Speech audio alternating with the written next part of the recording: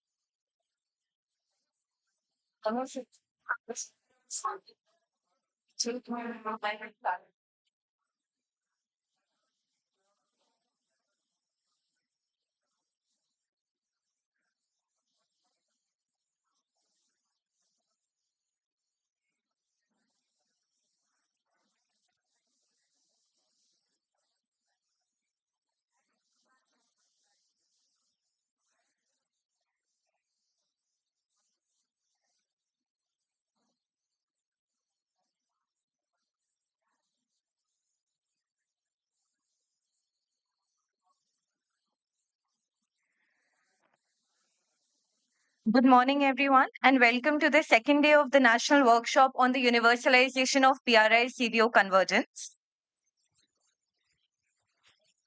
We may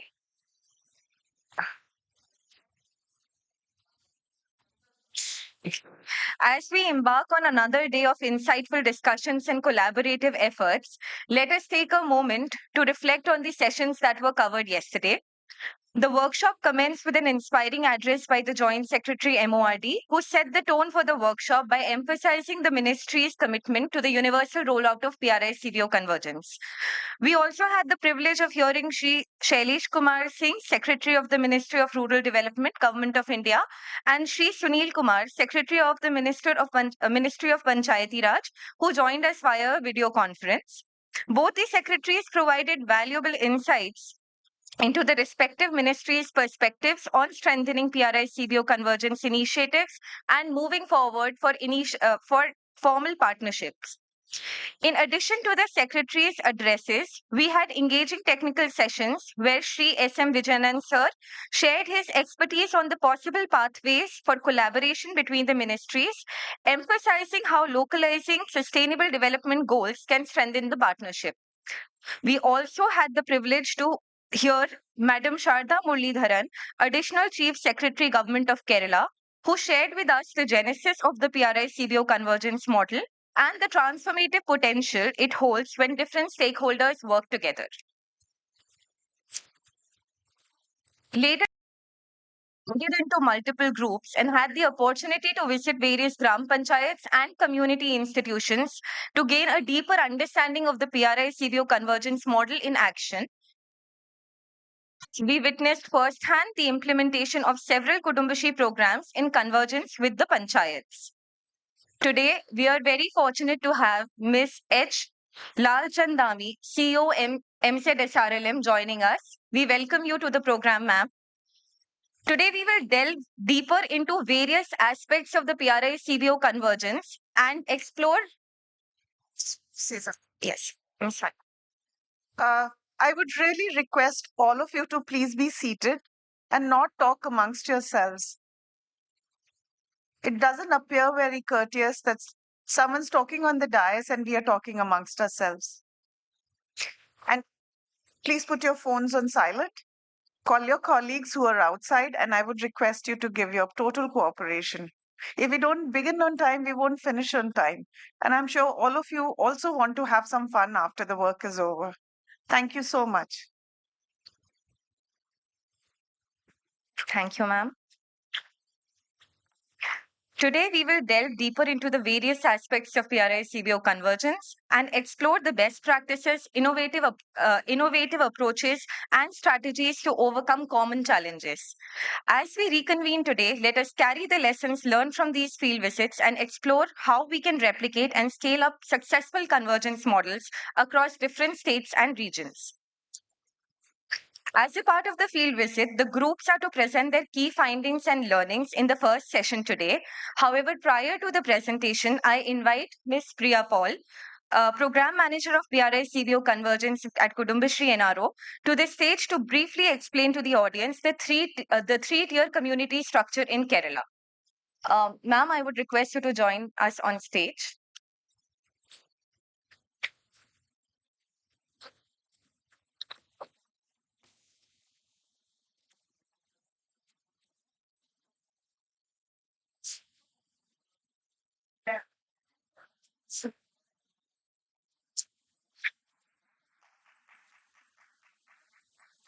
Yeah, thank you, Matilika, and a warm welcome to all. Good morning. So, before going to the sharing of field experience, I would like to give a brief idea about the administrative structure as well as the community structure of Kudumbashree network.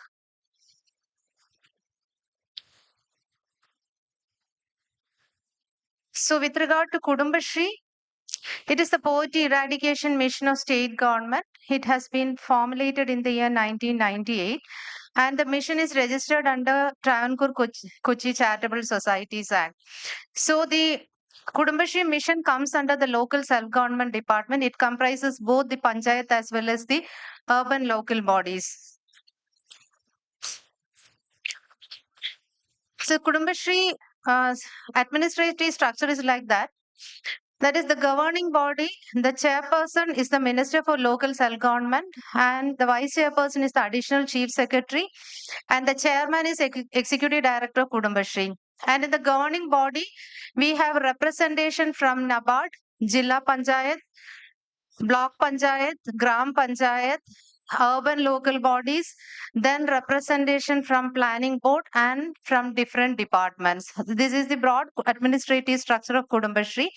And we also have an executive committee, which is chaired by additional chief secretary, local self government.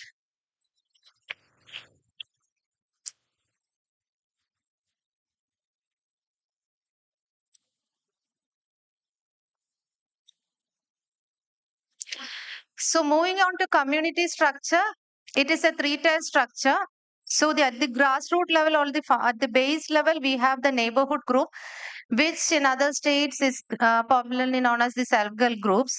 So in the Kudumbashree neighborhood groups, representation of one woman from each family is accounted, and the minimum number is to 10 and the maximum number is 20. Usually, the neighborhood group members constitute 20, but in the hilly areas and in where the population is very less only, there will be 10 members. So, anywhere between 10 and 20 will be the total neighborhood group members.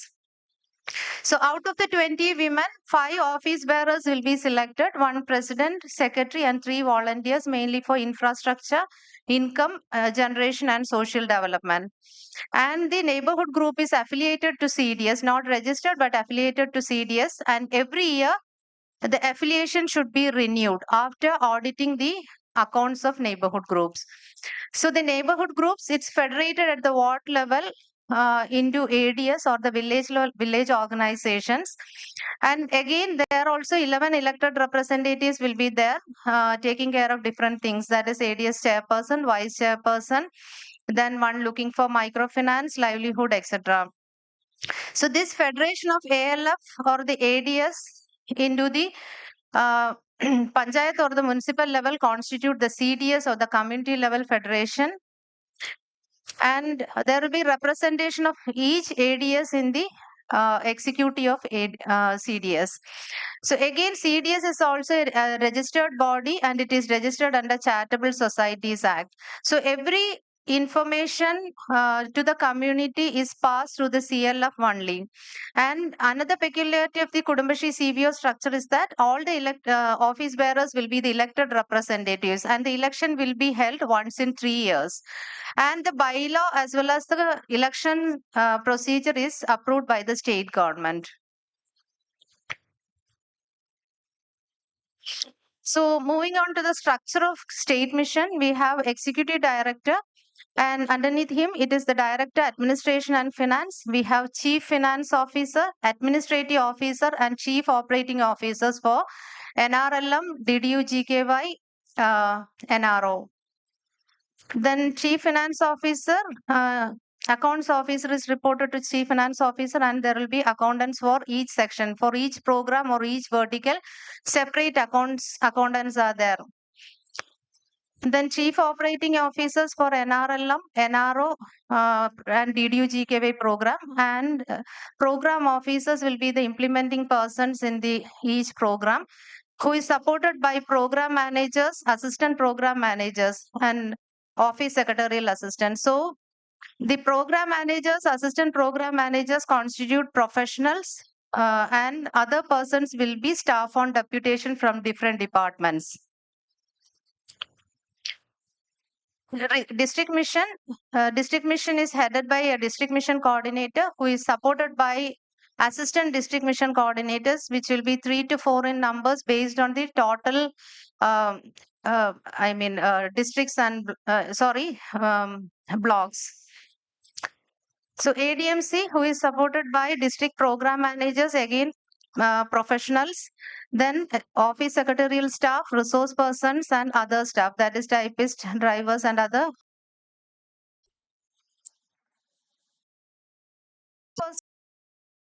from the community specifically for different purposes, who will be supported only for the implementation of program at the grassroots level, and there is no salaried component for the resource persons. It will be purely based on honorarium. Resource persons, in the right side, I have mentioned it. There are training groups, audit groups, micro enterprise consultants supporting the livelihood activities, tribal animators for special tribal projects, for coastal programs and coastal districts, then community counselors associated with the gender programs, and Snehida gender consultants. So this is the overall structure of district mission.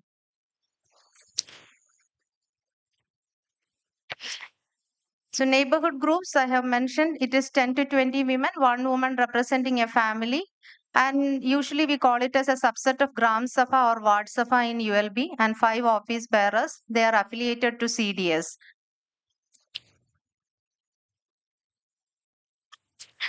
Area Development Society, it is a federation of energies at the ward level. 11 elected members are there, and the committee constitute ex officio members at ICDS or Anganwadi workers, Saksharata Prerak, 2 former executive committee members nominated by the ADS, and junior public health nurse. And the maximum numbers can be 15, but it should be ensured that there is provision for SC and ST representation in the GB and executive committee of the ADS, and the quorum for it should be 1/3.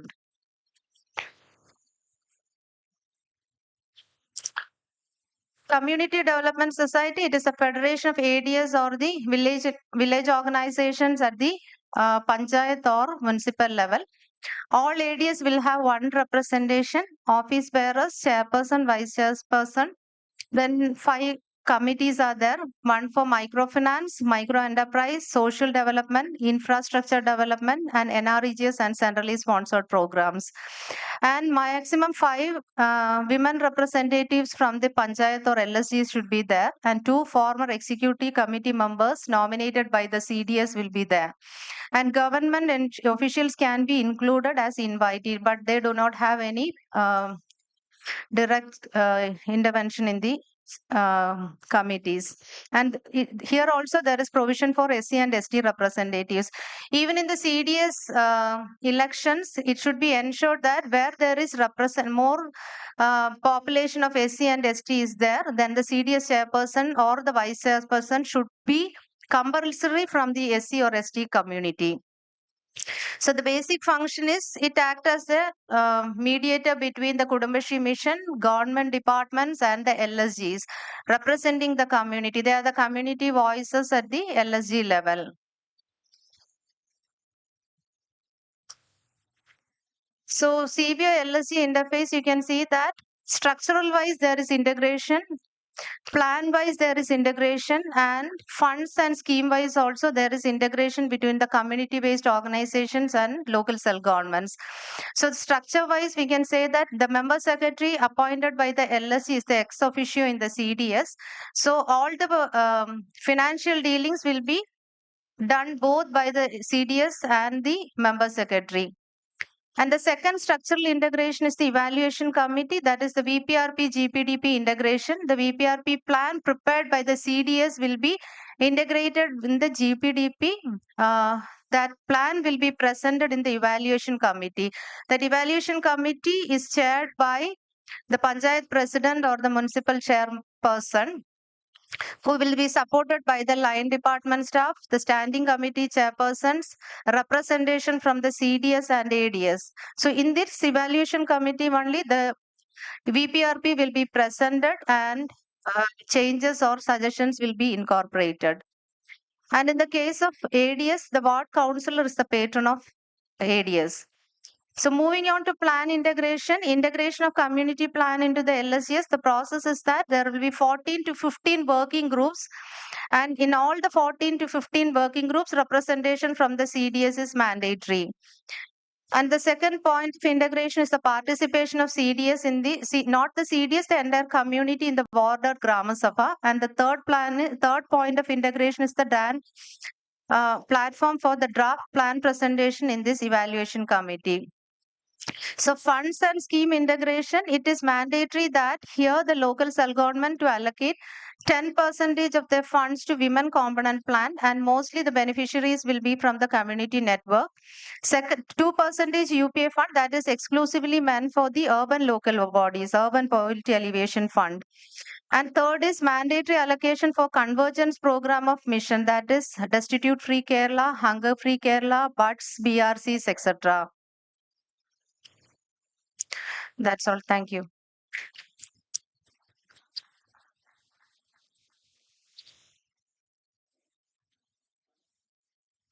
Thank you, ma'am.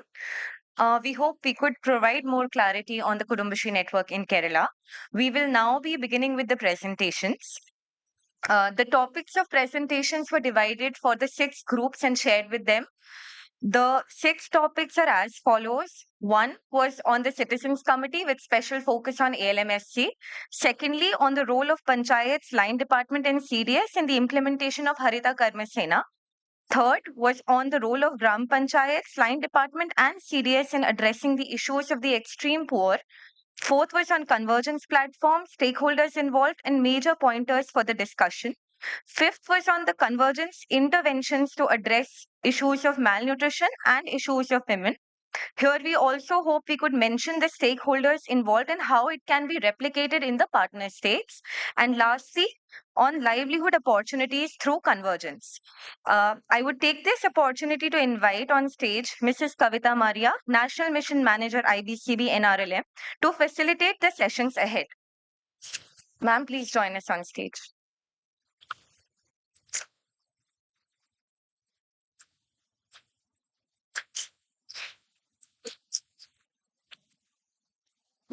Thank you, Madhulika, and good morning to everyone.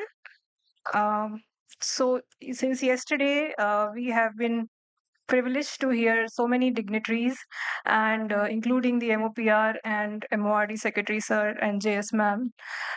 So now we could share what we have seen yesterday in the field visit and what are the learnings that we are taking back. So, as Madhulika mentioned, we have given certain specific topics to each of the teams. So, without taking much time, I would like to first invite group number 1. This group comprises of Arunachal Pradesh, Tripura, and representative from MOPR and NIRD. So, I would request group 1 representative to come on the stage and share your observations on the Citizens Committee. Yeah. So you have a maximum time limit of 10 minutes.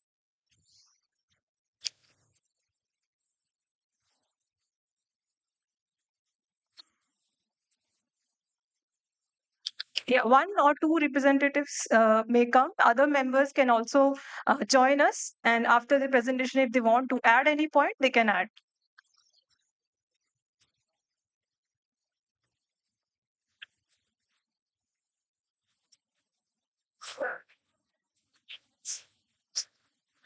No, they are coming. Yeah, please come fast.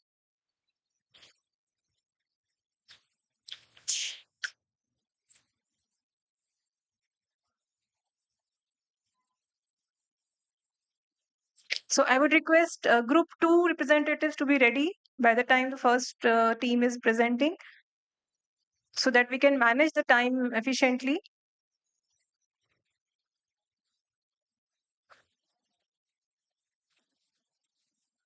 Yeah. Introduce.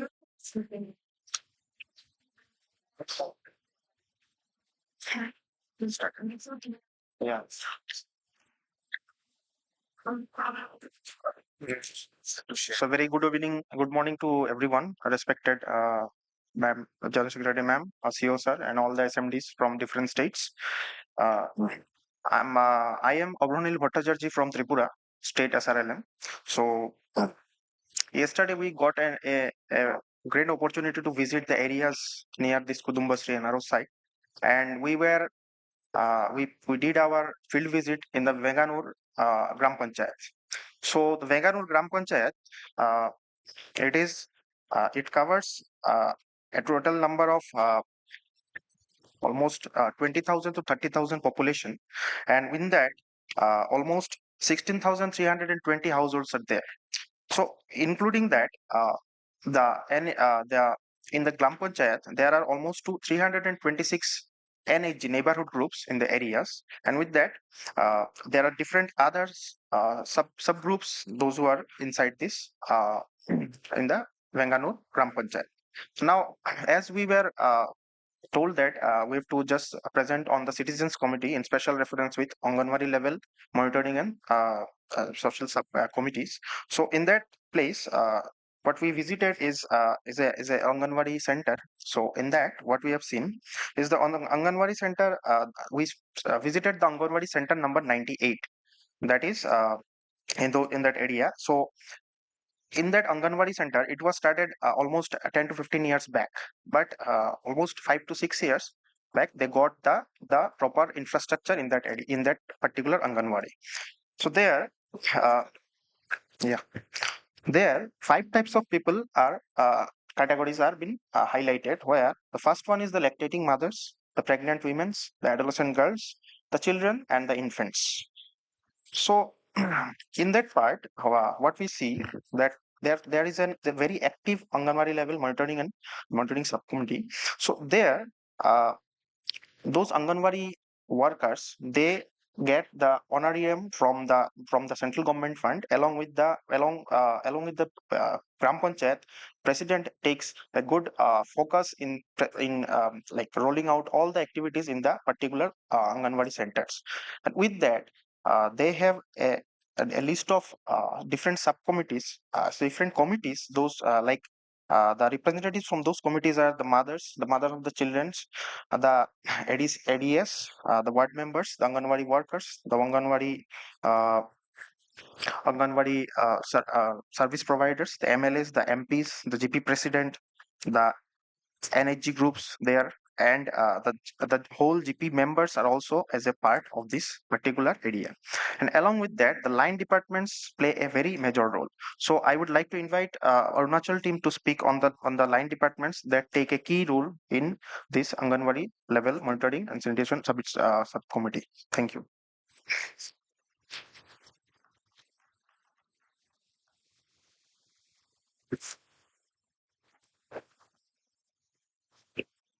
Okay, thank you, my group member. Yesterday, uh, uh, the places we visit, as per our schedule, we first visited the birth center. Uh, it was actually first time experience. I would like to share here that by the moment we entered there, we saw all these children who were abnormals, and it was very emotional moment when we saw that how they are behaving. And later on, we found that that particular birth center is being run by the all panchayat around, and that particular birth center is one of the first in entire India. And we have been told that there are more than 300 birth centers in entire Kerala. And that was one of the good initiative by the panchayati. It is collaboration of the SSG, this is CBOs and the PRI members along with the line departments. So we were told that that particular institution is under the supervision of the this Panchayati Raj. Panchayat is doing the funding of that place. Some questions we raised, like how this all the people who are working under that birth center, because if you are engaged in somewhere, uh, some honorarium should be given. So we were told that around 30,000 is the maximum they are getting, and all the other members along with this in between the range 12 to 30. So this honorarium is being paid by the panchayati Raj. That was one of the beautiful thing, because it should be there. And we understood that such thing actually usually doesn't happen in our area. There are centers which is like this, but being run by the panchayati Raj and along with the CVOs, that was the wonderful moment thing for us. So we also try to understand that how this because the property, if it has been donated by some person, then in the future there is chance that the land can be taken back, and all those who are destitute, this children, they may be asked to move from there. But we came to know that that land has been purchased by the panchayat, and it is a common property now. Nobody is going to take it away. We also saw in the birth center that a futuristic uh, plant that has been sponsored by the this Indian Oil, a particular place in that area where first they have told that it is going to be first school for this such kind of children. So that thing we understood there, and this particular birth center is being run by under their panchayat. There are several committees, a committee and the panchayat which look after the health and education. That they are looking after this birth center that we have seen. After that, we went to uh, next place, which was Anganwadi center, and that in our Anganwadi center, that is one of the oldest Anganwadi center. Later on, we also were taken to some other Anganwadi center, which was new one, latest.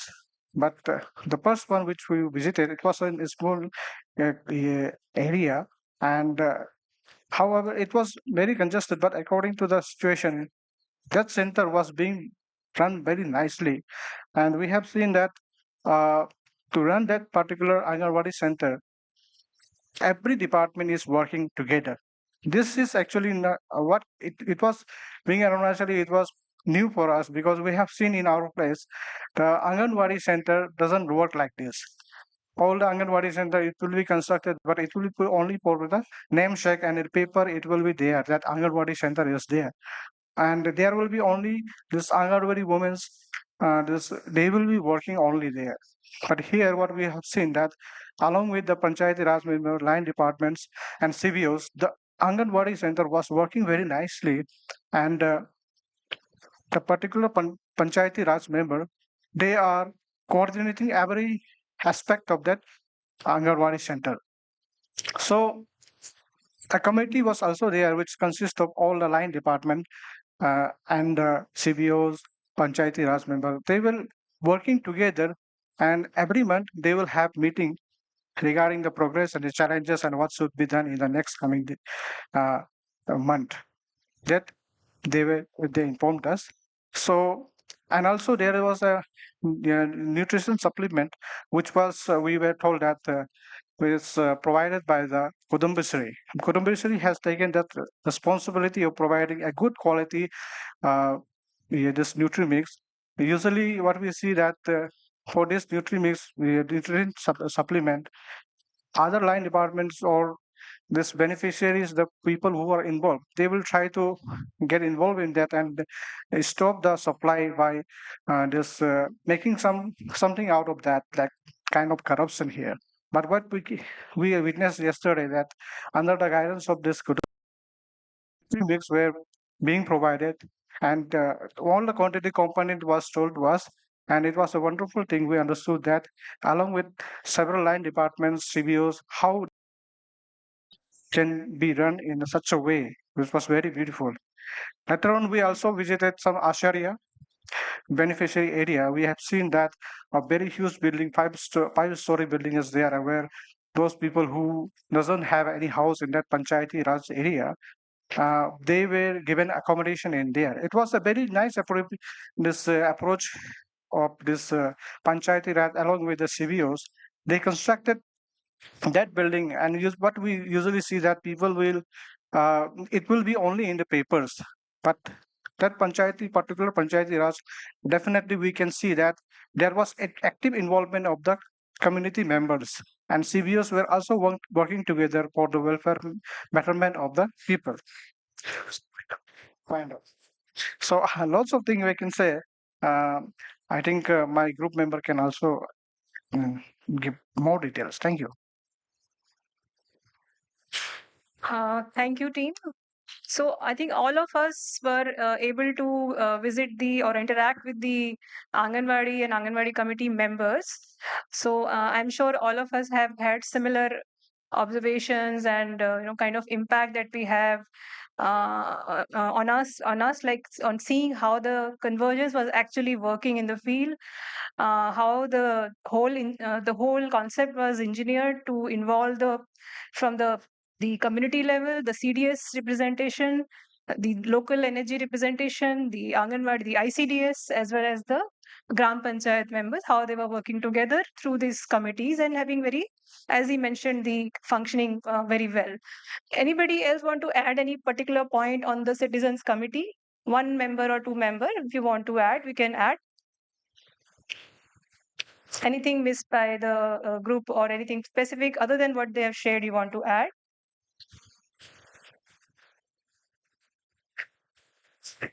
Okay, then we proceed to the next group. Yeah. There is a mic.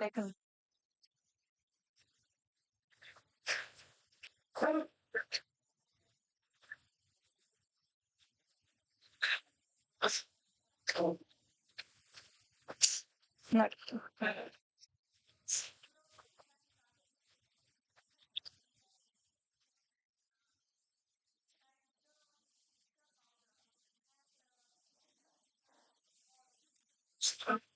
Can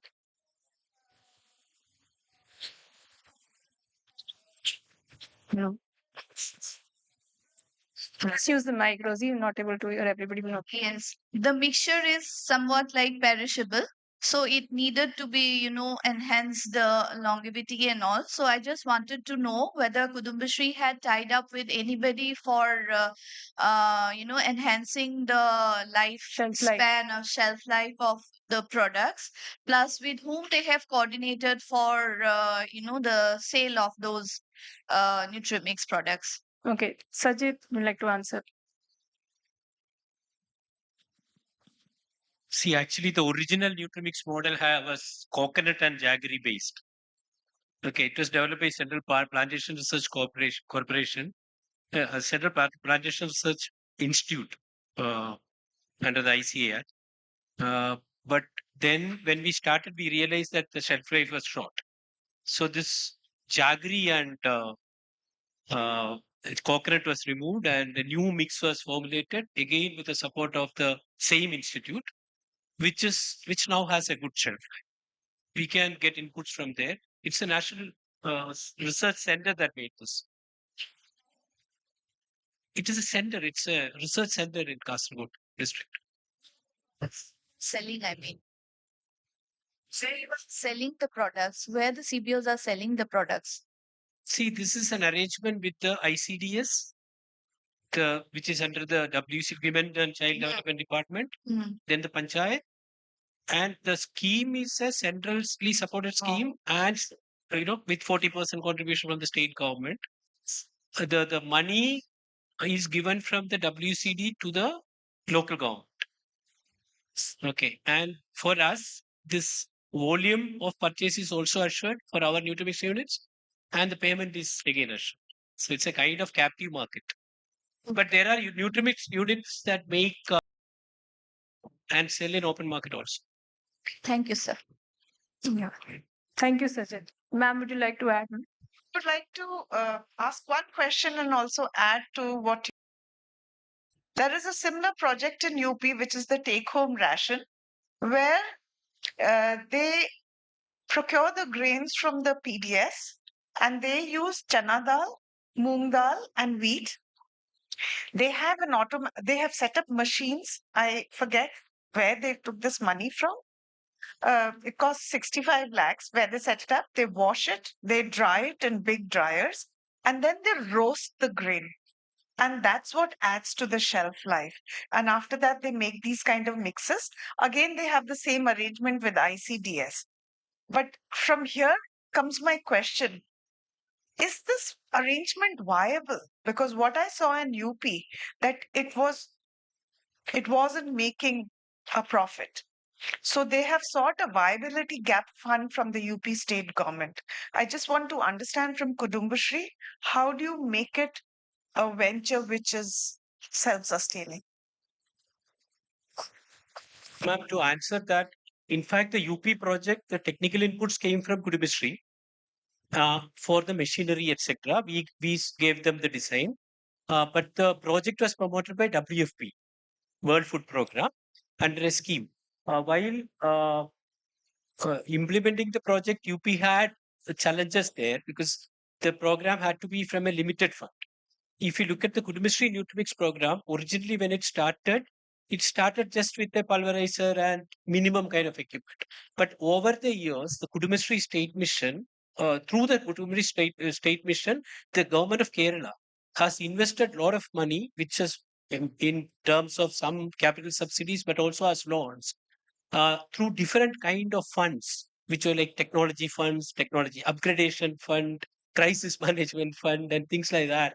And if you look at the entire investment that has gone into a Nutrimix unit, which now looks like a modern facility, which can produce quality take-home rations, the investment that has gone into were not really by the entrepreneurs. Okay, they have repaid many of it, but this was a facilitated role by the state mission of Kudumbashree. That was an important thing. I would say the challenges that UP would face would be not having such an arrangement from the state mission or that kind of a support at the district mission level. And the price is fixed. Two important components. One is the wheat is supplied by FCI godowns through an arrangement with the government of India. And there the buying price is only 2 rupees. Of course, when it is collected and transported to the sender, and finally when it is used, it almost is say 3 or 4 rupees less than the market price. But rest of the products like the Bengal gram and choya chunks, etc., are bought from the market. And for that, the Nutrimix units in Kerala, these entrepreneurs, there are 242 units. They have district level consortium which buy this in bulk. And as you know, Kerala is a consumer state, and most of these items have to come from other states. So buying this and in bulk and supplying to the units, and also procuring the wheat from the FCI godowns, these are the critical inputs where they save the money. And the price at which the Nutrimix is sold, take home ration is sold, 73 rupees 50 paise, I guess, that is fixed by the government. So there, one margin for these women is kind of ensured that the government has revised through the years. So all these, the central government role, the state government role, the state missions role, Then the women working as an entrepreneur group, there are these women take a lot of risk when there is a if there is a delay in cash flow in payments, then to manage the cash flow they even pledge their ornaments sometimes. So they work as enterprise groups and they have that risk taking ability. That's also an important factor. So, whichever state is planning to do something similar, these are the key learnings that should This be is one taken. thing, ma'am. Similarly, Punjab, government of Punjab had approached us, but they wanted he-based products. So then we were very reluctant to support them because we have no experience in that. So then now Nutrimix in Kerala is fortified also, but the shelf life, the packaging, all that is something which has evolved over years. Thank you. Okay, thank you. Okay, thank you, Sajid. Thank you, ma'am, for the question. I would like now to move ahead to the second group that visited Balarampuram Panchayat. Here we have 5 states representative from Karnataka, Manipur, Mizoram, Nagaland, and Meghalaya. So the representative of the group kindly come to the dais and share your experiences and learning. The topic given to the group is the role of Panchayat, line department, and CDS in implementation of Harit Karma Sena. Harit Karma Sena, the Green Volunteers, we most of the teams I hope have been able to interact with them yesterday. So particularly the team can throw light on the interaction and their experience. Yeah. Yeah. Please be brief. Yes. Good morning, all. I'm Belegoda, State Program Manager from Karnataka. As Madam told, our team consists of 5 states: Meghalaya, Manipura, Mizoram, Nagaland, and Karnataka. So we visited Balrampuram Gram Panchayat, Nemam block of Thiruvananthapuram district. So this panchayat is consisting of 20 wards totally. So they have selected 2 Karma Sena from each ward, means 40 people are working. Um, so these people are collecting biodegradable waste, means like solid waste they will be collecting from each household.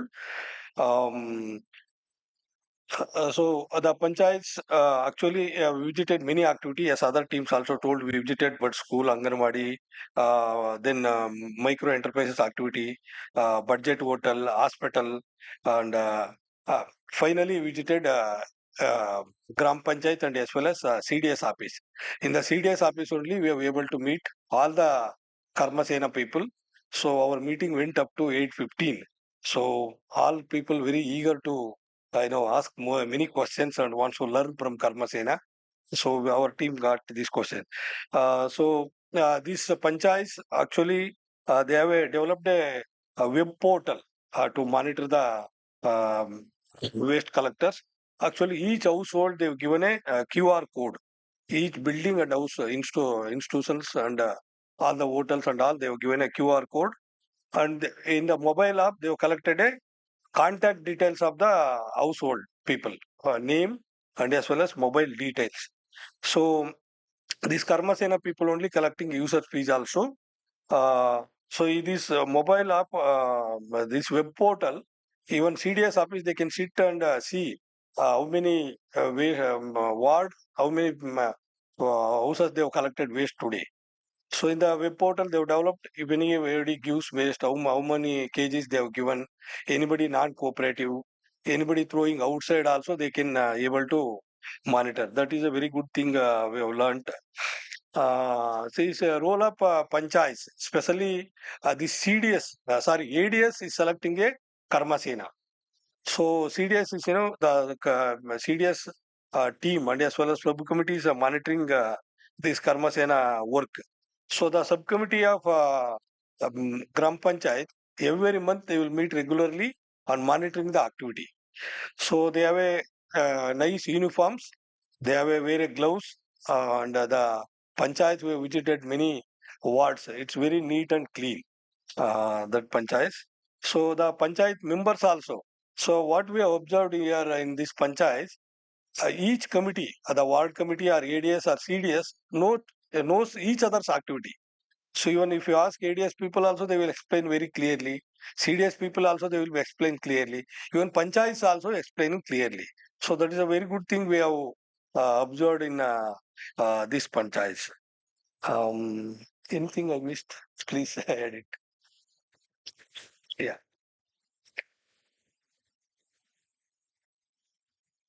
Yeah, it would be a crime not to mention one particular things that we have learned from yesterday visits.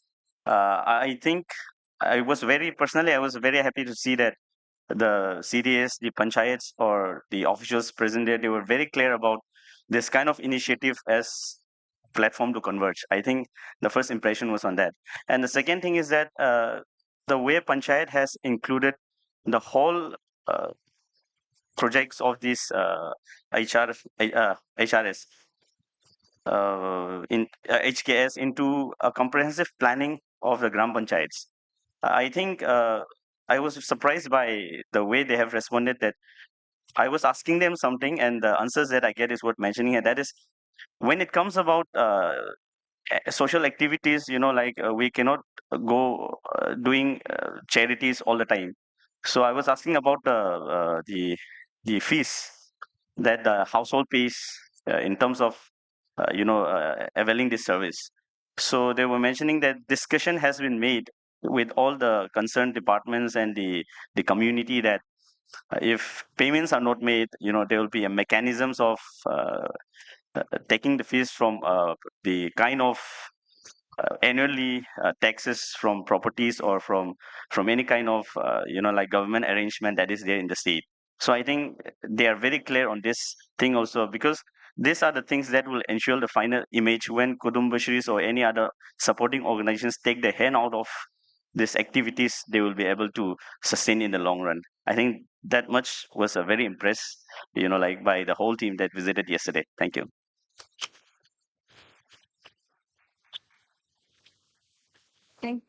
Thank you very much. I also just wanted to add from yesterday's visit points on Haritha Karmasena. One thing that we asked about the health of the people who are into this. So here we got the answer from the I don't know health officer at the block level. He was there. So they told that they are doing vaccination for those people, and every week they are monitored before they go for the task for collecting the waste, and so they are like the checkup is there, and they get provided with gloves and masks that also they have to use. And all one more thing we were told that they don't collect the wet waste. So if the household or the market shop owners and all they don't clean and give, they don't collect that. So that way they have maintained the hygiene part also. And the other thing was that the kind of like he also said, uh, the participant of the group two, how the over time the mechanism have evolved to ensure how the user's fee will be paid by the citizens, I mean the households. Earlier they were not paying, they were not willing to pay 50 rupees per month also. How these panchayat took that action to create disincentive for those who are not willing to pay. Disincentive in even in terms of they have to if they come to access any schemes in the GP, they have to show the receipt that they have submitted this user feed. So that is one thing that it shows that whosoever is involved was in trying to ensure that how this thing is successful. Just wanted to add these 2 points. um, Next group, third group, the group comprises of state from Bihar, Maharashtra, MP, and they visited Kotugul Gram Panchayat. Representatives, I request please come to the stage. The topic given to them is the role of panchayats, line departments, and CDS in addressing the issues of the extreme poor.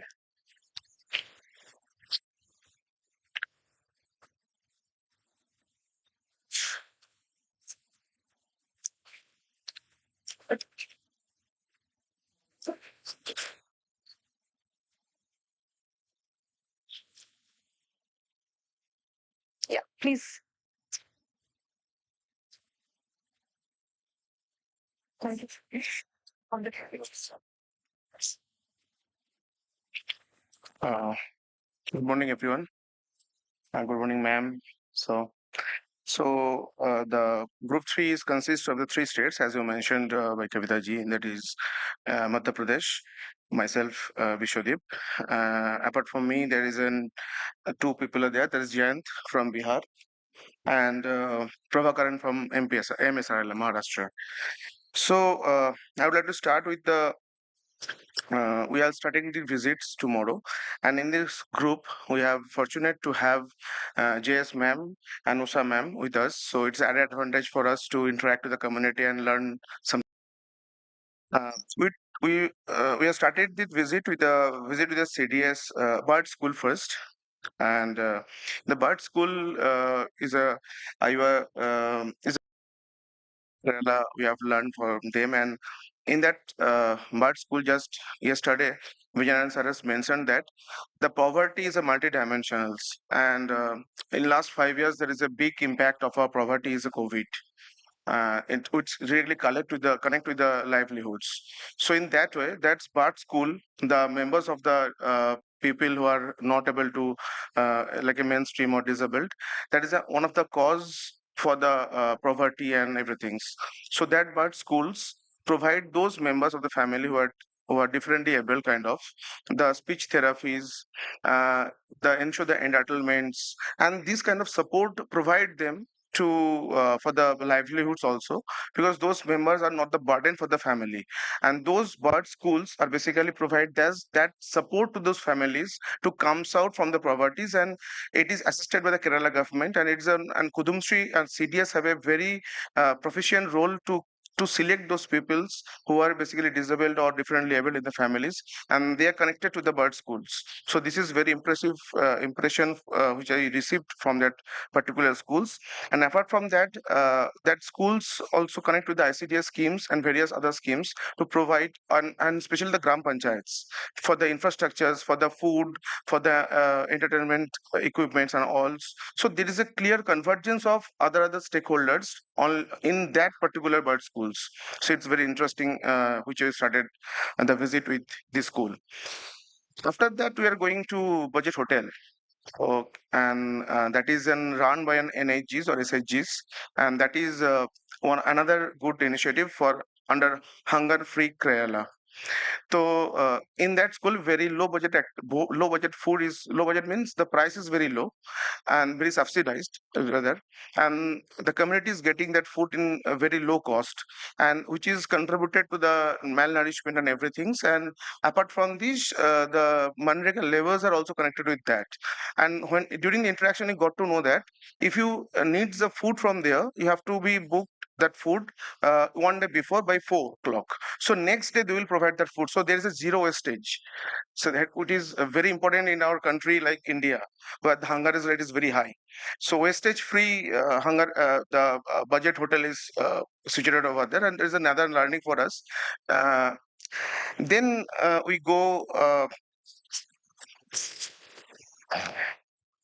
Then we go another Anganwadi, and we are interact with the MLTS, the Anganwadi committees. There is 3 committees over there, and that is one is Mothers Committee, one is Anganwadi Monitoring Committee, and the last one is an committee which is for the for the Kishori Mahila over there. So for the protection and in that sanitation district point of view.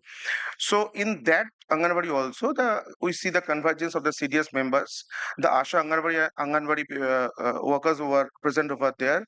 But in every month they have a meeting in the Anganwadi, and in that meeting the CDS member, the community members have a very proficient role to monitoring their own Anganwadi. They own that Anganwadi like their home. So this is the first thing, the government property or the property is provided by the system, the communities own that property, which is one of the major thing we have observed over there. Um, and that Anganwadi and everyone is connected and linked with the community, who are actually the mothers committee is linked with the lactating and pregnant mothers. The women's committee or the Anganwadi monitoring committee is provided about the infrastructures, and the cleanliness of the Anganwadi is very impressive. And we see the monitoring system which is constituted by the Gram Panchayats, the local leaders, everyone is monitoring and involved in their particular institutions. So which is another thing which we are observed very closely. And lastly, we have gone to the Gram Panchayat of Kottakul. That is, and everyone is present, the Panch, the CDS members, the left representatives, everyone is present over there. We have interacted there a long, and we have learned so much things from that convergence forums, which is little bit of different from our states like Madhya Pradesh, Maharashtra, and Bihar. But somehow we are picking up some good words and good points over there. That is, first of all, Panchayat have a uh, very proficient role in the local decision makings. That is very important for us. Second, the budget of the panchayat is very high. In Madhya Pradesh, I recall that there's a budget 1 lakhs or 2 lakhs something else. Here the budget is 30 lakhs or 40 lakhs. So there is a huge difference which I'm going to know, and which create a good impact in the community. Third one is that elected representatives have a very connected with the all the institutions which are run under that one panchayat, like schools, anganwadis, everything, civil centers, everything. So they have a good hold on the institutions which are provided by the government ends. Third one is the all the departments convergence. That is very important, and all the departments have uh, a dependency on the gram panchayat. Basically, they are like the health department, agriculture department, all the fund flow comes through the gram panchayats. So the convergence and the saturation of the entertainment projects in that scenario, panchayat have a very critical role over there. And lastly, I remember one point what Usha ma'am had asked to the sarpanch or president of the panchayat. If the Kudumbashree is not after working after some years, what will be the position of the CDS and ADS? So the sarpanch or the president very energetically say that don't worry, panchayat will look after all those things. So that is very impressive. Panchayat have then confidence and ownership on the women collectives who are constituted over there from the last 25 years. That is very important. So the panchayat system and the CDS, the community-based organizations, have a very close role, and they own the entire development which has happened in that Portugal panchayat over there. That is very learnful for me, and I want to add or like to invite both of them if you want to add anything.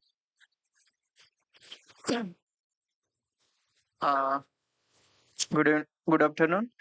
जैसे कि हमने देखा अभी, जैसे हमारे साथी ने कहा कि वहाँ पे पूरा दिखाई दिया। मुझे ये बात पे फोकस करना चाहता हूँ मैं। एक्सट्रीम पॉवर्टी करके जो आइडेंटिफिकेशन है वो सीडीएस का रोल उन्होंने एकदम अच्छी तरह से निभाया है। और हर एक लेवल पे, जैसे हम पहले बर्ड स्कूल में गए, बाद में ऐसे आईसीडीएस में गए और पंचायत में भी गए, तो वहाँ पे हर एक का रोल क्या है ये हर एक इंस्टीट्यूशन को पता है। जैसे आंगनवाड़ी में गए या बर्ड स्कूल में गए, तो हर एक लेवल पे इम्प्लीमेंटेशन का रोल एक जिनको भी दिया है उनको पूरा क्लैरिटी है। और बाकी के फाइनेंशियल सपोर्ट भी तीनों का, मतलब पंचायत का खुद का भी फंड उन्होंने दिया है, ब्लॉक लेवल का भी फंड पंचायत से उनको मिलता है, और जो कुडुम्बश्री की तरफ से सीडीएस के थ्रू से फंड मिलता है वो भी अच्छी तरह से उनको मिलता है। और सुपरवाइजरी रोल जो भी है वो तीनों का हर एक लेवल पे जो सब कमिटीज है उनकी तरफ से उन्होंने अच्छी तरह से किया है। यही मुझे कहना था। Thank you. Lastly, thank you. Lastly, I want to thank to GGs who are really accompanying us for the entire journey, interacting us, and Kudumshree especially, everyone. So giving us this opportunity to interact with the Kerala people and learn a lot of things. This is the first time visiting Kerala. This is a beautiful state. Okay, thank you. Thank you very much. Thank you, Vishwajit. So not just the particular topic, you have covered the entire visit learnings. Anybody would like to add on this particular topic, the working with the role of the three institutions for extreme poor? If they want to add any observations? Yeah, Ritesh. Mike. Can somebody put mic? Yeah, good morning all. We have just observed the two things. Whatever the our group has presented, it's good. But in context of the covering the vulnerable households, so Bihar is having the different experience. We have started mobilizing the households, especially the SC, STs, and OBCs and other categories. But in due course of time, we have found that we have just missed out certain category of population, and we have considered them as a ultra poor.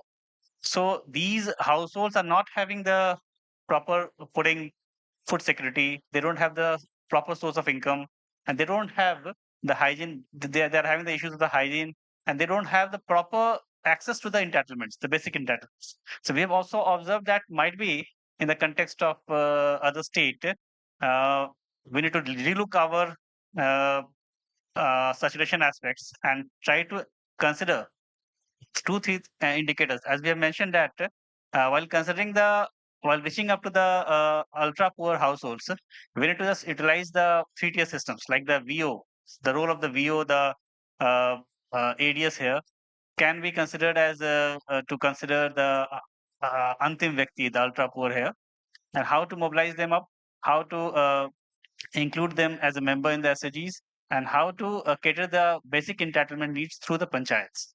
So we are just very much into the process of covering the ultra poor. But very soon we can also rope in our standard operating framework that how to cater their needs and how to encourage our panchayats officials also at the local level to cater their basic needs and taking them into the livelihood front. Thank you. Thank you. I'm sure the exposure visit to other areas outside our own state helps us to get these triggers to revisit our own strategies.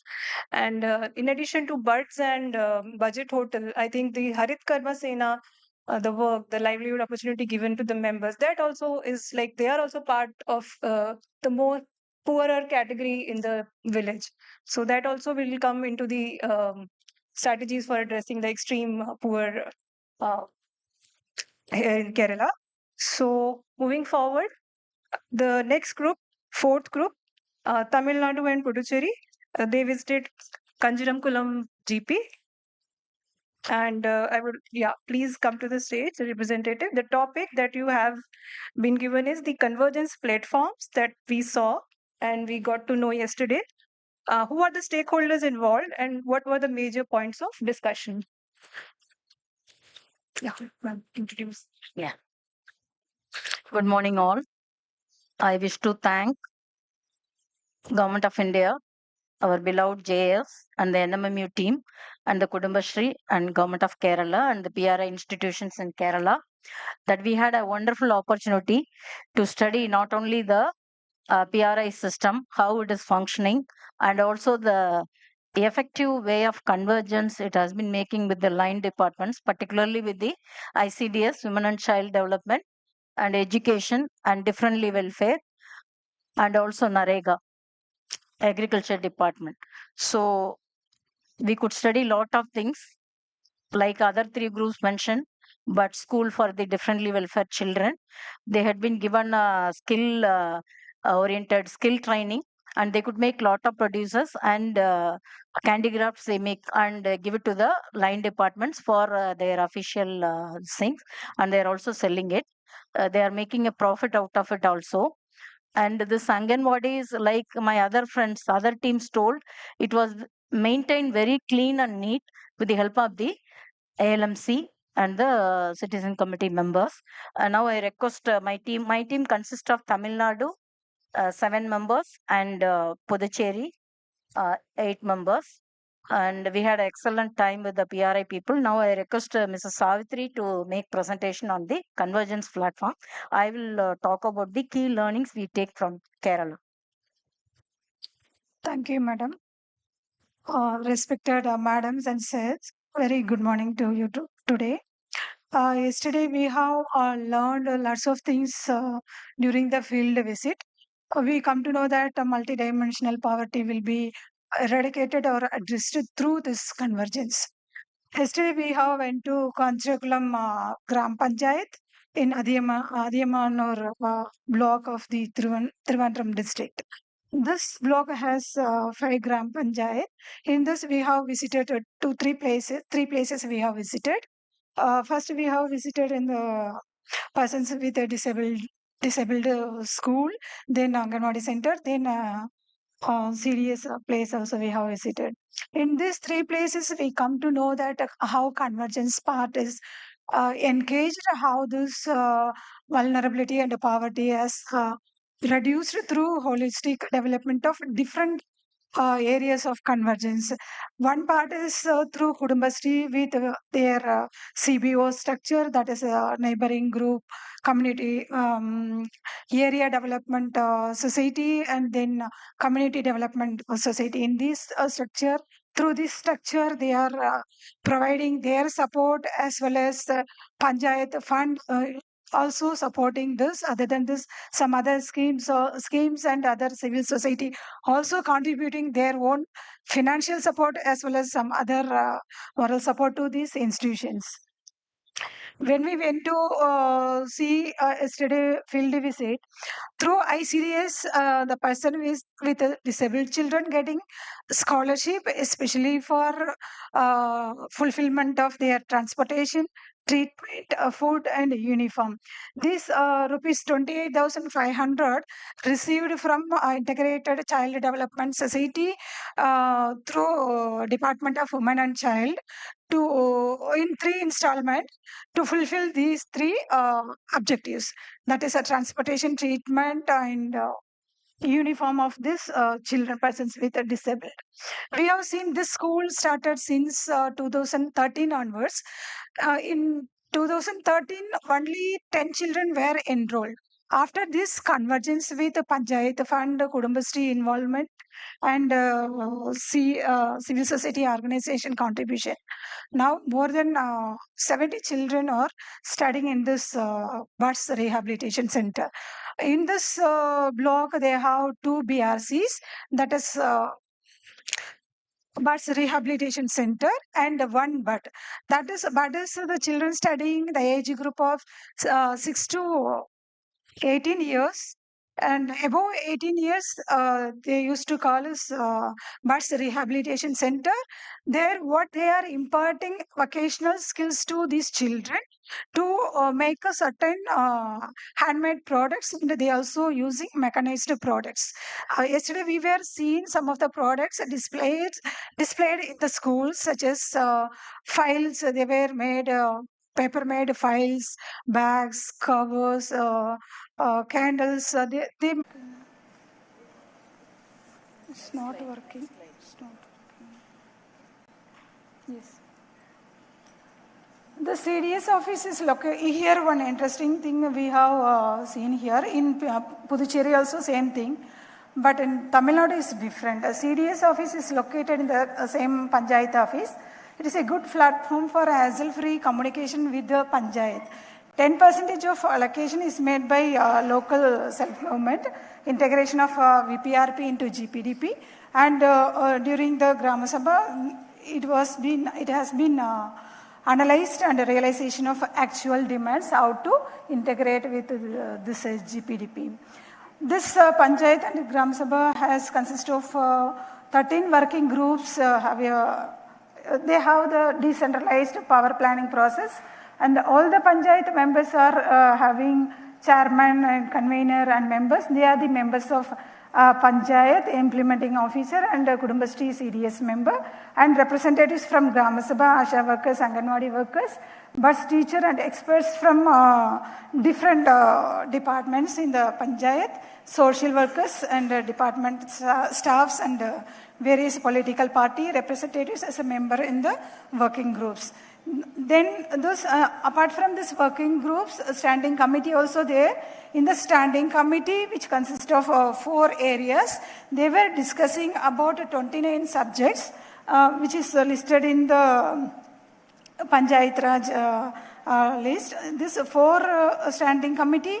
One is Finance Committee and a Social Development Standing Committee, Health and Education and Welfare Standing Committee. These committee will discuss their own part of 29 subject and discuss with 13 working groups along with the planning process, how the budget will be allocated. Then it is further submitted in the Gram Sabha for approval and finalization. Next slide. Now this session I hand over to respected madam. Ma'am will brief this. Ma'am, we could see field visit during the field visit that effective convergence with the line departments, especially with education, ICDS, agriculture and NREGA.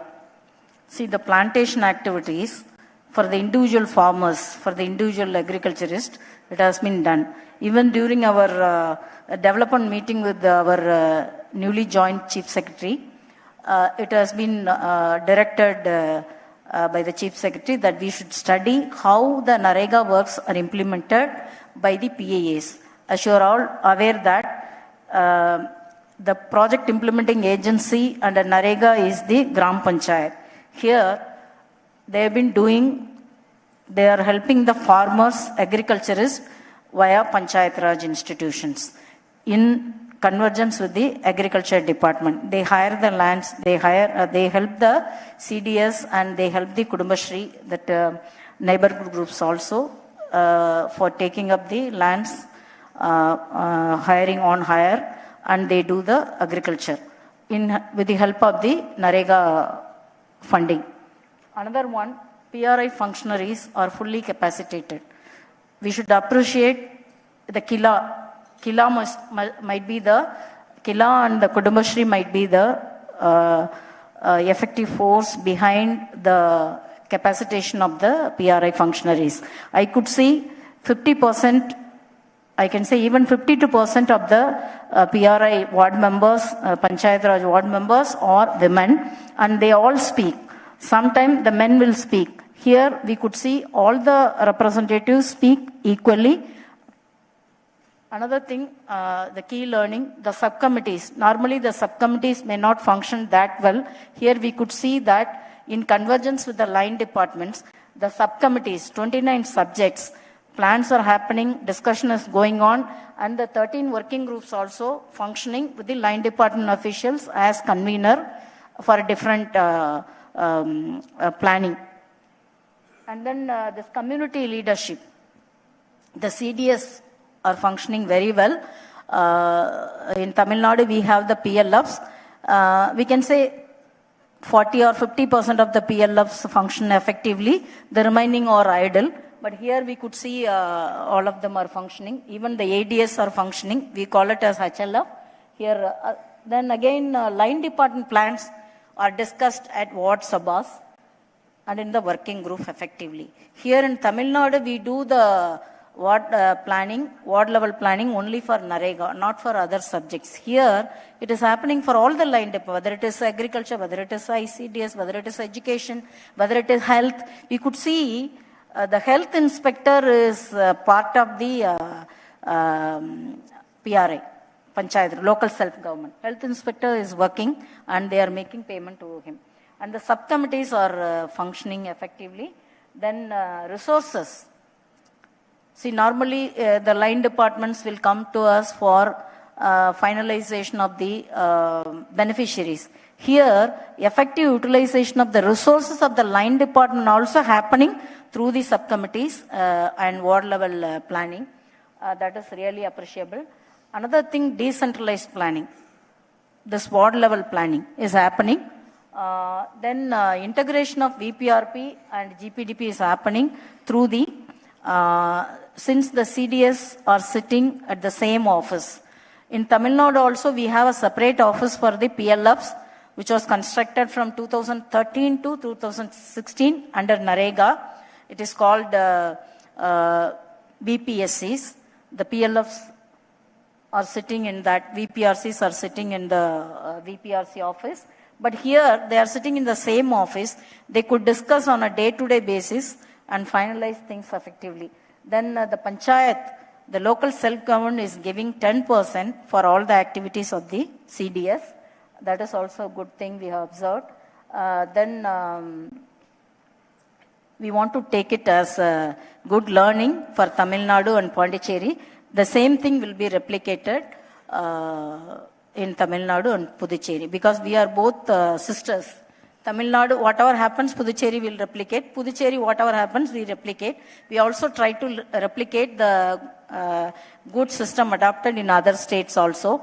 So, Karnataka also, last time we learned something about NREGA implementation. So, this PRI, after seeing in the Kerala, Kanjirangulam, we must take a large way of reformation with our PRIs. In fact, our Chief Secretary newly joined, he has advised us to study the HR in Kerala, how effective they can function because of the full-fledged HR. We have only the Panchayat Secretary, which is a junior assistant category, not more than that. Only one person is manning. Whether it is a 50,000 populated panchayat or 5,000 populated panchayat, only one person.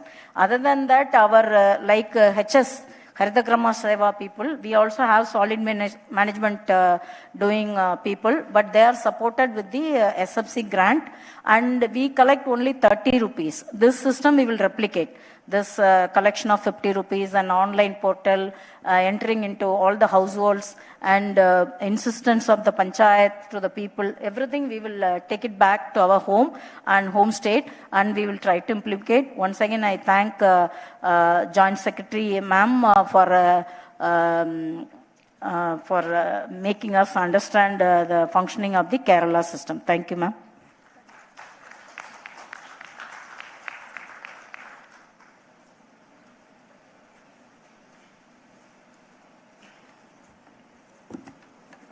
Thank you, Tamil Nadu and Puducherry team. I think all the groups are overwhelmed with the overall learning that they had and not just able to focus on that particular topic. So, but yes, the evaluation committee and the working groups that we saw, it were the two major platforms where we saw the convergence between the CDS and the PRIs and line departments also. Anybody wanted to add anything before we move to the group 5? Quickly, we are running short of time actually.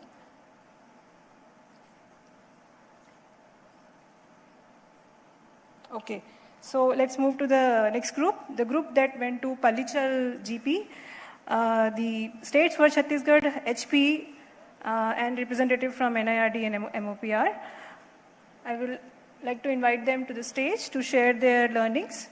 The topic given to them is the convergence intervention to address issue of malnutrition and issues of women, stakeholders involved, and how it can be replicated to the partner states. Yeah.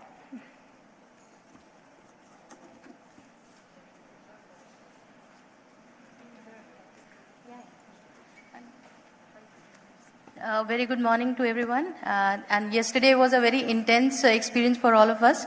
After the morning sessions, we had been to the field and we visited Palichal Panchayat. Thank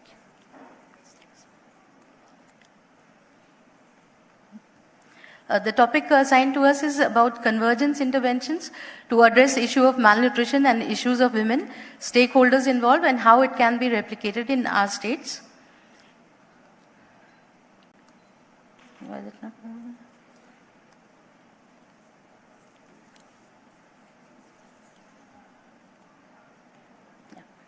Our first experience was to the Bud School.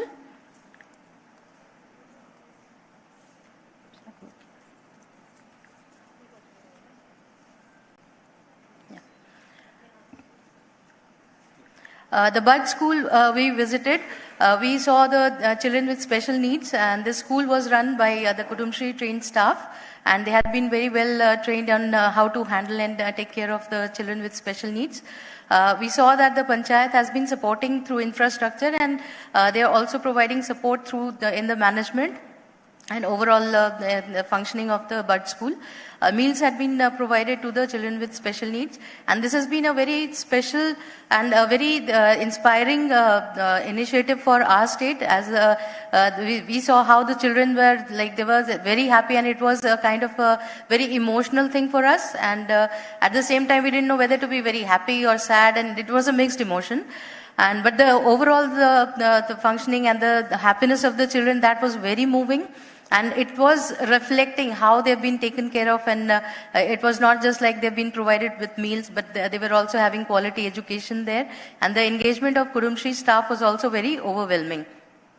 And because these children are staying in these schools, the parents get an opportunity to go out to the field, especially the mothers who would otherwise have to stay back in their homes and taking care of these children with special needs. So now this has been providing an opportunity to them to go to work and have an earning, and which also contributes to their household income, and through which they can better take care of their children as such. Because children, they used to stay in the school from morning till 3 p.m.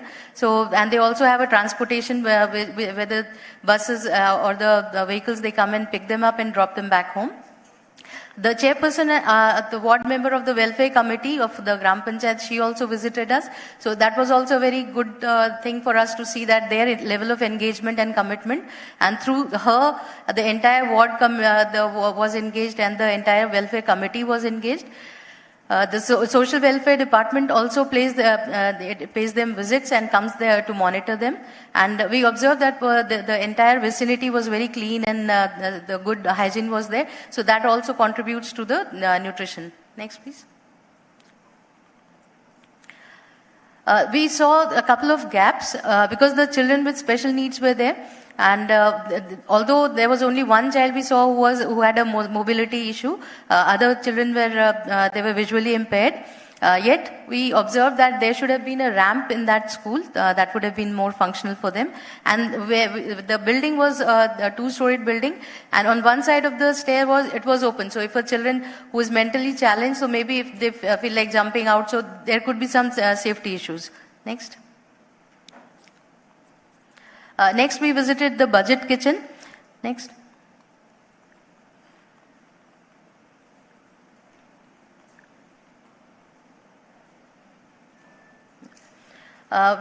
We observed that the meals provided at rupees 20 per meal, and this meal is being provided to people who cannot afford meals elsewhere. So this has a very good footfall also, almost on an average about, they said about 200 people. 200 people would visit every day and have meals there. And there was a very good demand, and people would sometimes, although the food charge was rupees 20, but sometimes if people wanted to have additional, maybe if somebody wanted to have fish or curry, so they would pay extra. And sometimes people feel like, because they feel so happy, they pay them even they pay them over what is charged. So sometimes they would pay them 100 rupees also instead of 20 rupees. Initial 60,000 rupees was provided as a subsidy by the Zilla Panchayat, and the building has been provided by the Gram Panchayat. Rent and electricity, they are being taken care by the panchayats. And free lunch had been provided during COVID to the migrant laborers, so that also contributed. And we observed very good sanitation and hygiene in the entire thing.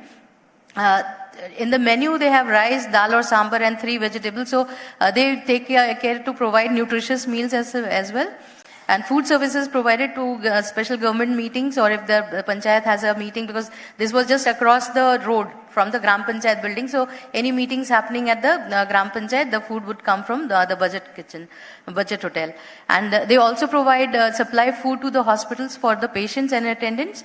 And we asked them, how do we take care of the transportation? So they said that sometimes the NGOs or any CSOs, they take care of the transportation. They would send their tempos or vehicles to pick the food. Next.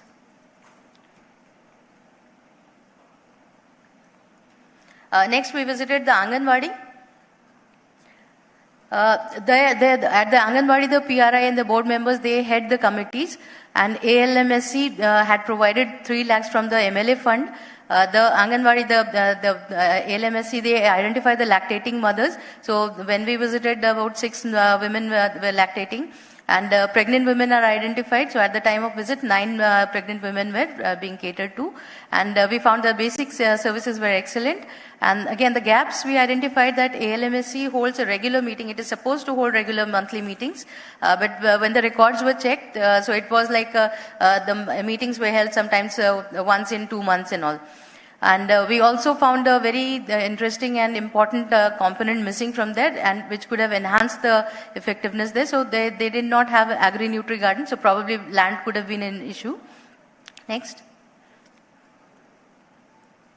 The other enterprise we went, this was manufacturing various products made of Brahmi and herbal products. So these FNHW related enterprises, they are being manufactured by the SAG members. We saw the Brahmi products made, so jam, so it could also be catering to the nutritious part.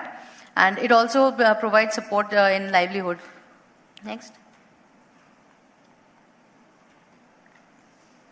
The last visit, we visited the Gram Panchayat, so where all the members of the Panchayat were also present. And what we gathered was that they have the Mahila Sabha and the Bal Sabha, which ultimately the issues are discussed and they are taken to the Gram Sabha meetings and they are resolved. And they have the Panchayat regularly monitors the activities. And we also interacted with the Harita Karma Sena, and they take care of the Gram Panchayat sanitation. And as a previous group also mentioned that they have the QR code. So we asked them, how do you monitor if somebody is not willing to pay? So they said that we have this QR code. So if some household is not willing to pay, that detail is checked by that detail is transferred to the panchayat, and they would identify those households. And later on, when they ask for certain services from the panchayat, they would say, first you pay this, this is your due, and so that takes care. So that is all about the observations we had. Regarding, before I move to my colleague from Himachal, a couple of things that we would like to replicate in Chhattisgarh. One very strong thing, and which I personally feel that we need to have it in, I think, every state. The Bud School was a real, I would say, an eye-opener or heart-opener, both of it together.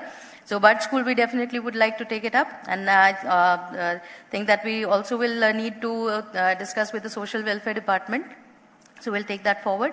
Another thing that we take inspiration from Kerala is about having the Mahila Sabha and the Bal Sabhas. And we also plan to have a vulnerable community Sabhas also. So this would include people from a person with disabilities, female-headed household, PVTGs, and the landless. So like we discussed the issues in the Mahila Sabhas, so we will also discuss issues in the vulnerable community Sabhas, and those issues identified and those priorities, we will take it to the Gram Sabha. So that will be from Chhattisgarh team. I would request Himachal team. Thank you, ma'am. Good morning to all.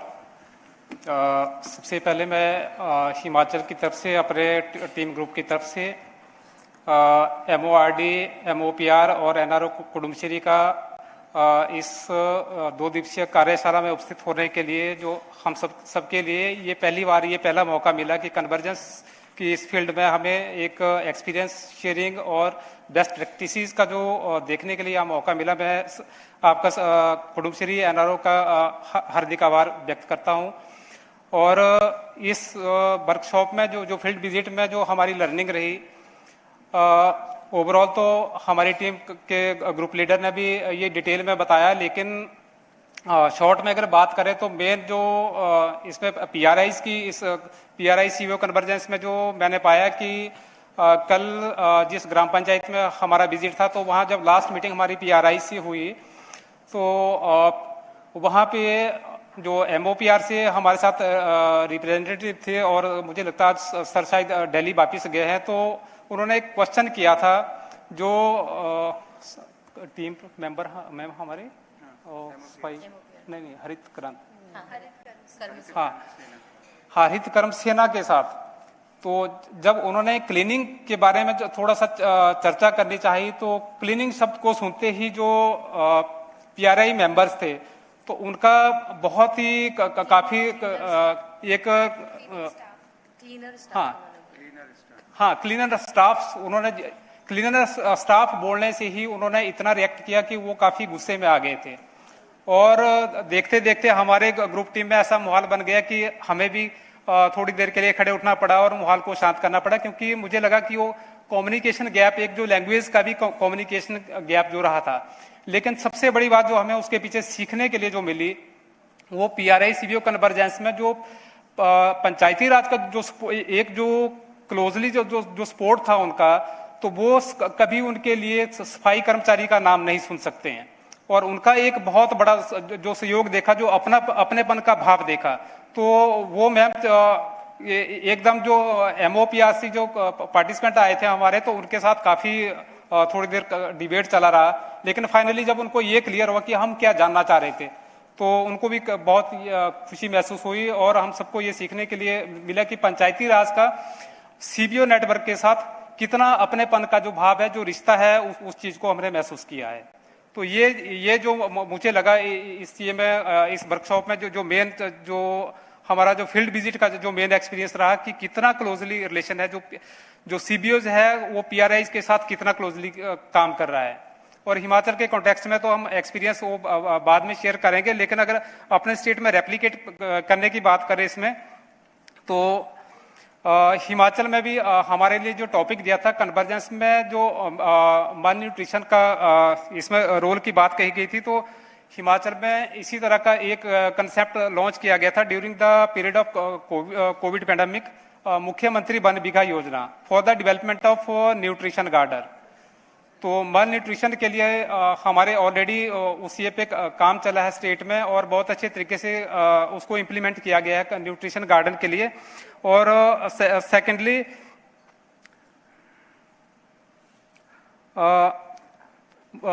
इस field में हमारे बहुत सारे micro enterprises की बात करें तो ही मेरा रसोई के नाम से हमारे जो एसएचजी की जो महिलाएं हैं वो दीदियां रसोई चलाती है, तो उसमें जो एक न्यूट्रिशनल डाइट का जो है उसका पूरा जो डाइट चार्ट है वो फॉलो किया जाता है। और साथ में जो हम इसमें जो बिहेवियर चेंज पे काम कर रहे हैं और डेवलपमेंट जो न्यूट्रिशन गार्डन की बात कर रहे हैं, तो न्यूट्रिशन गार्डन पे भी अवेयरनेस का काम कर रहे हैं।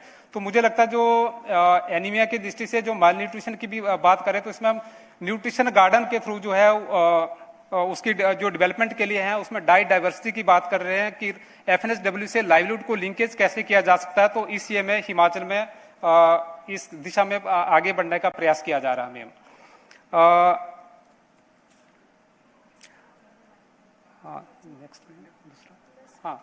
next please ma'am. On behalf of our group, we'd like to thank NMMU, JS ma'am especially, and and the entire team of Kudumbashree and Government of Kerala. We thank from our states. And one point my colleague from Chhattisgarh SIID would like to mention. So last but not least, last observation, strongly I have learned from this particular practical exercise that was the at ground level पर जो stakeholders हैं उनका involvement and binding is very very very strong actually in our state and other state। ये देखने को थोड़ा सा कम मिलता है कि इस तरह का लोकल लेवल पर आप जो हमारे 11th शेड्यूल में 29 सब्जेक्ट्स हैं, मैं तो देख रहा था कि वहाँ करीब 10 से 15 जो हमारे एक्टिविटीज़ हैं, जो हमारा जो सब्जेक्ट्स हैं वो ज़्यादा स्ट्रांग हमको देखने को मिले। तो ये लर्निंग है कि हमको भी जा कर के PRIs के साथ, और हमारी जो स्टैंडिंग कमेटी है वो भी बहुत ज़्यादा फंक्शनल नहीं है। देखा गया है कि वो स्टैंडिंग कमेटी तो बना दी जाती है पर वो फंक्शन और involvement with the community and involvement with the SHGs ये यदि हो जाए तो हम जो हमारा जो PRI और CBO का कन्वर्जेंस है we can do better in our state actually. तो ये जो चीज़ें हमको देखने को मिली है, केरला में देखने को मिली है, और we will try to make a strong team at ground level. GP के साथ हम उसको करने का प्रयास करेंगे और इसी चीज़ को लेकर के हम रेप्लिकेट करने की कोशिश करेंगे। So thank you very much on behalf of Chhattisgarh and Himachal Pradesh. I would like to thank JS ma'am, government of India, Kudumbashree की पूरी टीम जो जहाँ से हमको देखने को मिला है, और उन्होंने बहुत अच्छा हमको अरेंज किया, बहुत अच्छा फैसिलिटेट किया, क्योंकि हम लोग हिंदी रीजन से आते हैं और उनका भी लैंग्वेज हमको नहीं समझ में आता, लेकिन अच्छे इंग्लिश में और उन्होंने हिंदी में बहुत अच्छा ट्रांसलेट करके हमको सपोर्ट किया। बहुत सारी चीज़ें सीखने को मिली हैं और मैं थैंक टू कुटुम्बश्री टीम, यहाँ के केरला गवर्नमेंट को और ministry of Panchayati Raj as well ministry of RD को मैं बहुत बहुत धन्यवाद देता हूँ कि हम लोगों को मौका दिया बहुत सारी चीज़ें सीखने को, और इसको लेकर के हम कुछ ना कुछ करने का प्रयास करेंगे PRI-CBO conservation. So thank you very much. Thank you. Thank you very much, team, for very strong observations and learnings. Other teams will also, I'm sure, having their own set of learnings and would take cue from what has been presented. Now we have very less time with us. The last group we have, Jharkhand and Assam. Please come. They have visited Karamakulam GP, and I will request you not to please repeat what others have already shared. and kindly focus on the topic of livelihood opportunities through convergence.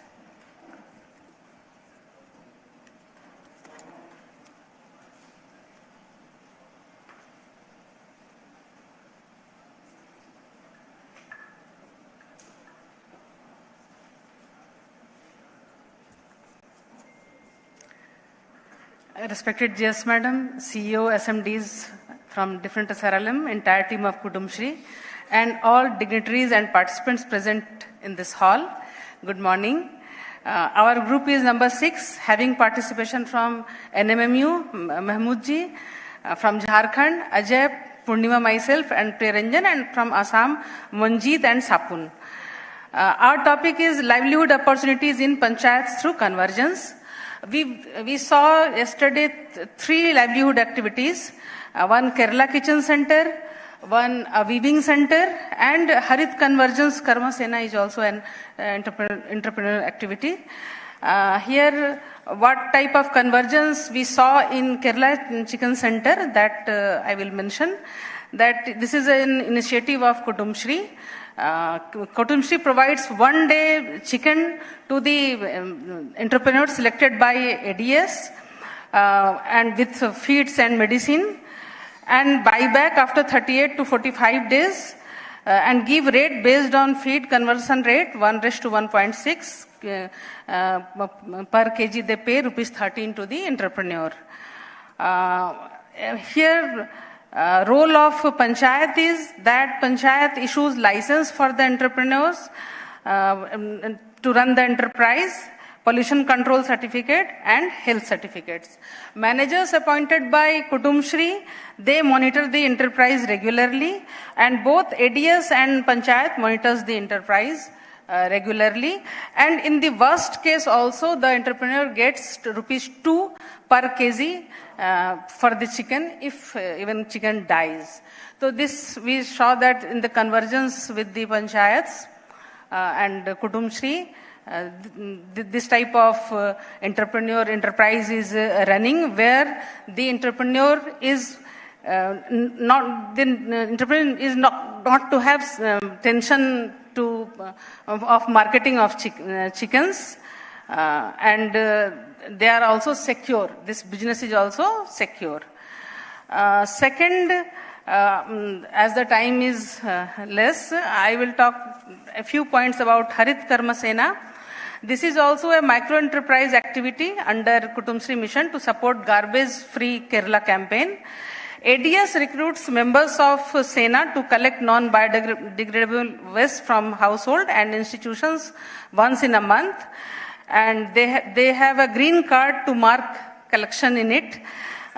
Sena charges ₹50 per household per month for garbage collection, and from institutions they charge ₹100 per month. In the management committee of Harit Karma Sena, there are members from 2 members from each ward in this management committee, and the charges collected goes to an account run by and in this account is operated by Assistant Secretary of Gram Panchayat and the Chairman of the Management Committee of Harit Sena. And they keep 10% of the charges collected, and 90% they distribute among the Sena members as their income. I would request to add, if you want to add something.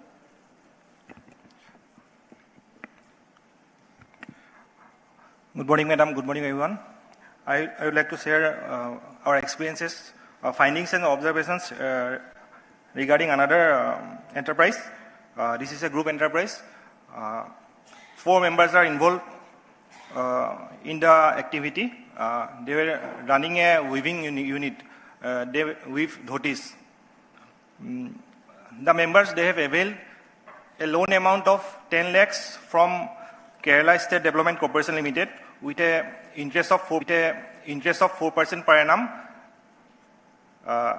with a tenure of 36 months. They have already repaid 33 number of installments, and the EMI amount is around 31,000. they have availed another fund, CEF, amounting rupees 1 lakhs.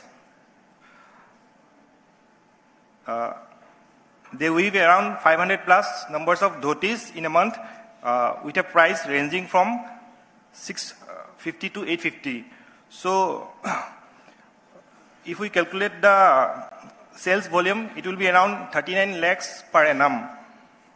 They were having few semi-automatic spinning machines and handlooms. So our observation was that all the members, male counterparts, and the family members of the 4 families, they are equally engaged in the activity. Each one has a specific role to play in the business venture, right from input purchase, spinning, dyeing, weaving, marketing, transportation, and record keeping, etc. That's all. Thank you, Kudumbashree, for arranging such a wonderful and wholesome field visit to cover the livelihood aspects of PRI-CBO. Thank you all.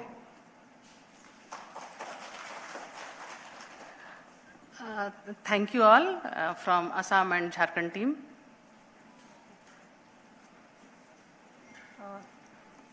Thank you all the groups.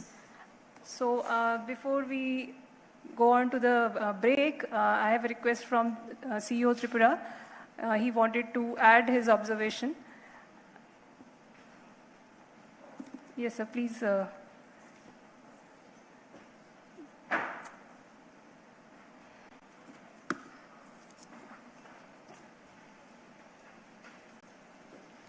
Thank you, Kavitaji, for giving this opportunity. At the outset, I would like to thank Minister of Panchayat Raj and Minister of MORD and Kudumbashree for giving this opportunity to participate in this 2 days workshop. It is, as one of our colleagues told, it is a very, not only eye-opener, it is a heart-opener to learn many of the things from the best practice of Kerala. In fact, I reached here one day in advance with a lot of enthusiasm to learn more things.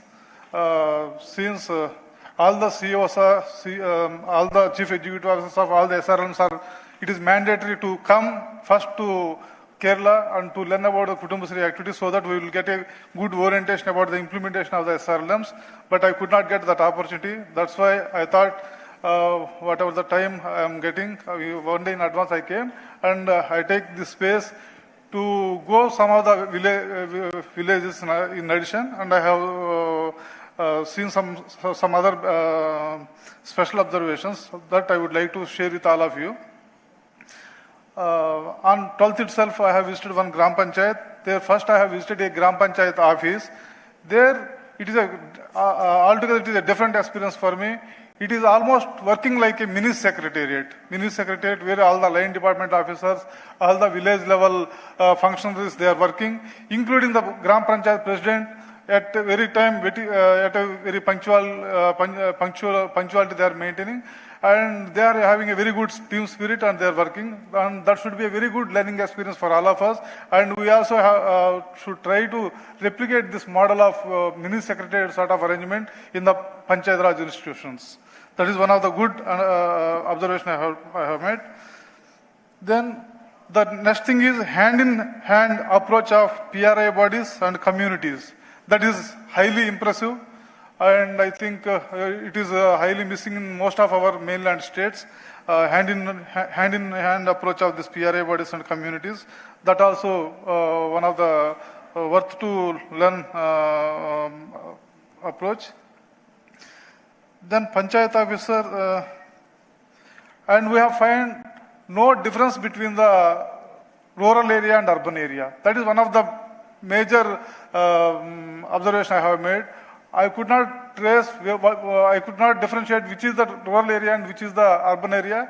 That is one thing. And another thing is, panchayats are very big in size, with an average population of 20 to 25,000 population, with ranging from 15 to 20 number of wards. That is also one of the unique nature of these panchayats of Kerala. Then I have visited one of the Nutrimix centers where they are developing nutritious food to supply to kids से लेके adult adult तक यहाँ पे जो supply करने के लिए, वहाँ पे groundnut, chickpea, wheat, these flows they are mixing, and the capital investment they have incurred on this unit is 25 lakhs, and they're all maintained at a very meticulously at hygienic, with a 100% hygienic conditions, and they are very properly packing it and branding it, and they are stocking it, and they are supplying it to the ICDC projects. Then I have taken this opportunity to visit some of the remote areas where the tribals are dominant, and there also we have gone. Here I would like to say frankly, some balance is missing in tribal areas. That is my observation out of one area when I have visited. But there, the expectation with which I have gone to the tribal areas, there the development is not up to the extent, what I observed. So I think through some of the special projects like ultra poor elevation projects, sort of projects I think we can take for the Kerala, and I think we can try to improve their condition also. जितना development हमारा जो rural and urban areas में है, but tribal areas में that much development I could not see in Kerala also. I think that one serious observation I have made. Then the rest, bird schools, definitely it is a noble concept developed by Kerala, and thanks to Kerala for coming up with such a noble concept, and you are giving that idea to all of our states, and definitely it will be a highly replicable idea for all the states. All of you will do definitely, and some of the states already they have started. Then the convergence system, effective convergence system in the Anganwadi schools, that is highly impressive, and that is also highly replicable in all the states. Definitely all of we should do it. Then Harita Karma Sena, again it is a very noble concept, and it is not only in the rural areas, that can be highly practicable in the urban areas. Urban areas also that can be, immediately we can take it up in all of our states. Since I am also doing as mission director for Urban Livelihood Mission in Tripura, I am going to take up it immediately in the state of Tripura, and later on we will extend this project to rural areas also. So these are my special observations which I have made, I have noticed, and at the last, it is my first visit to Kerala. No doubt it is God's own country, such a beautiful state, and because of the committed efforts of these communities and PRI bodies and government, this state has made a tremendous achievement, and I think it is one of the states which is having the standards on par with the European countries and America and Australia sort of countries, and it should be a vision to all of us also. It should be a very good learning experience for all of us also. We should take Kerala as a role model, and we have to work hard for our states also, at least to bring on par with the Kerala in the next 5 to 10 years. It should be all of our dream, and really appreciate the entire mechanism of Kerala for making the state such a viable and vibrant state. Thank you very much. Thank you very much, sir, for sharing your very critical observations and feedback. And I'm sure other states will also take a cue from what sir has said. And a lot of things, I hope people are going back with hope and plans to implement and take it ahead. So we are now through the first session of the day.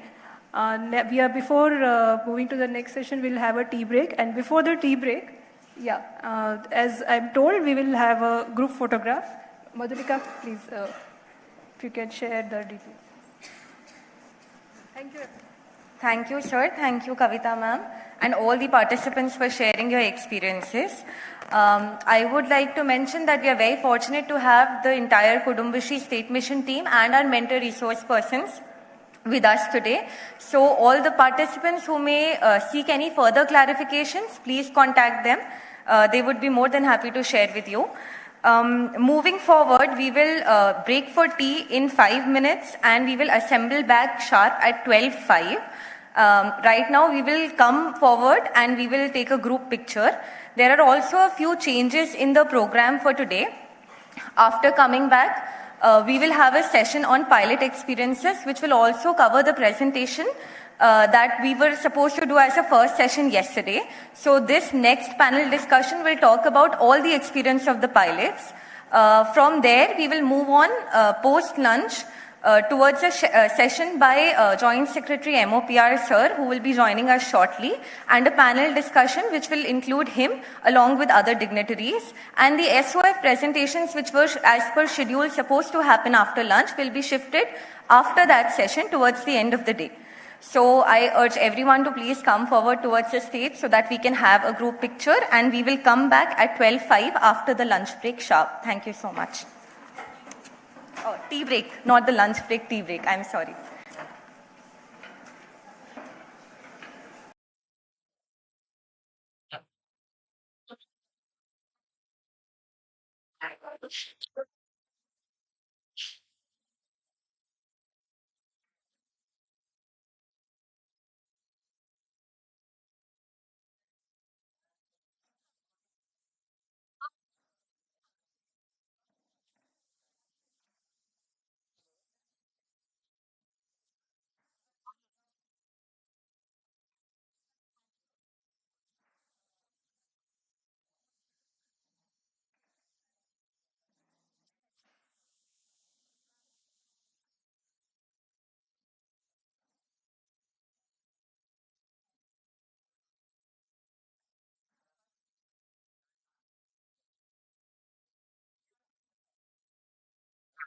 I don't need it much money. Sure. This is a thing which is going 5 months. This is longer. So the materials and increase are there, right? Materials is very less than what it's increases. But they are placed in the ground option. I was one time speaking on that side. Right time speaking. The thing that we are applying a lot of members of the media, especially the individual persons. The thing is, work labor and material work ratio. So we do the after issues with this rotation. So what we have reverse, they should have balance with the labor costs. But like just like what we said, what we said, how Nage, not a release of the syllabus with applied to Manrega.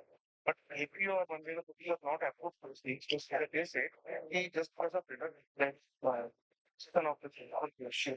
Or this said that would not, will not, but it is issue. So then I am not approving this coordination of operation. And they are asking for the big Manikala kind of homes.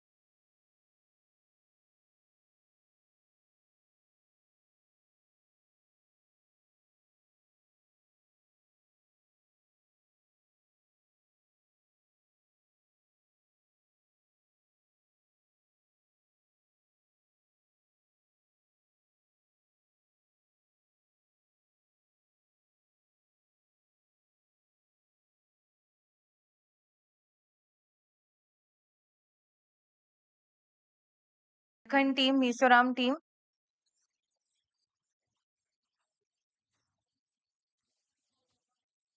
Bihar team.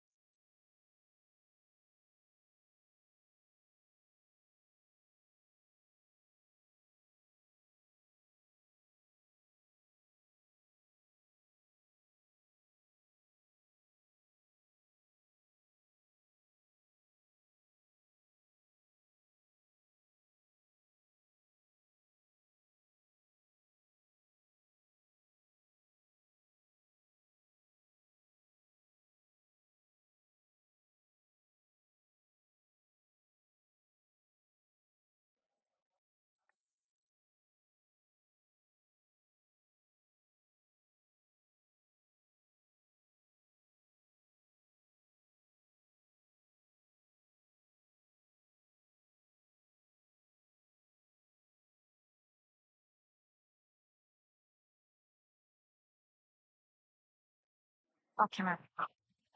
Usha, ma'am. Welcome back, everyone.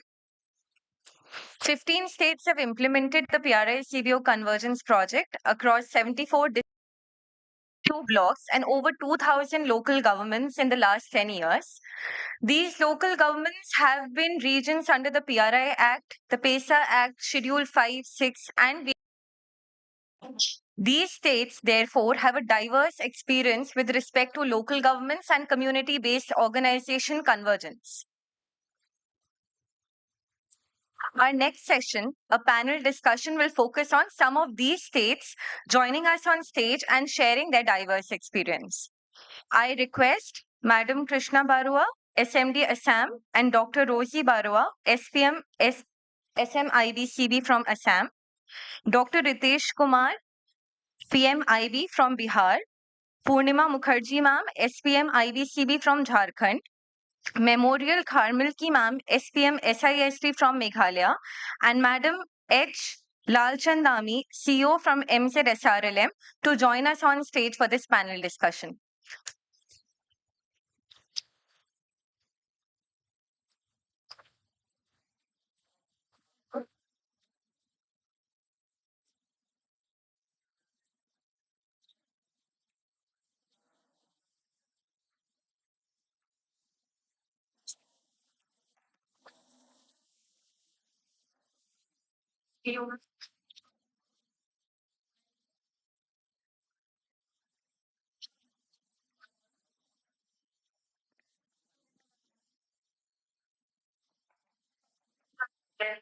I would also like to request Madam Usha Rani, lead IVCB NRLM, to join us on stage and moderate the session.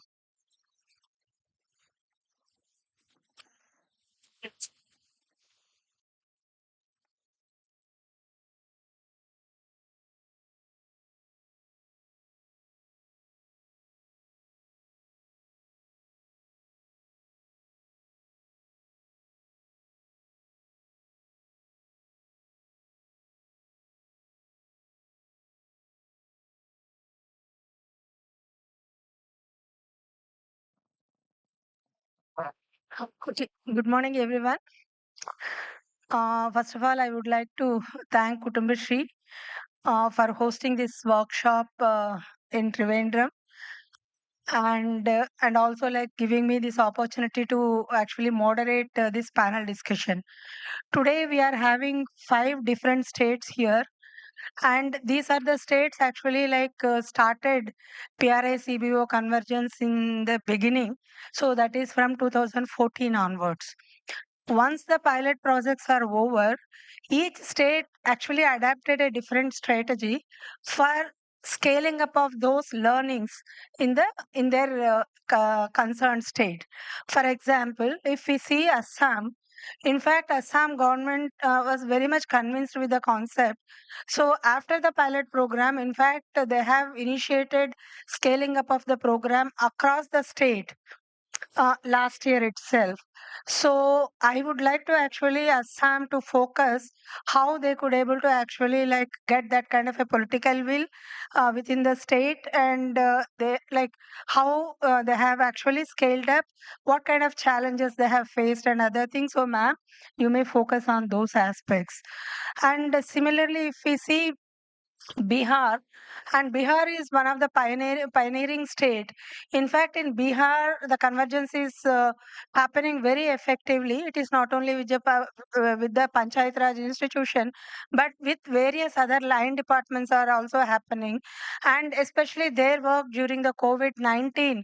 In fact, it is commendable the way they are actually facilitated the communities and also line departments in issuing of. Ration card to all the members, and also on management of the reverse migrant laborers. So that is commendable. So maybe Bihar will share maybe some experiences from that also. And now they are planning to actually scale up the PRI-CBO convergence pilots. And similarly in Jharkhand, in fact, Jharkhand has a different kind of an approach after completion of the PRI-CBO convergence pilots. They have actually taken away very important learnings from the PRI-CBO convergence. In fact, they have rolled out the Badlav Didi, and it is really giving a very good results in Jharkhand. And similarly, if we see both in Meghalaya and Mizoram also, especially Meghalaya, in fact, has done very good work on the health related convergences, especially through PRIs and also the health department, and it is being recognized at the national level also, and similarly from the Mizoram. So as the time is very short, so I would like to actually like structure this particular panel discussion in such a way that we will give around 7 minutes to each state, so they can actually focus on making a small presentation on their learnings and the suggestions to the remaining states. And then what we will do is we will open up for question and answer session.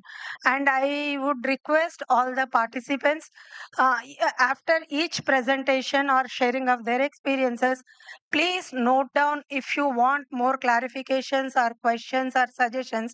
At the end, you will get an opportunity to ask all those things. So the time given for this session is 45 minutes. So without wasting time, so we would be going for the presentations. To begin with, I request Assam SMD and also SPM IB to make a presentation. Please stick to the timings. Thank you.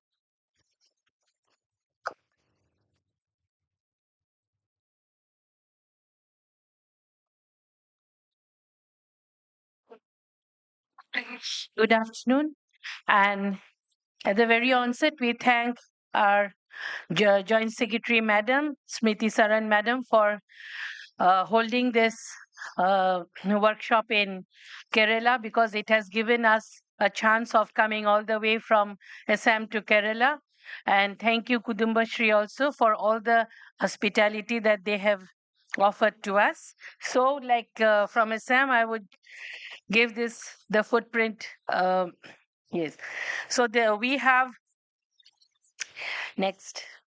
We have 35 districts and 219 blocks and 2,697 gram panchayats. All the GPs are intensive GPs. The villages we have is 25,376, and the total targeted households that we have is 38 lakhs 27,072, and that all the mobilized into day and RLM SAGs is 98%, that is 51,430, and the total number of SAGs that we have formed 35,000, and the VOs that has been promoted is more than 18,000, and the CLF is more than 747. And under social inclusion, we have made SAGs with the jail inmates, and also with the transgenders. We have more than SAGs of 11 SAGs with the transgenders, and also with the dwarf community, and also with the surrendered militant groups. So we have covered SAGs almost in all the spheres of the society. Then here is the Panchayati Raj system in Assam. The PRIs in Assam we have a three-tier system since 1996: the Gram Panchayat, the Anchalik Panchayat, and the Jila Parishads. And the total number of GPs that we have is 2,669. And the powers and responsibilities of the GPs are the preparation of plan for economic development and social justice. Unlike in Kerala or in Karnataka, till now, all the subjects have not been transferred to the GPs, but it's on the process. And the main work of the GPs is to levy and collect and appropriate taxes, duties, tolls, and fees. And the GPs, they have three communities, that is the development community, the social justice community, and the social welfare community. And unlike in Kerala, we have only 10 words per GP. We have only 10 words, one GP president and then 10 ward members. We have the 6 scheduled areas. In the 6 scheduled areas, protects the tribal populations and provides autonomy to the communities. In Assam, we have 3 autonomous councils under 6 schedule, and that is the Bodoland Territory Council, the BTR, the Dima Hasa Autonomous District Council, the Karbi Anglong Autonomous District Council. In the district councils, we have the Village Council Development Community, which we call VCDC, and they are as a local government mechanism. They are responsible for implementing the development programs at the grassroots levels. Their powers and functions are similar with that of the GPs. Then the powers and they are also elected bodies, and then they are equivalent to the GPs, and then they exercise autonomy in cases of taxation and licensing, and they are more or less dependent on government grants, and the crucial role to play in implementing the government schemes at the village level, at the grassroots levels, and they are authorized with many public responsibility, including planning, organizing, selecting, and monitoring the developmental schemes and implementing it at the grassroots level. So we have the PRI-CBO Convergence projects in Assam.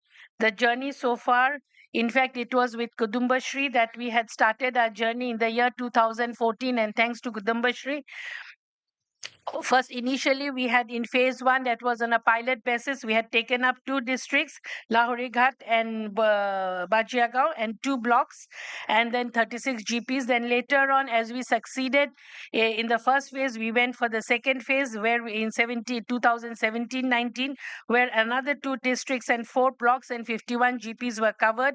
And in the third phase, it was in 2019-21, 10 districts, 19 blocks, and 78 GPs and 3 VCDCs. In the third phase, in 2019-21, we included the Sikh schedule districts also of Karbi Anglong and West Karbi Anglong.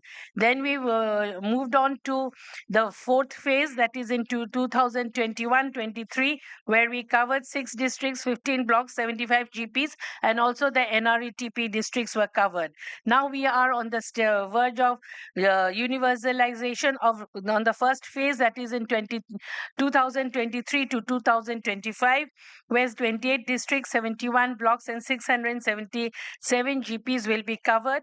And this is covering all the 33 districts and 111 blocks. And out of this also, we have taken 2 districts from the Sikh schedule areas, that is the Dima Hasao and Kokrajhar district we have taken up from the Sikh schedule areas.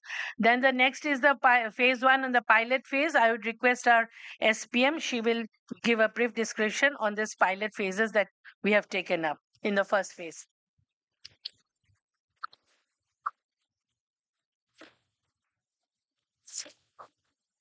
Good morning to the August gathering. As Ma'am say, The first pilot phase we initiated with Kudumbashree during 2014 to 15. This project remains for 2 to 2.5 years.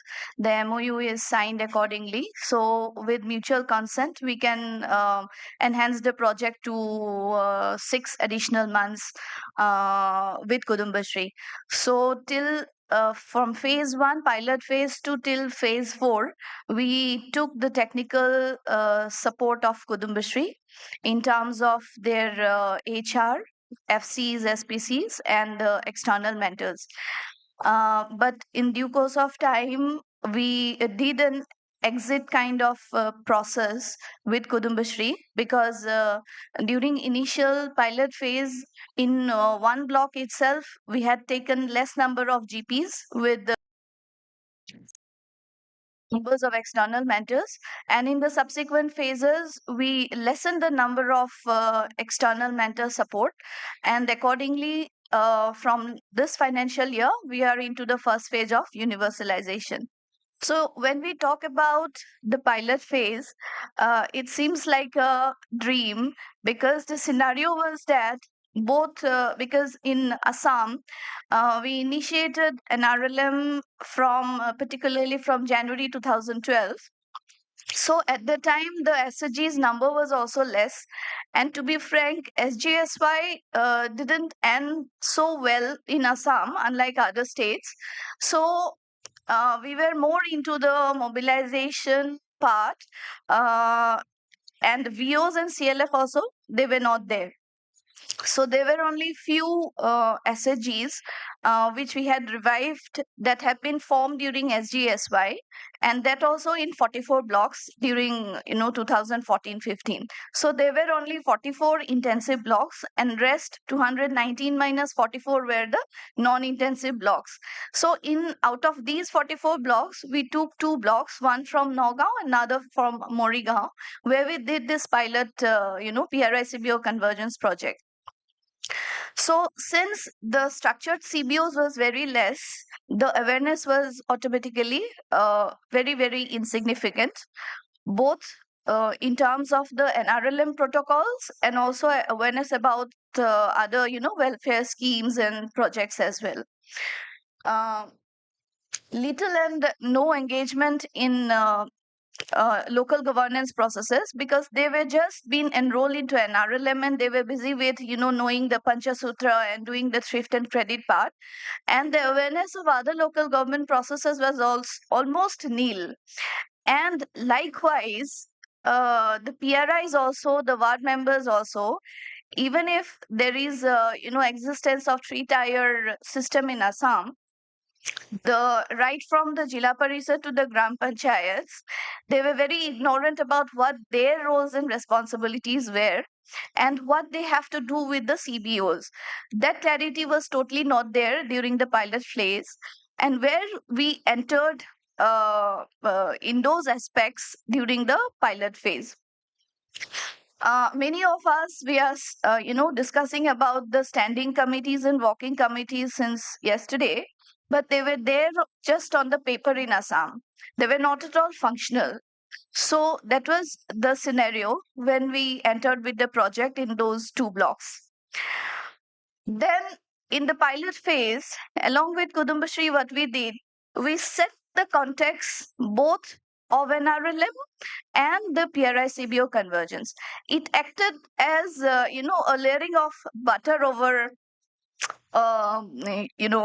biscuit, since they were learning about NRLM also. So parallelly, we aware them about the other welfare schemes and other rights and entitlements, about the panchayats, about their roles and how they can, collate with the CBO network, how they can work together. So all those context setting was done during this pilot phase.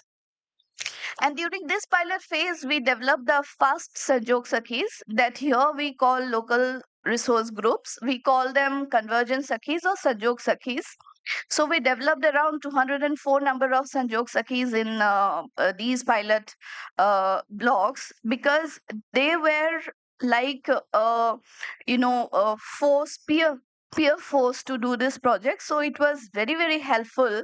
And we thanks Kudumbashree to develop the first lot of Sanjog Sakhis. Out of those Sanjog Sakhis only, we are now having the internal mentors who goes to other districts and blocks for implementing this project. During this pilot phase, we also parallelly work with the panchayats because Assam being a lagging state in the Panchayati Raj system, we actually took the advantage of this lagging behind sense of the panchayats because they themselves were ignorant of their specific roles and responsibilities. So we were the first one to let them know that these are your roles and responsibilities, this is how you should do, and these are your powers and your recognitions that you must implement on ground. And it will be in win-win situation if you collate with our CBOs whoever are there, because at that time VOs and CLFs were not there. So along with the CBOs, if you work together, it will be a win-win situation for you also. Likewise, we did several rounds of awareness and sensitization programs. Only 2 minutes, okay? So the outcome was that, as I mentioned, we developed around 204 Sanjog Sakhis. And besides thrift and credit, those SHGs, they were again federated into village organizations. That is the first level of federation. And they became aware about the rights and entitlements. Not all, but at least specific 2, 3. And we took an MGNREGS as the trigger point in this pilot phase. During the pilot phase, one of the major observation was there. Neither the panchayats nor the CBOs, they know about the Gram Sabhas. And the Gram Sabhas were like private meetings in some president's or secretary's home. And, they were discussing whatever points we don't know. And they write the proceedings and the GPDP was, formed, prepared. But that we took another as a trigger point during this pilot phase. And the response was so huge that from 13%, it rose to 100% during these 2 years only. So that during the pilot phase, that was one of our major achievements. With the experience of the pilot 2 blocks, we upscaled to 4 new blocks adjacent to Morigaon and Nagaon district. And we took the strategy that during the pilot phase, we took MGNREGS, but during the scaling, we enhanced it to 6 to 10 numbers of schemes that are very frequently discussed in Assam. So we took such schemes and we prepared a booklet and we customized, we translated it to vernacular languages, and we distributed to all our cadres and all our VOs, because at that time VOs have been formed and promoted by ASRLM. So that booklet was also a major tool for sensitizing both the PRIs and the CBOs during our ups. Accordingly, one more strategy we took, that we will sensitize and we will orient not only our CBOs but parallelly the PRIs, the mission staff also. So because unlike Kerala, the panchayats, they don't have this 33% of allocation in their hand. The devolution has not happened as of now.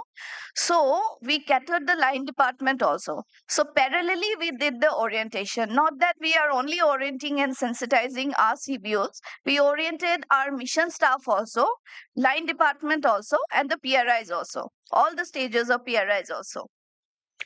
Then we institutionalized this PRI-CBO departmental convergence meeting before holding of the Gram Sabhas.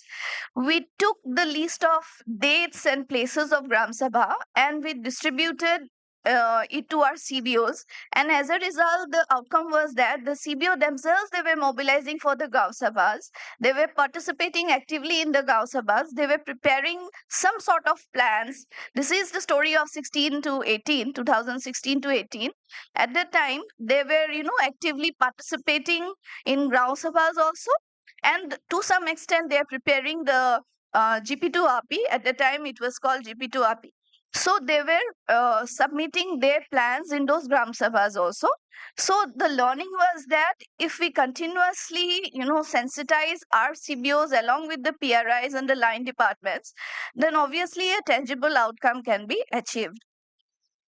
During this upscaling phase, we also formed two institution platforms, the VOCC and the GPCC, in the 4 upscaling blocks. So if you see this graph, from the baseline was almost 0 to 1% participation in Gaon Sabhas, but after intervention of 2 years in those upscaling blocks, see the graph, the total number of VO members also increased and the participation of the community, because when we say Gaon Sabha is not only composed of our CVOs, the whole community should act actively, proactively. So we sensitize the other community members also to join the Gaon Sabhas, discuss the salient requirements of their villages and the community, and accordingly they participated. Both our CBOs and their male counterparts, they participated accordingly, and we got such results in all the GPs wherever we did the upscaling project. Rosie, your time is over. Please, in 1 minute, just Yes, focus on key Yes. learnings. Key learnings. Yes. So these are some of the innovative activities also what we did. And I want to directly go to the VPRP phase into the GPDP, because now it is called GPDP. Before coming of VPRP, in Assam, we already initiated the demand plan preparation and submission in the Gaon Sabhas. But after VPRP, we strategically involved 4 components as suggested by Government of India. And accordingly, you can see the quantitative outcome. Qualitative, we everybody know by this time we have discussed, but the quantitative figures were also tangible enough to show like this. So there were demands from almost that time, they were around 12,000 VOs. But after this intervention, almost 98 to 99% of VOs, they prepared their VPRP plans, irrespective of whether intensively we are doing PRI-CBO convergence in their block or not. So we initiated that one. These are again some of the photographs we wanted to show you. Then again, in a graphical way, I have tried to show you the tangible outcomes. So these are the plans and outcomes of 21 to 22 plans. 22-23 plans we are as till date we are now collating. After maybe 1 or 2 months we'll be able to show you. So these are the achievement that we have achieved out of the 21-22 plans. You can see some of the schemes, they have given a very, very good response. Like old age pension, we have reached up to 61% of achievement. Then again, panchayat bhavans, then drinking water facilities. We have even, signed MOU with Jal Jeevan Mission, where our CBOs are now the implementing support agency. And this has been initiated from the PRI-CBO blocks. So some of the parameters, they were very good. In significantly, they have been very good performance we have received. But some of the schemes, like uniform in schools and all, then grain storage facilities and all, we have not achieved so far, but even then we are trying. These are again some of the public goods, services and resources plans, achievements of those.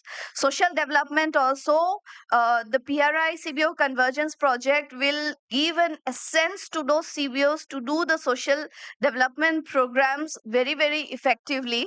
And likewise, while doing this project in Assam, we had achieved a great lot of, we have done great lot of SD activities, and achievement also we have received very significant. So now when you see the VPRP plans in Assam, they are more into the livelihood plans. The entitlement SD plans are there parallelly, but they are more into the livelihood plans, both farm and non-farm. So these are some of the graphs out of 20 to 2021 GPDP achievement. So you see both individual farming and group farming, they have planned, they have demanded, they have presented in the Gram Sabhas, and a very good percentage they have received also. And please remember that the livelihood demands are much more catered by the line departments. So when you go with this project, don't only sensitize the PRIs, you go with the line departments also parallelly, because they are much important now at this level. When we are talking about Lakhpati Mahilas, so line department will play a very vital role in this project. So again, these are some of the MGNREGA, then farming animal husbandry achievement. Again, these are some of the photographs we have wanted to show, and we are happy to inform you that more than 165 Sanjog Sakhis, they are now at different representative this thing platforms, and more than 1500 of them, they are either GP president or ward members. Some of them are into Jila Parishad also. So these are some of our experiences, and we have seen that PRI-CBO Convergence project, it is not project as of now in Assam. It has become a mass movement in Assam, and this program has layered the essence of NRLM. So that's why we are now into universalization, because of the resource constraint and all. We are not going into all the blocks. We are into 71 blocks as of now, and probably by February and March we will go with the rest of the blocks. So by next year we'll be into all 219 blocks. So these are some of our experiences. Thank you so much. Thank you very much, Rosie. Thank you very much. I would like to actually, today, Joint Secretary MOPR, Mr. Vikas Anand sir joined. Good morning, sir. Welcome for the program. Quickly to summarize the key lessons of Assam. One, right from day one, they had a very clear exit plan, and they have given very focus to develop internal resource people so that they can do the expansion and the scale up, and they have adapted a phased scale up plan. What one more very clear thing that is coming up is initially they have taken up very few GPs, but if you start covering the complete block, then the ripple higher, that is coming up very clearly. And another one, what they told very clearly is continuous joint trainings and capacity building of PRIs and also line departments and the CBOs is very important. And institutionalization of various institutional forms the coordination committees at the state, district, block, GP and also VIVO level is very essential. And another important one is having very clear-cut training modules, advisories, formats, and other thing in the local language is important. Thank you so much. Now we will move to Bihar. I request Ritesh to share your experiences. Ritesh, I request you to focus basically on the key lessons learned from the pilots, and please stick to the timings. You have 7 minutes of time. Thank you. Can I have the PPT?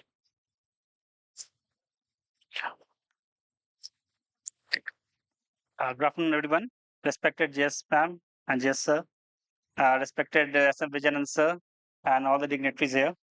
For the context of Bihar, especially in the context of PRI-CBO, I would like to just share a few learnings. The first, we just want to show you the Jivika, what we are doing at a glance. So as Jivika, as a team as a whole, we are just dealing with the 10.45 lakh of SSGs, and we are having association in almost all the 40,000 villages in the Bihar.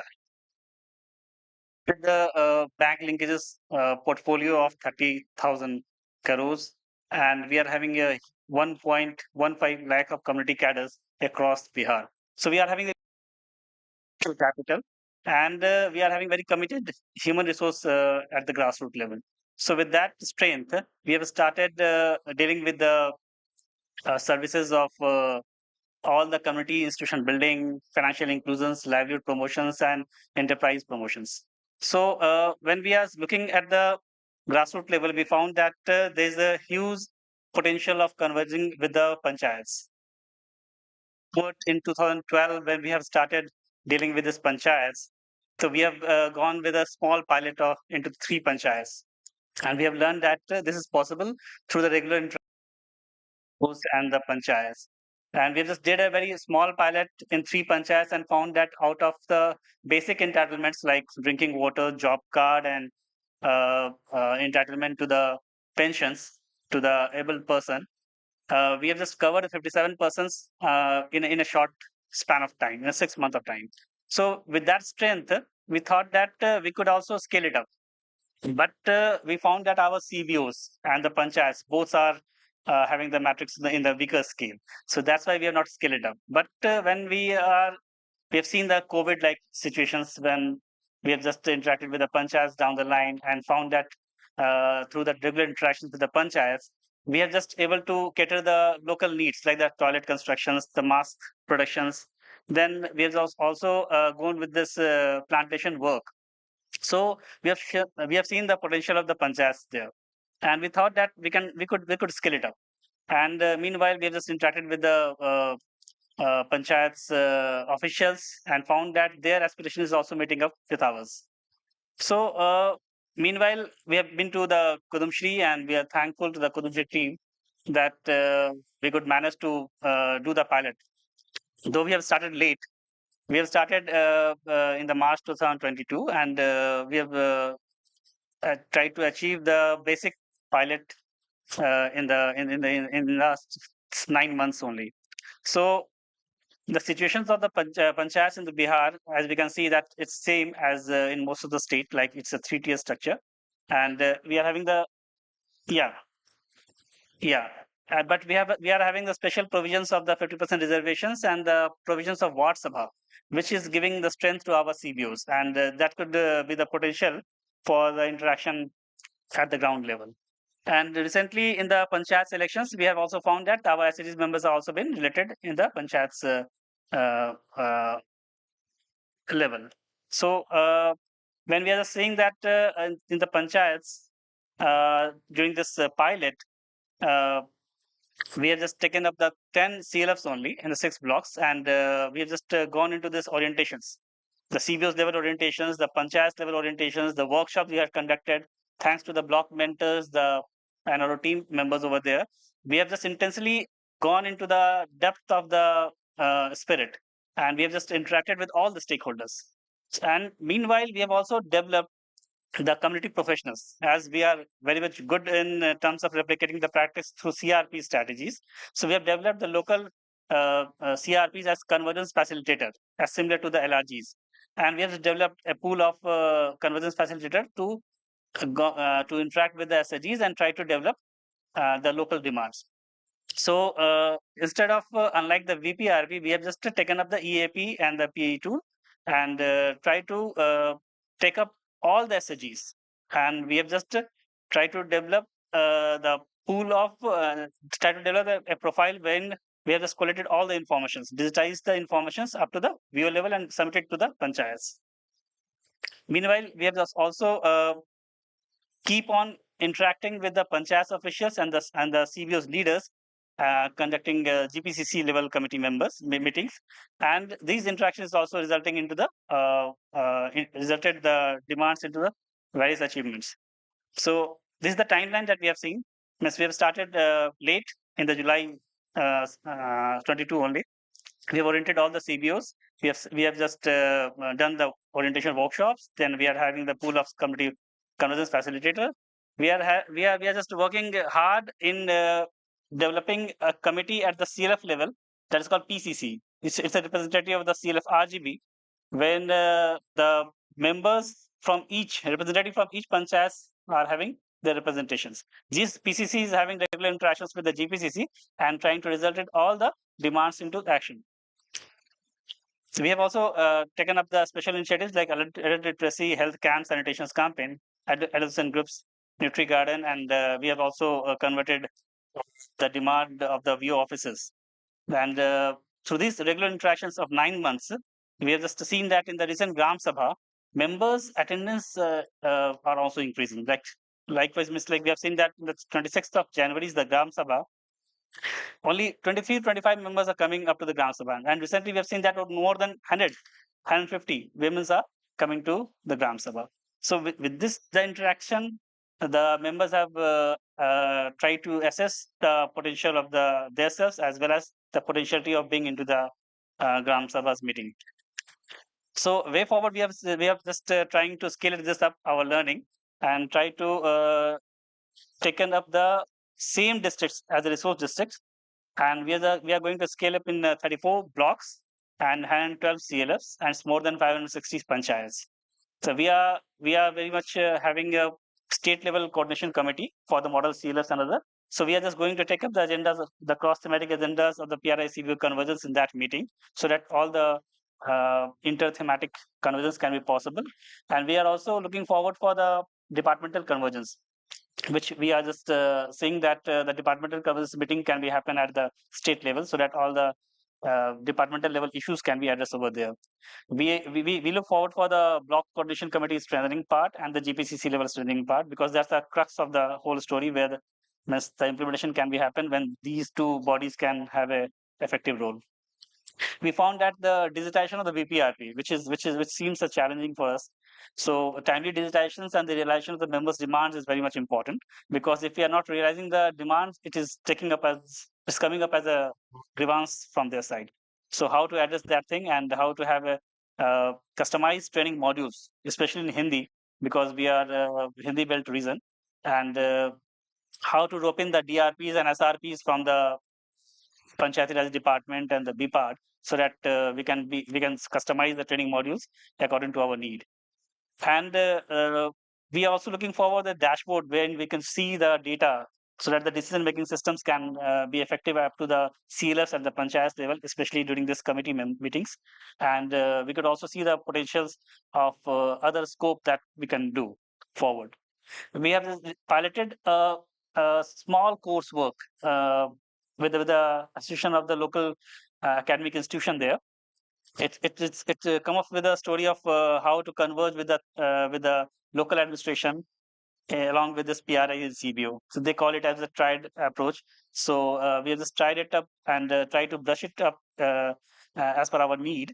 And then we want to just customize it as per our need for our professionals and the managers. So this is the way forward from our side, and we are looking forward for a grand convergence with the Kudumbashree team for scaling up and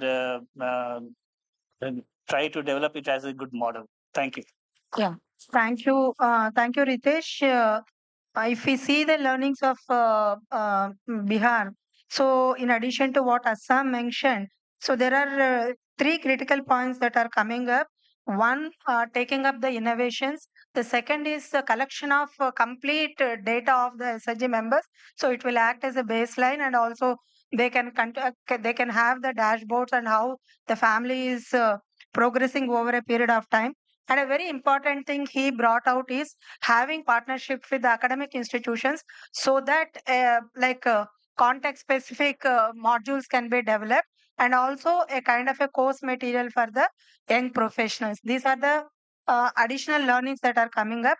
Now, I would request Jharkhand Purnamaji to make a presentation. Purnamaji, please focus on the lessons learned, and you have 7 minutes of time.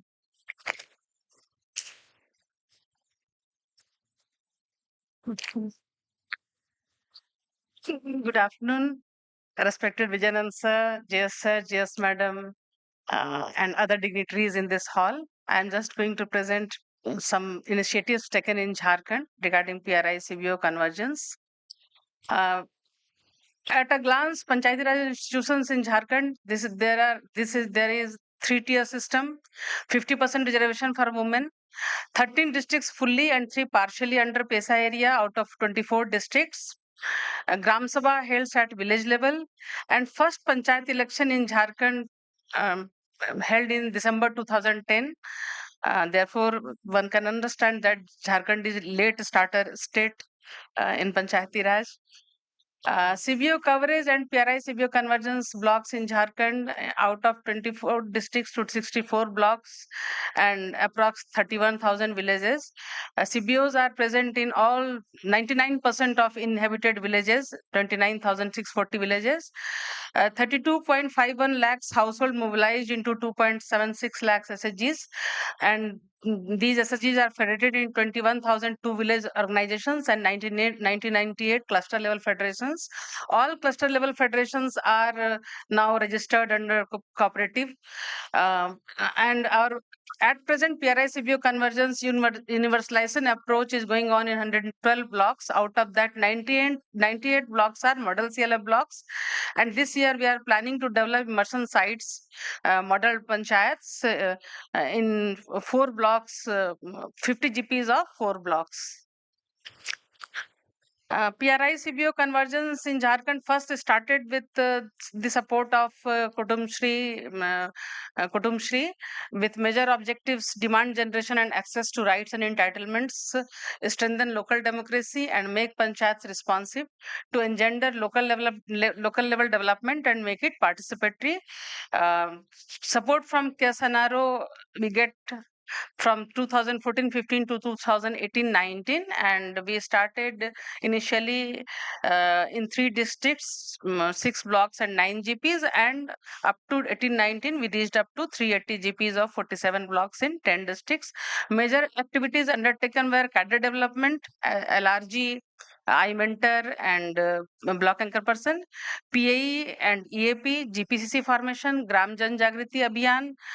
We also formed Gram Sabha standing committees having SHG membership in it, but this didn't work as standing committees are not functional in Jharkhand.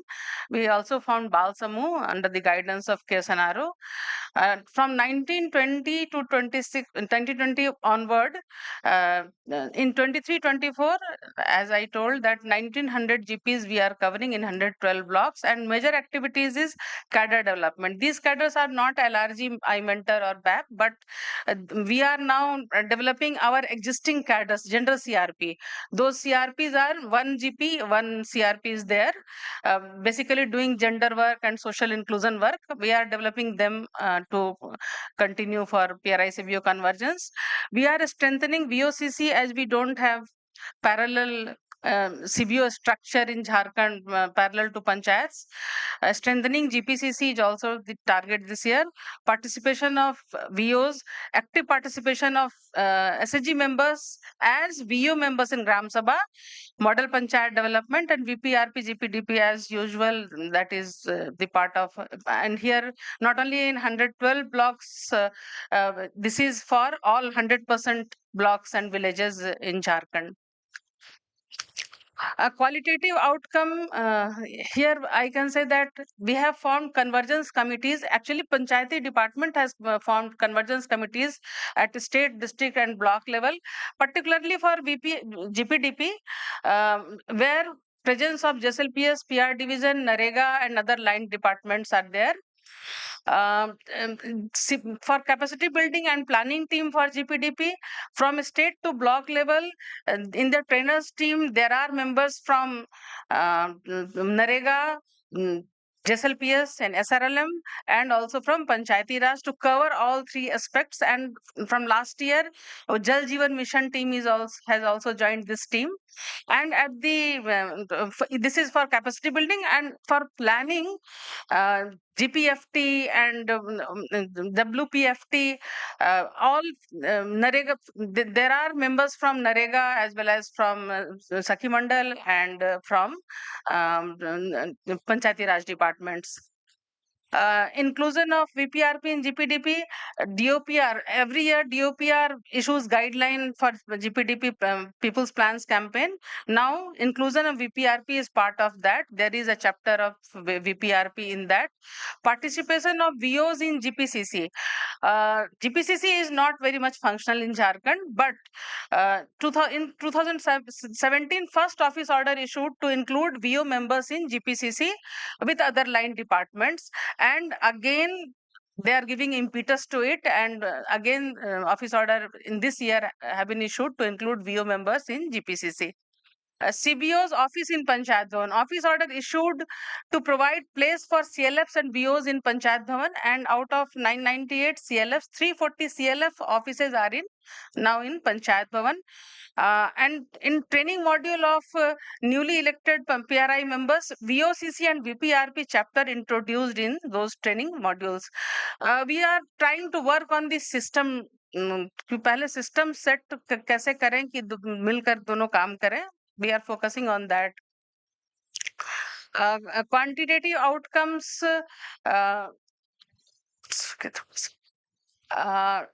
We are 12,000 VPRP entitlement registers. We have given to the VOs in 112 blocks to maintain it, where they mention, where they write the demands came and what happened to that demand when the application generated, or whether they get it or not. So this type of entitlement registers we are maintaining in 112 blocks. Active women members are actively participating in Gram Sabha as VO members with their VPRP plan. And you have 2 minutes time. Just okay. make it. Approx 40% VPRP activities integrated into GPTB. And we have also done, before the Panchayat election, 5 days leadership training imparted to SHG members, and 9,622 SHG members elected as PRI members. Out of them, 1,071 elected as Mukhya, and in 4 district Jila Parishad, Adhyaksh are SHG members. We have also established 88 Panchayat Help Desk, 180 GPHD, and 80 Nagrik Sahayata can established through CSOs in Jharkhand. And this year, our plan is to give training to the second round training to the SRPs, DRPs we have developed, and gender CRPs. Plan is to strengthen 1250 GPCC and develop 50 model panchayats. Ensure regular meeting of convergence committees for VPRP, GPDP. VPRP integration to GPDP should be 100%. CB of CRPs to make plan as per theme selected by GP. Challenges which we are facing are at panchayat level. There are no SHG federation in Jharkhand. To make GS, Gram Sabha and GP level standing committees and GPCC functional, make all panchayat secretariats open 5 days in a week. Though 13 department has devolved power to panchayats, only 9 with executive order and 4 without executive order. No financial power and executive power given. Only Gram Sabha can select beneficiaries. Panchayats are dependent on a finance commission fund, no source of own fund. Line department's involvement in GPDP has just begun. Here are a few pictures. Women participation in Gram Sabha, Panchayat Help Desk. And Sarkar Aapke Dwar is now annual campaign in Jharkhand run by government. और उसमें कोशिश किया जाता है कि जितने demands आए हैं वो एंटाइटलमेंट के, उसको एक बार में साल में उस कंप्लीट किया जाए. उसमें सीबीओस का बहुत इंपॉर्टेंट रोल हो जाता है. Thank you all. Thank you so much, Purnima ji. I think from the Jharkhand experience that are coming out very uniquely is right from day one for capacity building of on the GPDP and also on the VPRP and other things. So they have actually involved all the line departments right from state level to the down level for conducting the programs and also for monitoring of those programs. That is coming out very clearly, and also to make it more economical. I think, and also as considering the fund constraint within the NRLM, they are using the existing resource persons like the gender CRPs, Badlav Didis, and other people for actually implementation of the PRI-CBO convergence also.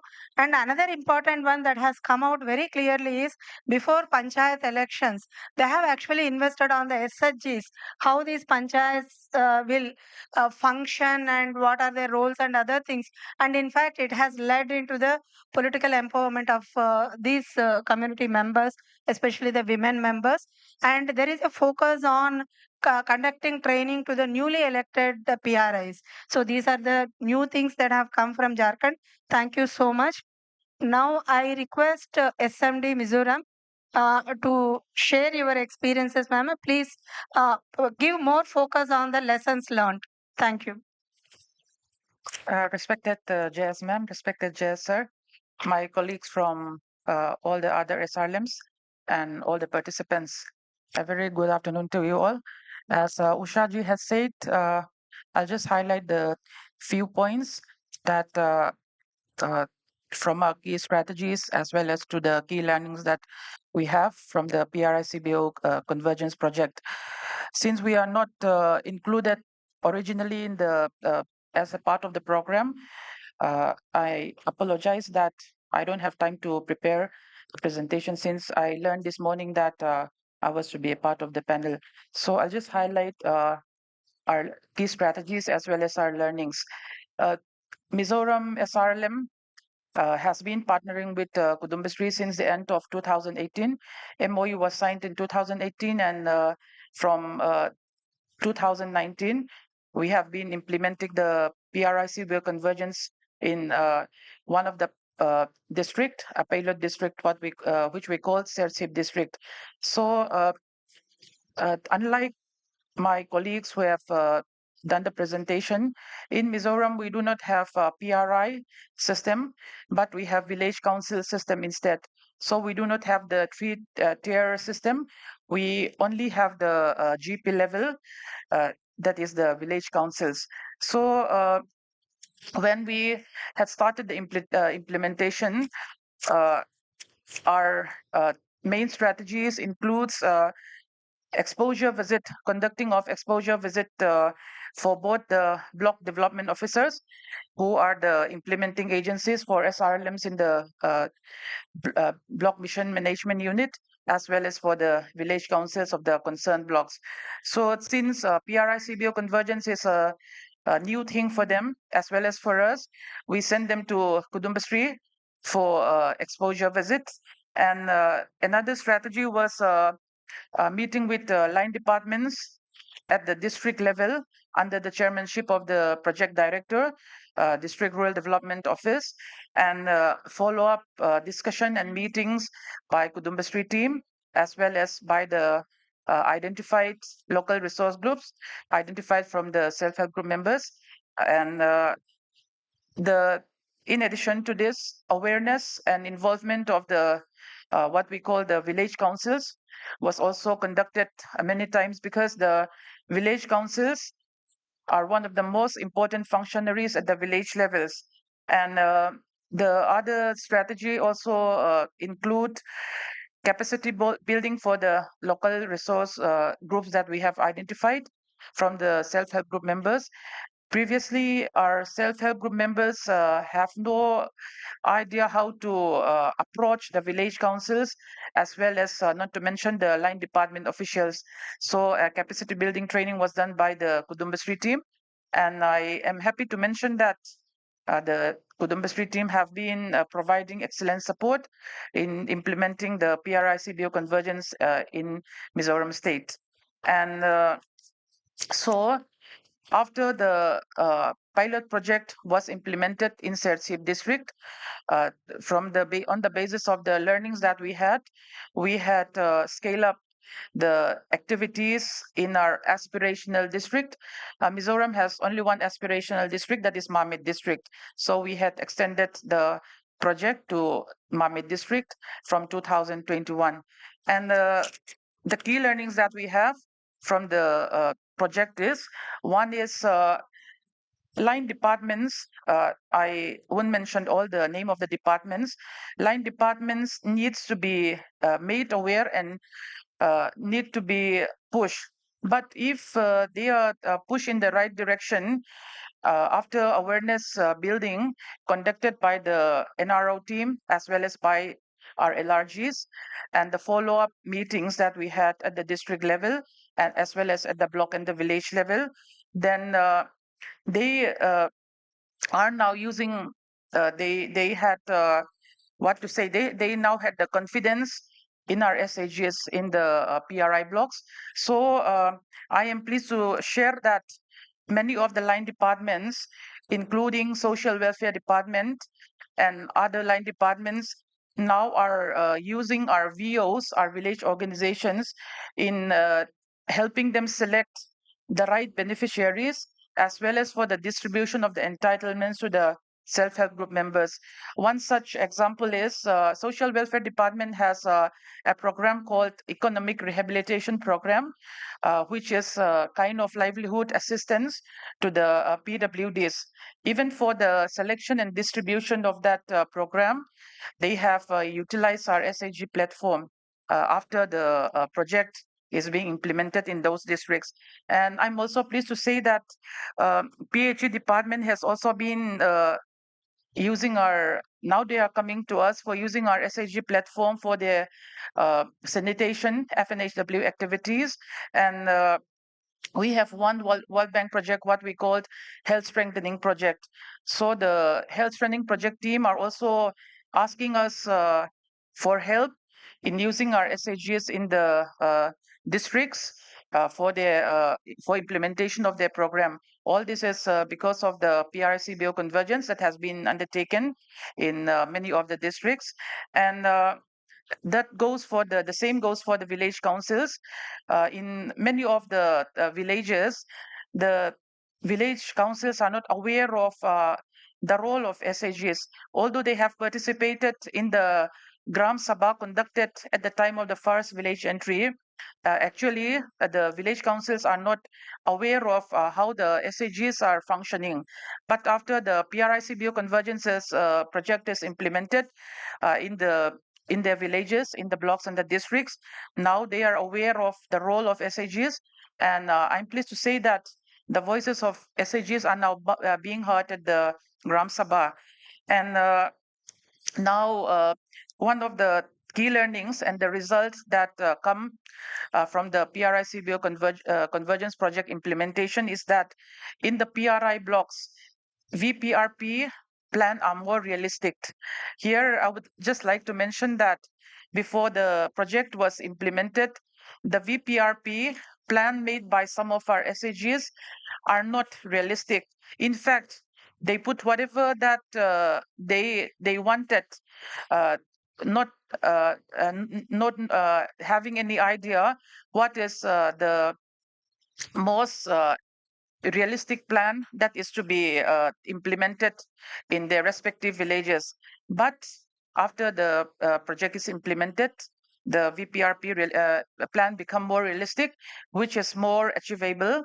And another outcome of the project is in the PRI blocks, VPRP success rate has increased as compared to the non-PRI blocks. Here, I would like to mention that since JSR is also here, Mizoram SRLM has been contributing a lot for the GPDP work. In fact, since in our state, the Panchayati Raj Department and Rural Development Department are not under the same commissioner secretary. So we are a separate department. But in spite of this, since the state Panchayati Raj Department do not have functionaries at the block and village level, it is our SAG members as well as our block staff who have been doing all the uploading of the GPDP uh, during the GPDP period to ensure that the local administration department, that is the Panchayati Raj department at the state level, get the finance commission grant. So all that is the a result of the implementation of the PRI-CBO convergence project in the pilot as well as in the scale-up blocks. And but one of the shortcoming is that I have also told the Kudumbashree team that we have to make some more efforts in documentation. All the achievements that we have are not although they are documented, they are not still reflecting all the achievements. I think that in that regard, we have to make more effort in terms of documentation. That's all from my side. Thank you. Thank you so much, ma'am. And one of the important lesson that is coming from Mizoram is seeing is believing. So conducting exposure visit to the mission staff and also the community members is very, very important so that they can quickly learn from other community members. Now, I would like to actually invite Memorial from Meghalaya to share her like Meghalaya's experience. Memorial, please focus on the only lessons learned.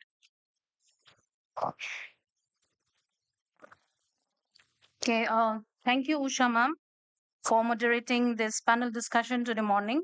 So, good afternoon, everybody. Respected JS ma'am, Secretary sir, team from NMMU, CEOs and COOs from different states, Kudumbashree team for the wonderful logistic arrangement for us, and all my friends from other states present today.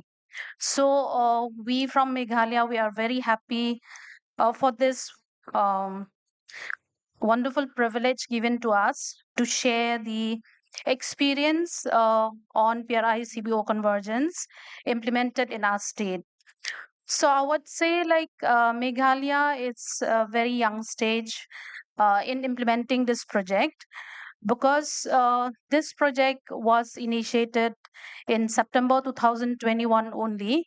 And also, apart from that, we have got a chance of a very short period of time to partner with Kudumbashree. And then after that, there is a change in the implementation structure from the national level.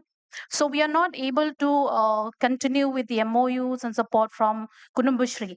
But yet again, within a very short span of time, but we have seen lots of realization and also achievement while partnering with Kudumbashree. So just next slide. Just to brief on the journey of NRLM in Meghalaya. So we have implemented NRLM in the year 2014, November. We have covered all the districts and blocks within the state, and also all the villages has been covered, and 98% of the households, basically like as per SECC and PIP, we have already covered 100%. But since we are taking 10% incremental households this year, so 2 more percent of households need to be mobilized into the SAG fold. So that is our journey. And if you see in this slide, like there are many departmental convergence already happen in our state with the health department, social welfare department, agriculture department, etc. And also we have a strong team of community resource person on ground, which has been supporting the NRLM program and also convergence activities implemented on ground in a systematic way. Next slide. So, in Meghalaya, we have a unique nature of local self-governance institutions. So, Meghalaya is a sixth scheduled state. So, there is an autonomous district council which act as a local self-governance institution. So, also Meghalaya is a home of three major tribes: Khasi, Jaintia, and Garo. So, on this basis, the autonomous district council also has been set up and established in our state, covering all the states, all the district within the state. And one of the unique features of the system that we have in Meghalaya is the administration that existed, is the traditional system at the community level in the form of kingship, surdership in Khasi region, and watership and dollarship in Jaintia Hills region, and Nokmaship in Garo Hills region. And for implementing various programs, since we don't have PRI body in our state, so a state act has to be in place and for implementation of MG Naregas. And the village employment council has to be formed for implementing the MG Narega. And also recently the cabinet has been approved a new council called village health councils for implementing health related nutrition wash etc at the community level. Yeah, next slide. So during the scoping study conducted by the NRO team, it was found that there are major gaps to be filled in to enable the project implementation to be implemented smoothly. So there is a non-uniformity in the traditional local governance system throughout the states, which could be a challenge during the implementation. So there might be a scope of changing the strategy for implementation of the program. And also our cluster level federations are very new in a way. We have just formed we have just scaled up formation of cluster level federations. And also there is absence of clarity in terms of utilization of the 15 finance commission funds received by the autonomous district councils. We were informed that there are some funds that the autonomous district council has received from finance commission funds, but we are not aware how this fund is being utilized, and also how to tap this fund. So we don't have that clarity as well. And also there is a limited knowledge about VPRP amongst all the line departments. Also integration of the demands. There is a gap because there is no awareness among the departments on the VPRP. So next slide. So from because of the kind of work that the SAGs has been approved or shown to the government, so that confidence of the government is there, where they devise many policies to engage the SHGs. So in our state, we have 1,500 plus villages, which was not covered under ICDS program for many years, because these villages doesn't fit the guidelines of national level guidelines, because the villages are very small with limited households, so they are not fit either in mini Anganwadi center setup or Anganwadi center setup. So through the SHG network, since we have reached in every corner of the state, so the government devised a policy that the SHGs will be given the stars for implementing the supplementary nutrition program in these 1,566 villages in the state.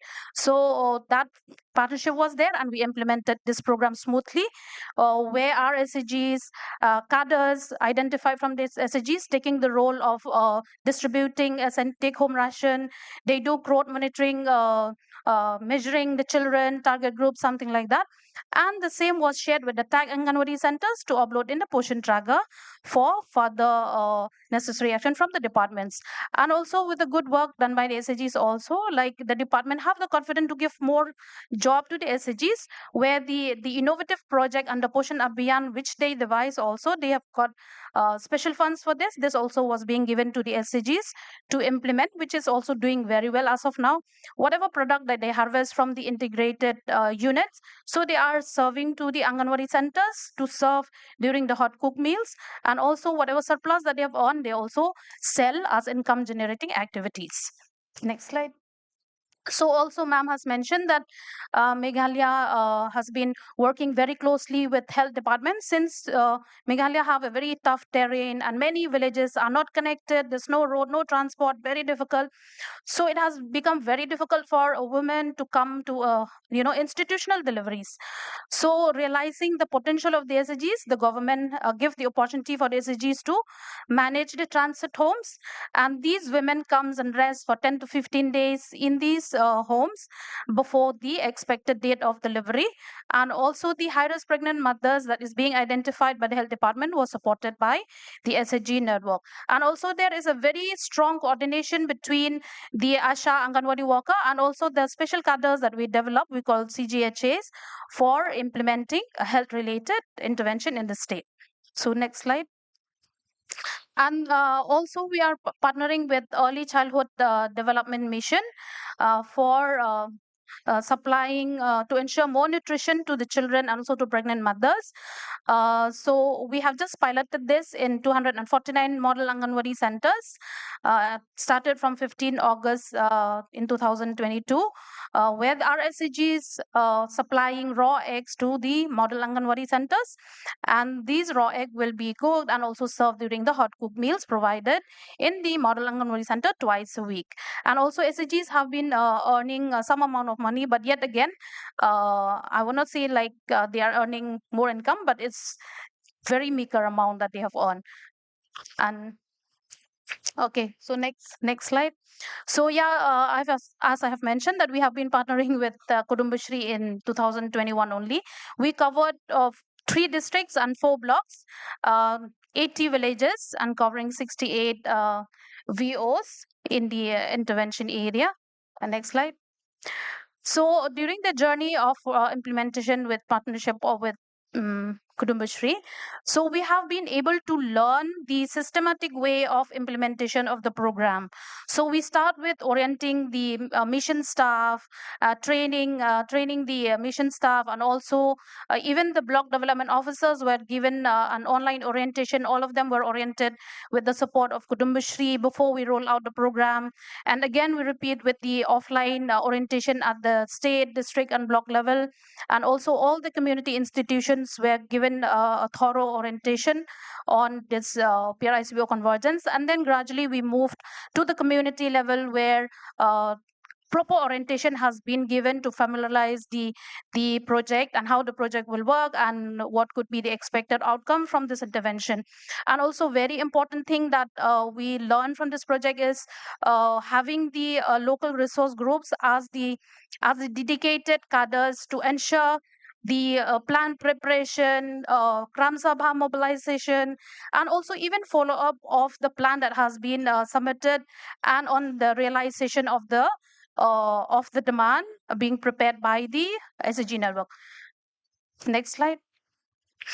And again, one important strategy that has been adopted during this project intervention, we realized the convergence scam.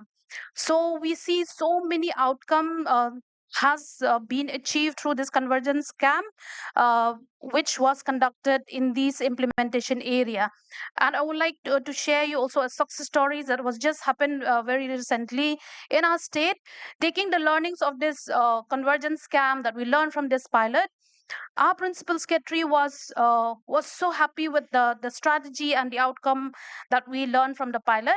So recently, we learned that one of the department, social welfare department, is mandated that all the beneficiaries should have Aadhaar card, and then the funds will be released to them based on the beneficiaries uploaded in the tracker. That will happen only when they have Aadhaar card. But Meghalaya is one of the state which has so much of problem when it comes to Aadhaar. So we have been seeking exemptions for any program if it has to be linked with Aadhaar. So there are lots of reasons there, but yet this is not a platform to tell all those reasons why people are not coming forward for Aadhaar. But the strategy that we adopt in this pilot, this convergence scam, we adopt the same thing, supporting social welfare department. So like the convergence scam has happened in the blocks, in very blocks, all the teams coming together, they work and support. And instead, instead from 12% of beneficiaries Aadhaar earlier, just in 1 month span of time, social welfare has achieved more than 90% of Aadhaar, mapped in the portal. So otherwise, like social welfare department or the state as a whole will be missing the funds from the central government otherwise. So this is one of the achievement that we realize that PRI-CBO convergence has really helped us, show us the way how to achieve things, and also the systematic way that has been adopted, make more things sustainable. So yeah, so despite of the things that convergence has happened, but systematic way of implementing the program, it's very, very important. So that's all I think I can say from my end. Thank you. Yeah, thank you, Memorial. Thank you very much for sharing this. And in fact, we need to congratulate Meghalaya, though there are a lot of challenges and the absence of the institutions, they have done wonderful work. The key learnings that are coming up from the Meghalaya. So first thing, they have actually done the scoping study and identified where the gaps are, and they have actually brought out relevant acts and also advisories, institutionalized the platforms and institutions also for addressing those issues. And another important one, what they have brought out is like right from day one, the strength of SHG's government has realized, and then innovatively, like they have used convergence camps as one of the very important one. Thank you so much, all the panelists. Now the floor is open for the questions.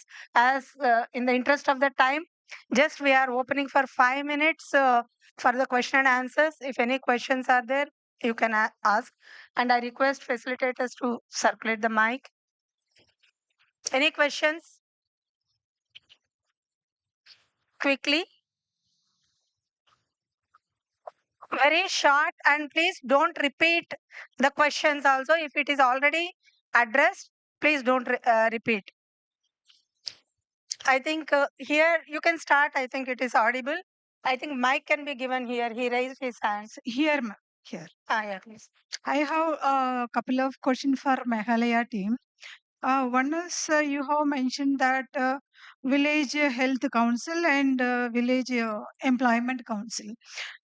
These two were approved by the cabinet and state government.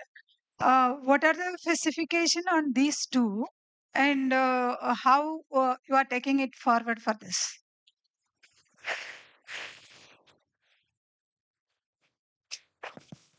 Okay. As I have mentioned, since Meghalaya, we don't have a PRI body.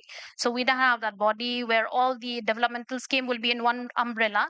So because of that reasons, like all programs or developmental programs that is to be implemented on ground, we have to have certain body where we'll have to implement the program. So example now, like you mentioned about VEC, since we don't have PRI, so we have to have separate councils to look after and implement this program. So likewise, VHCs is basically the council who will be looking after implementation of health, nutrition related activities. So the wonderful thing here is that like all these bodies now they considered like the NRLM institution leaders should be either the secretary or the co-chair of these bodies. So in VECs, now there is a reservation policy that has been revised, approved by the government. Like every 3 years, in rotation, only women should contest for election for these leadership role. So basically, and also a preference has been given SHGs. So that kind of convergence has happened.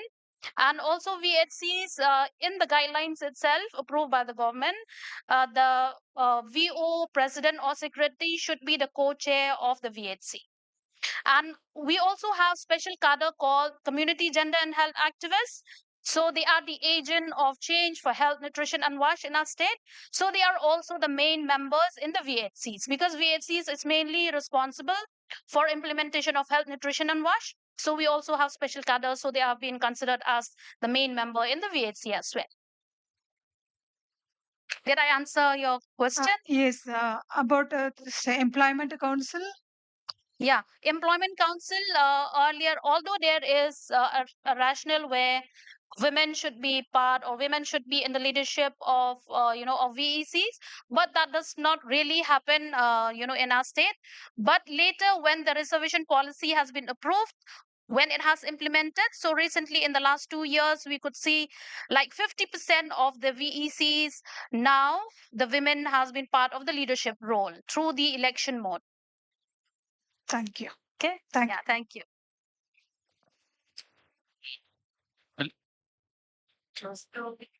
मैं Pradyumna Sharma, additional director panchayat Madhya Pradesh. ठीक। Hello. तो क्या है कि मध्य प्रदेश में 5th schedule है पेशाई क्षेत्र में, और नॉर्थ ईस्ट में 6th शेड्यूल है। तो मेरा प्रश्न ये है कि 5th शेड्यूल हमारे क्षेत्र में क्या है कि 6th शेड्यूल के अनुरूप डिस्ट्रिक्ट काउंसिल और अथॉरिटीज बनाने की मांग लगातार आती है।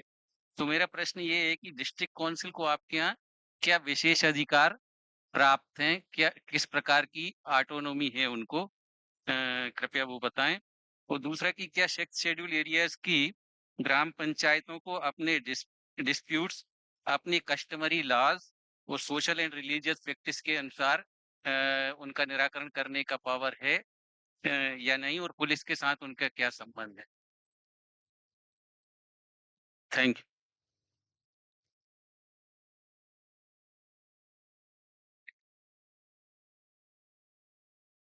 What's his say? Yeah, 6th schedule. What he say is if they are having 6th schedule thing, and how the disputes at the district level and they are actually handling and the entitlements. Actually, in the schedule areas that we have in the any region, there the like in the other parts we have the GPs. There we have the VCDCs. So in the VCDCs, they do the functions of the GPs itself. They're elected people only, and like they do the functions of the GPs is there in the VCDCs. So all the problems that they have within the area, the village council area, is being sorted out by the VCDCs. So it's no problem. It's the same thing. But we don't have much problem regarding VCDCs or in the GPs, because in Assam we have both the VCDCs as well as the GPs. So there's no much problem there. Yeah, so I thank all the panelists for giving me this opportunity.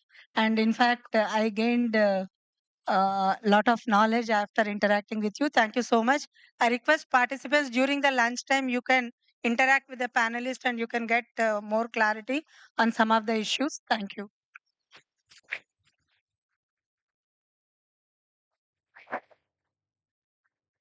Panelists for sharing their experiences and strategies to ensure successful convergence models.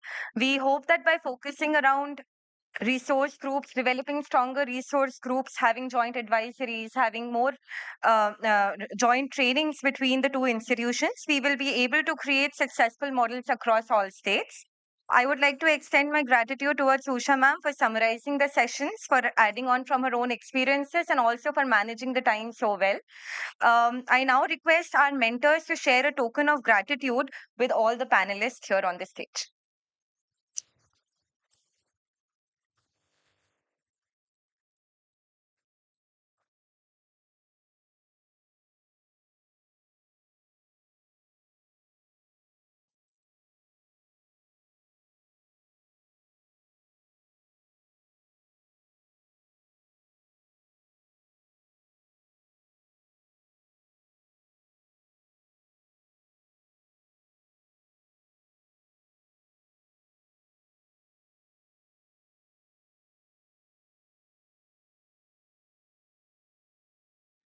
I request the photographers to take a picture of all the panelists. Right. Ma'am, you can all stand here, sir.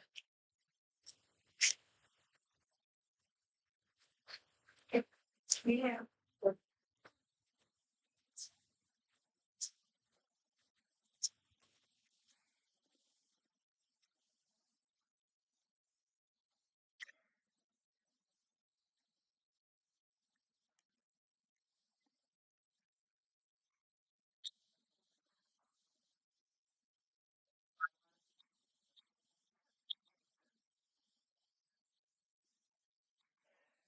Thank you, ma'am. Thank you. Will. Yes. Let's see how to cut charges and then so let's felicitate and then we'll go to. Good afternoon, everyone. We are very fortunate to have with us today Shri Vikas Anand, Joint Secretary, Ministry of Panchayati Raj, and Dr. Sharmila Mary Joseph, Principal Secretary, Local Self-Government Department, Government of Kerala. We would like to welcome you all for the second day of the workshop. Very warm welcome to both of you. And we would also like to felicitate both Sir and Ma'am. Our mentors will be giving you a token of welcome to you.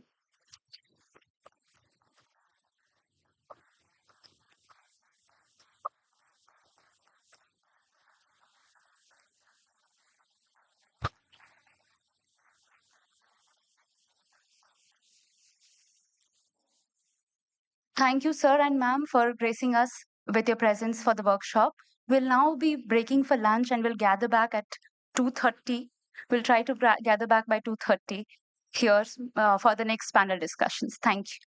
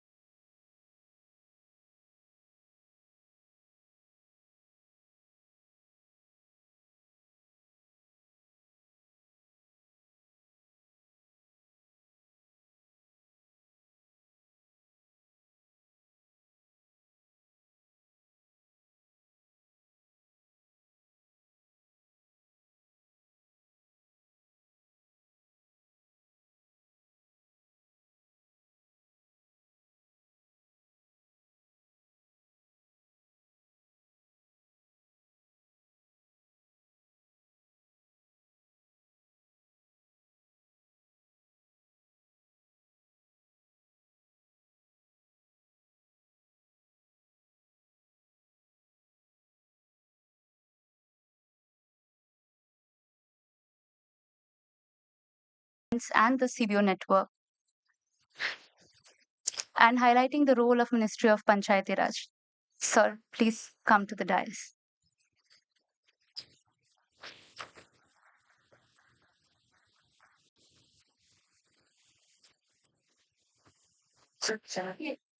Thank you.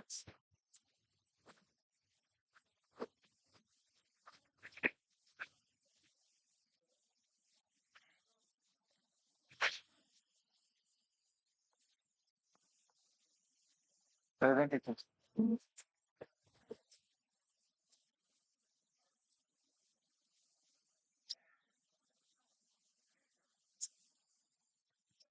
Good afternoon. It's a heavy session after lunch, and I, Vijayan sir, Shamila ma'am, Smriti ji, JS, MOID, Kudumbashree, the representative of Kudumbashree, all the people, all the officers from the state. I feel privileged to address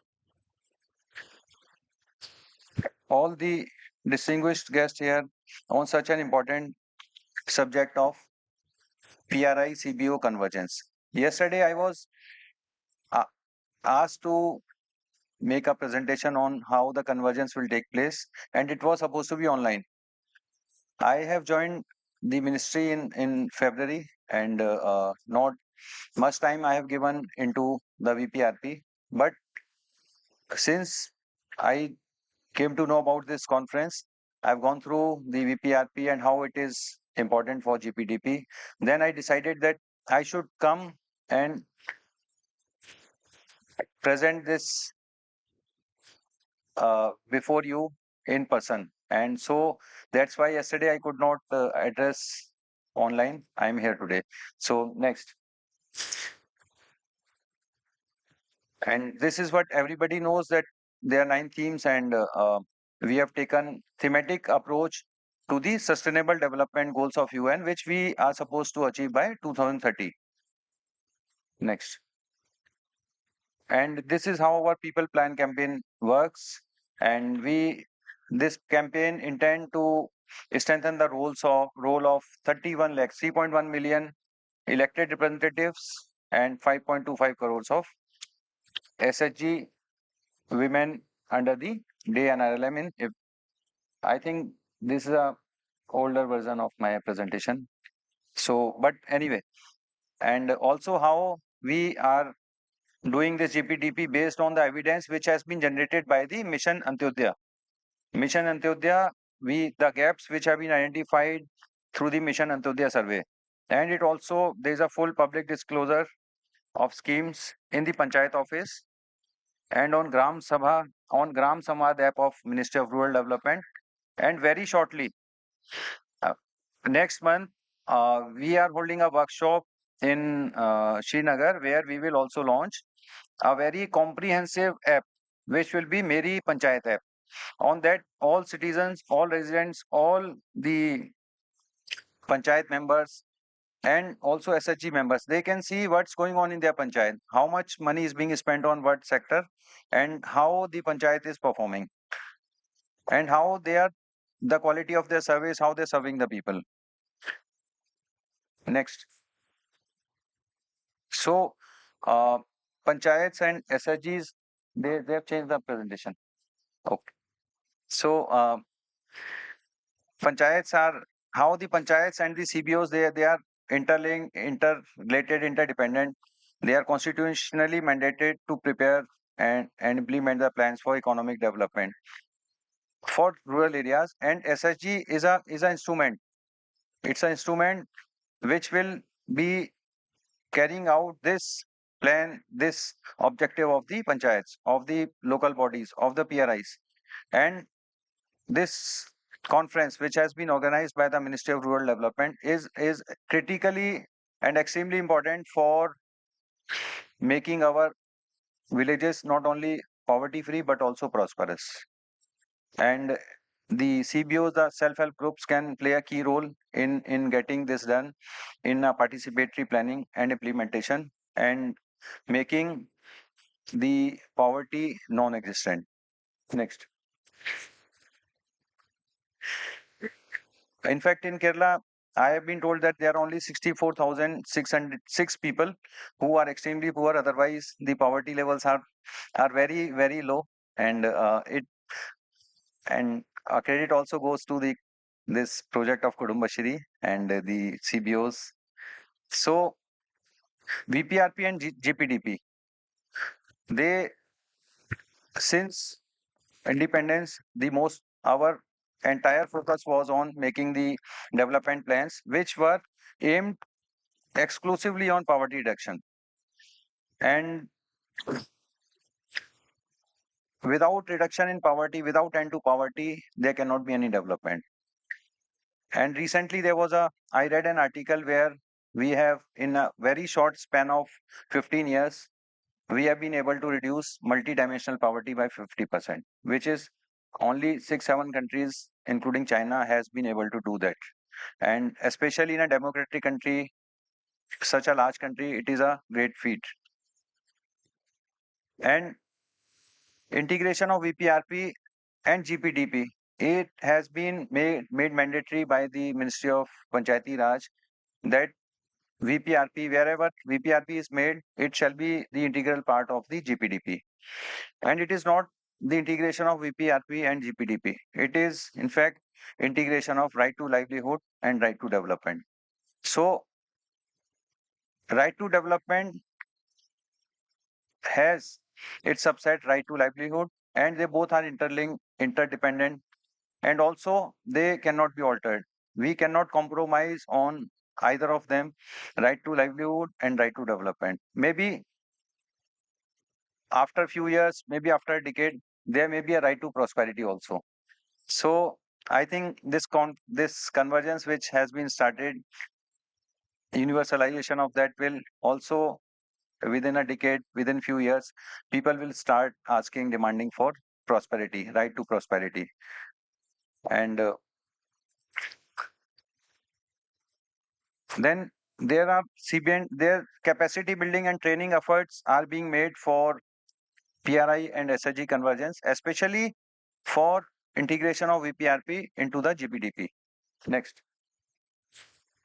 So this is how the GPDP preparation works, and inputs are taken from Bal Sabha, Mahila Sabha, and Ward Sabha, and then based on 9 themes, and Mission Antyodaya survey is taken as the evidence for the missing gaps, and all the SSG members, they are supposed to take part in the GPDP, though not all SSG members are taking part in this exercise in PPC. And then there is a prioritization of needs based on the discussion, and then awareness generation and mobilization and integration of VPRP into the GPDP. And then GPDP is approved by the Gram Sabha, and then it is uploaded in the e-Gram Swaraj portal. Next. So this is how VPRP preparation is done and how it is integrated into the GPDP. Next.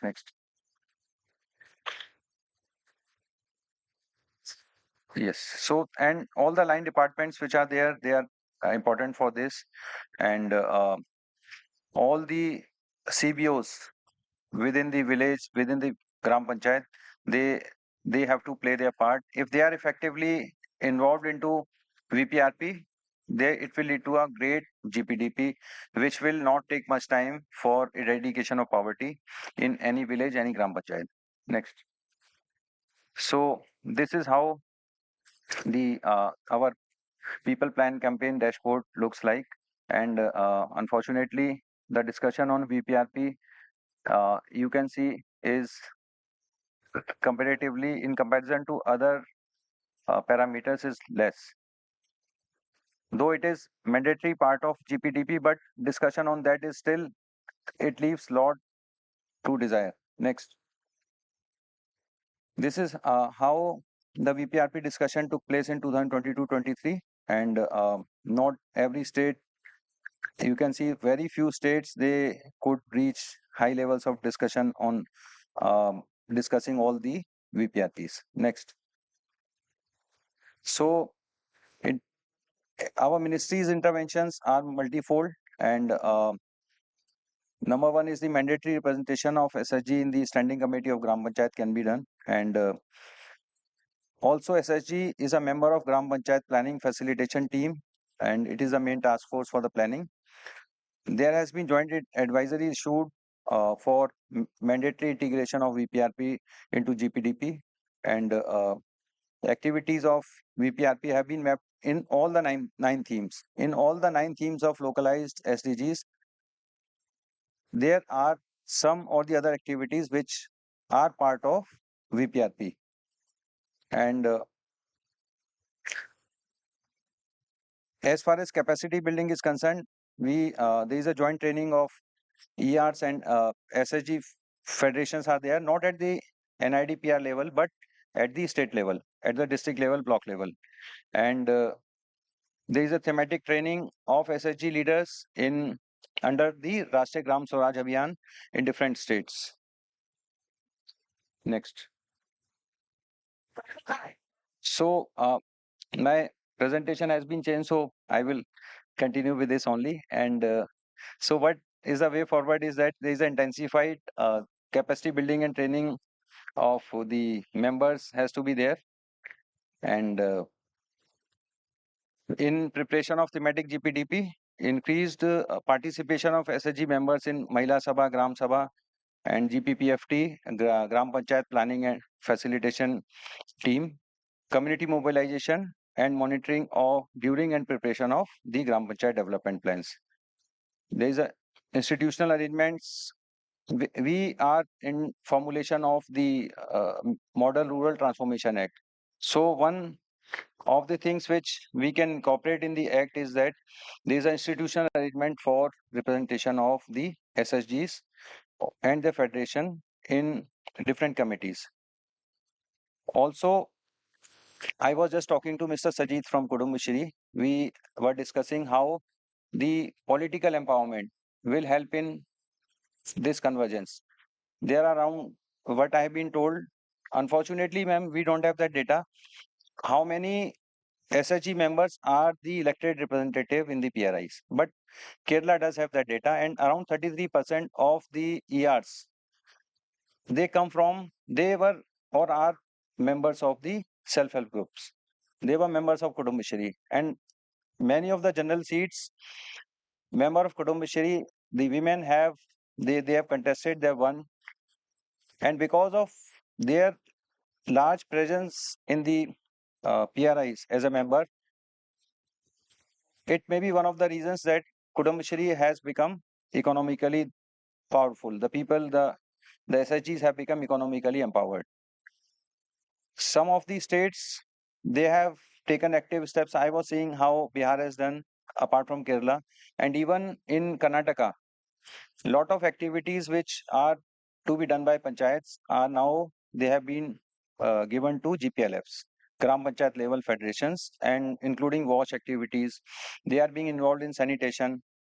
So this is how they are trying to converge the CBOs and the PRIs. And our as a Ministry of Panchayati Raj, our aim is to promote this convergence and the efforts of the Ministry of Rural Development. And what we plan is that to train the state level master trainers at NIDPR or from different SIDs which have core knowledge of CBO PRI convergence, so that they can train they can train the other states, and they can train their SLMTs also for better training of the people at the grassroots and for the convergence in training of the SSGs and the PRIs.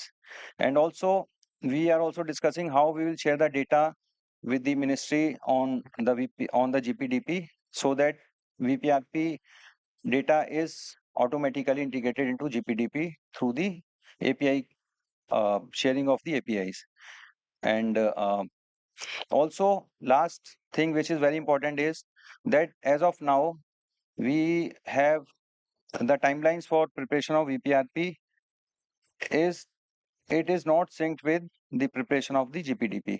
So we have already requested the ministry that when the people plan campaign is launched, at the same time, VPRP preparation should also be done so that it is not delayed and it becomes automatically becomes a part of GPDP and it is discussed in the Gram Sabha.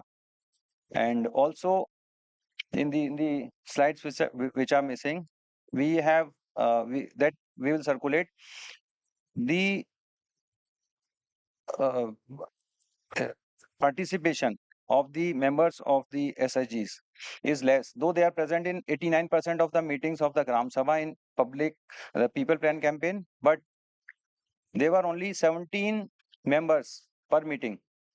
So total only 14% of the SIG members attended the meetings of the Gram Sabha when the GPDP was being finalized.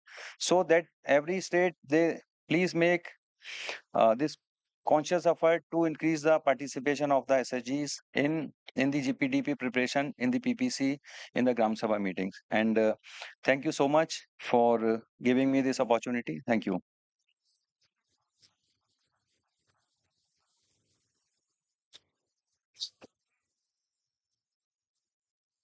Thank you so much, sir, for your valuable insights. Taking on from the insights that sir has shared, we'll now move on to the next session, which is a panel discussion, where we have an esteemed panel which will be delving into the role of Ministry of Panchayati Raj, Department of Panchayati Raj, NIRD and SIRDs to facilitate the convergence between Panchayati Raj institutions and SHG and its federation. To begin with the discussion, I would like to invite Dr. Sharmila Mary Joseph, Principal Secretary, Local Self-Government Department, Government of Kerala, to the dais. Ma'am will be moderating the session. Ma'am, I would like to request you to please come over to the dais. Joining the panel discussion is our respected dignitaries, S.M. Vijayanand Sir, former Chief Secretary, Government of India, Shri Vikas Anand, Joint Secretary, Ministry of Panchayati Raj, Government of India. I would also request Dr. Pratyushna Patnaik and Nirmala Shanu George to join the panel. Sir.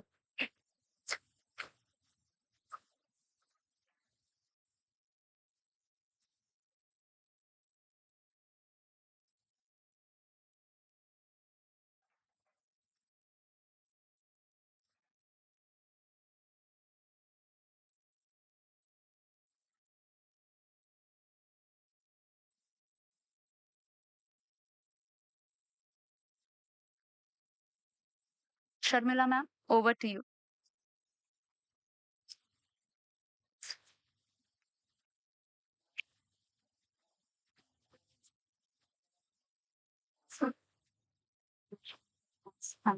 Yeah, yes.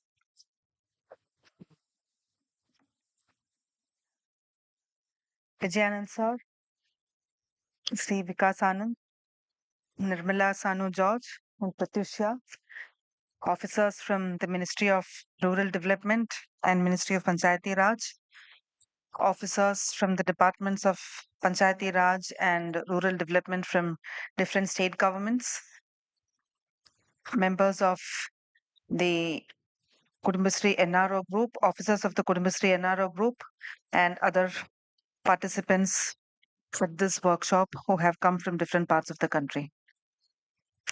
So this I believe is the last last technical session of this 2-day workshop on the convergence between Panchayati Raj institutions and community-based organizations. So under the aegis of the National Rural Livelihood Mission at the Government of India level and the state rural livelihood missions in the various state governments, efforts have been taken at all state government levels, most state government levels, to bring about or to forge, strong alliances between the Panchayati Raj system and the community-based organization network. The best example is in Kerala, so that is why the workshop also is being held here in Trivandrum. for the last 2 days. So, as was discussed or presented to you, as would have been presented to you yesterday and in the morning session today, Kerala's Panchayati Raj system, the local body system, is an example for most other states to follow, because we have done the full devolution of funds, functions, and functionaries to the local bodies. The Annex 4 of the state budget details the extent of funds, the amount of funds under various heads that each panchayat, that each municipality, each block, or each district panchayat or each corporation would get by way of plan funds or development funds, by way of general purpose fund, by way of maintenance grant on the non-road side as well as the road side, then by way of grants from the 15th Finance Commission and other Government of India schemes.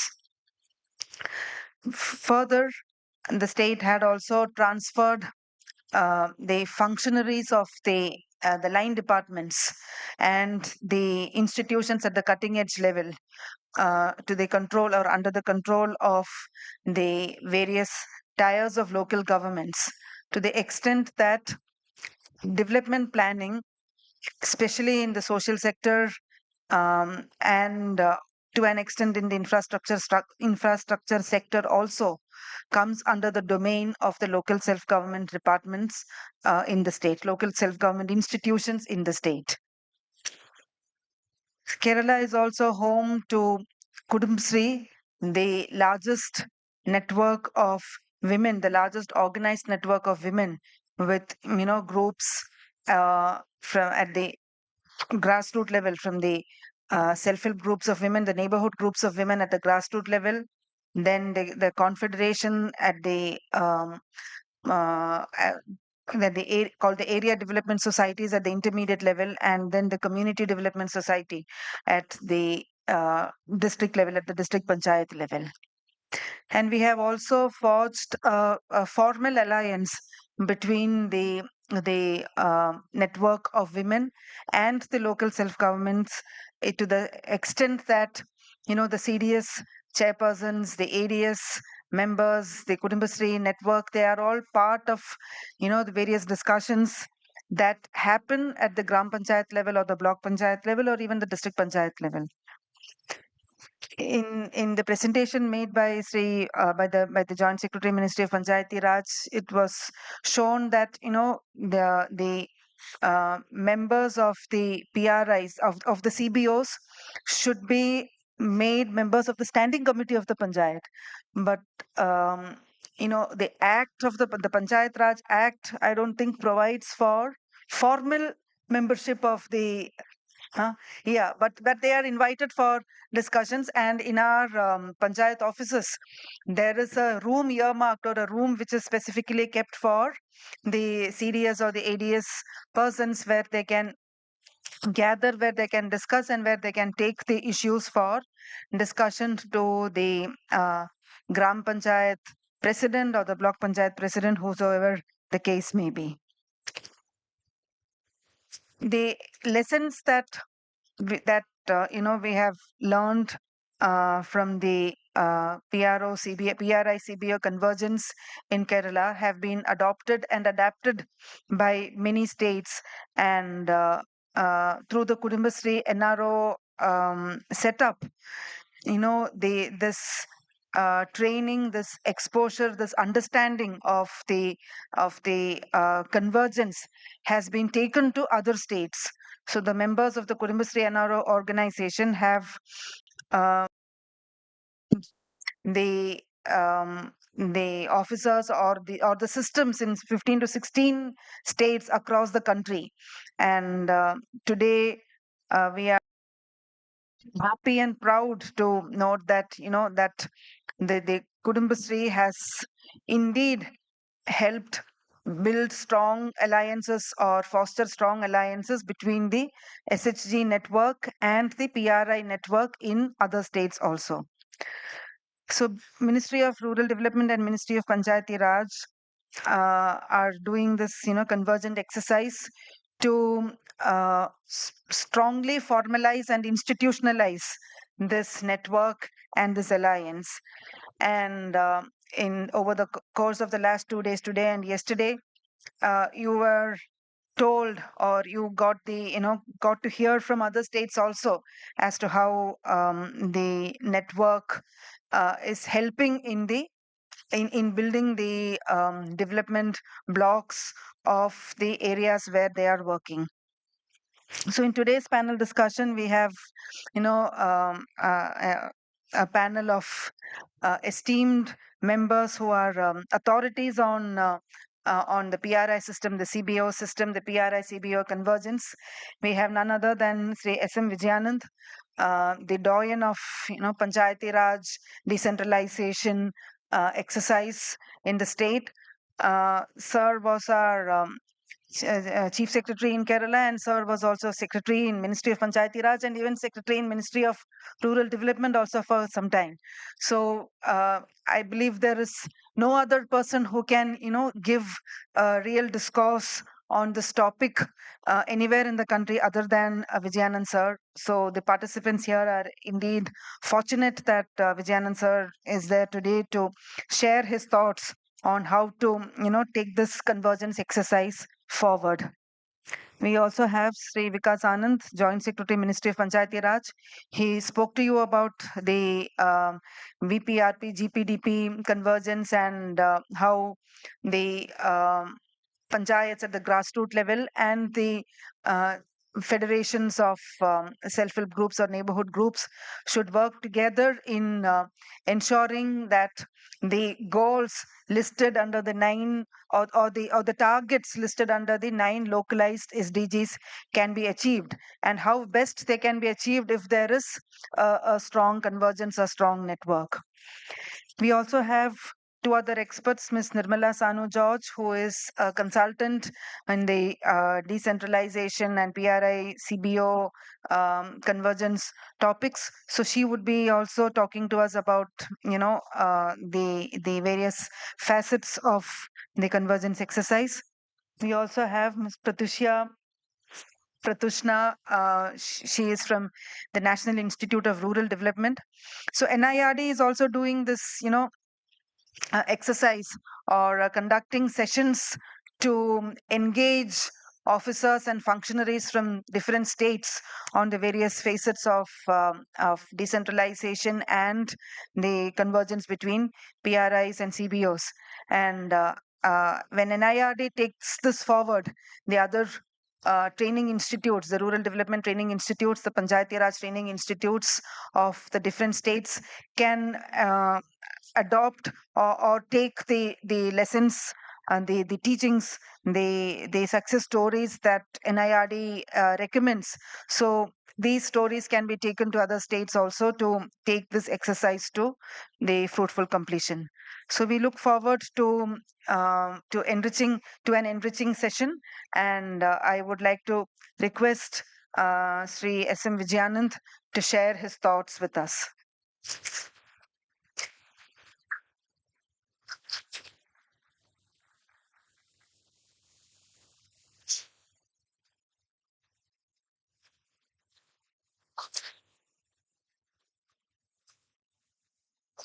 Friends, I'll quickly reel off some points, basically coming from experience as Secretary Panchayat Raj, Additional Secretary Rural Development, DG NARD for 1 year, and also Chair of KILA Executive Committee for 11 years. So I represent all the 4 groups. First is that a joint coordination group of MOPR, MORD, as high as possible, meeting every week, reasonably empowered to issue clarifications. Second, formal changes in the methodology of preparation of GPDP, VPRP, labor budget under MGNRGS, and also the People's Plan campaign to be issued by the respective ministries. I'm giving it for combined. Then adapting it for 5th schedule, 6th schedule, and state act areas like Bodoland, Darjeeling, Hill Council, and all that. Then on capacity building, Ministry of Rural Development has Panchayat Raj has developed an excellent framework. Recently, it's not published, I think, isn't it? Yes, published. So using that analogy, develop a framework for this purpose. That is PRI CBO convergence. That framework should be written down. NARDPR can develop that. Then joint training at national, state, district levels, which means I would suggest that all the officers of DS and above of both the ministries be trained at least for half a day on what is this, so they understand, and then the state secretaries down the line up to the DMMU. That should be done at a higher level. Then, of course, national level training of the top management of NMMU, SMMU, and RDPR. Then formal instructions to NARDPR and SARDPRs. Officially, the MORD is the controlling ministry. They can issue, but it can be supported by MOPR. Then in the capacity building, it'll be good to involve NRO because they have huge experience and they can contribute. And separate arrangements need to be made for states which have different training institutions for Panchayat Raj, like UP, and then I think it is Chhattisgarh also. So they have PRTIs or Jharkhand. So some PRTIs are not very effective. So I think you need to do that. And some states are very weak SARDPRs. I don't want to name them. So we need a separate. And this is something which I want the MOPR to consider very seriously because MORD doesn't have the money now. 5 faculty members are provided by MORD in SARDs. Only you can fund it now under RGSA. 1 additional faculty member exclusively for this linkage, SIR, so that there is somebody who is trained, who leads it and who is qualified for that on contract only. Then proper orientation of the state RGSA and NRLM teams to prepare capacity building projects which will support this. Otherwise, if the department prepares, this may be missed. So, especially for the training project. And I would suggest for the RGSA scheme, you still have the scheme sanctioning committee, no? So, just before that, the JS training can sit in consultation with the state teams to ensure that the proposal which goes to the scheme sanctioning committee conforms to this requirement of SRLM, SHG, GP convergence. This was done when GPDP was started. So your training is for GPDP. Here your training will focus on this convergence maybe for 1 or 2 years. Probably a help desk at the national level where people can ring up and find out. Ideally, it can be kept in the NARDPR. And NRLM and MG and RGS, there are big cells in NARDPR. I don't know, just activate them with this in view. Otherwise, NRLM cell does a different kind of thing. Then, very sensitive, but is eminently doable, facilitate preparation of state guidelines on this convergence, which means you have to go sit. If they are very friendly with you, they will show you the draft. Otherwise, it's state autonomy. They have no business to show Government of India what they are doing.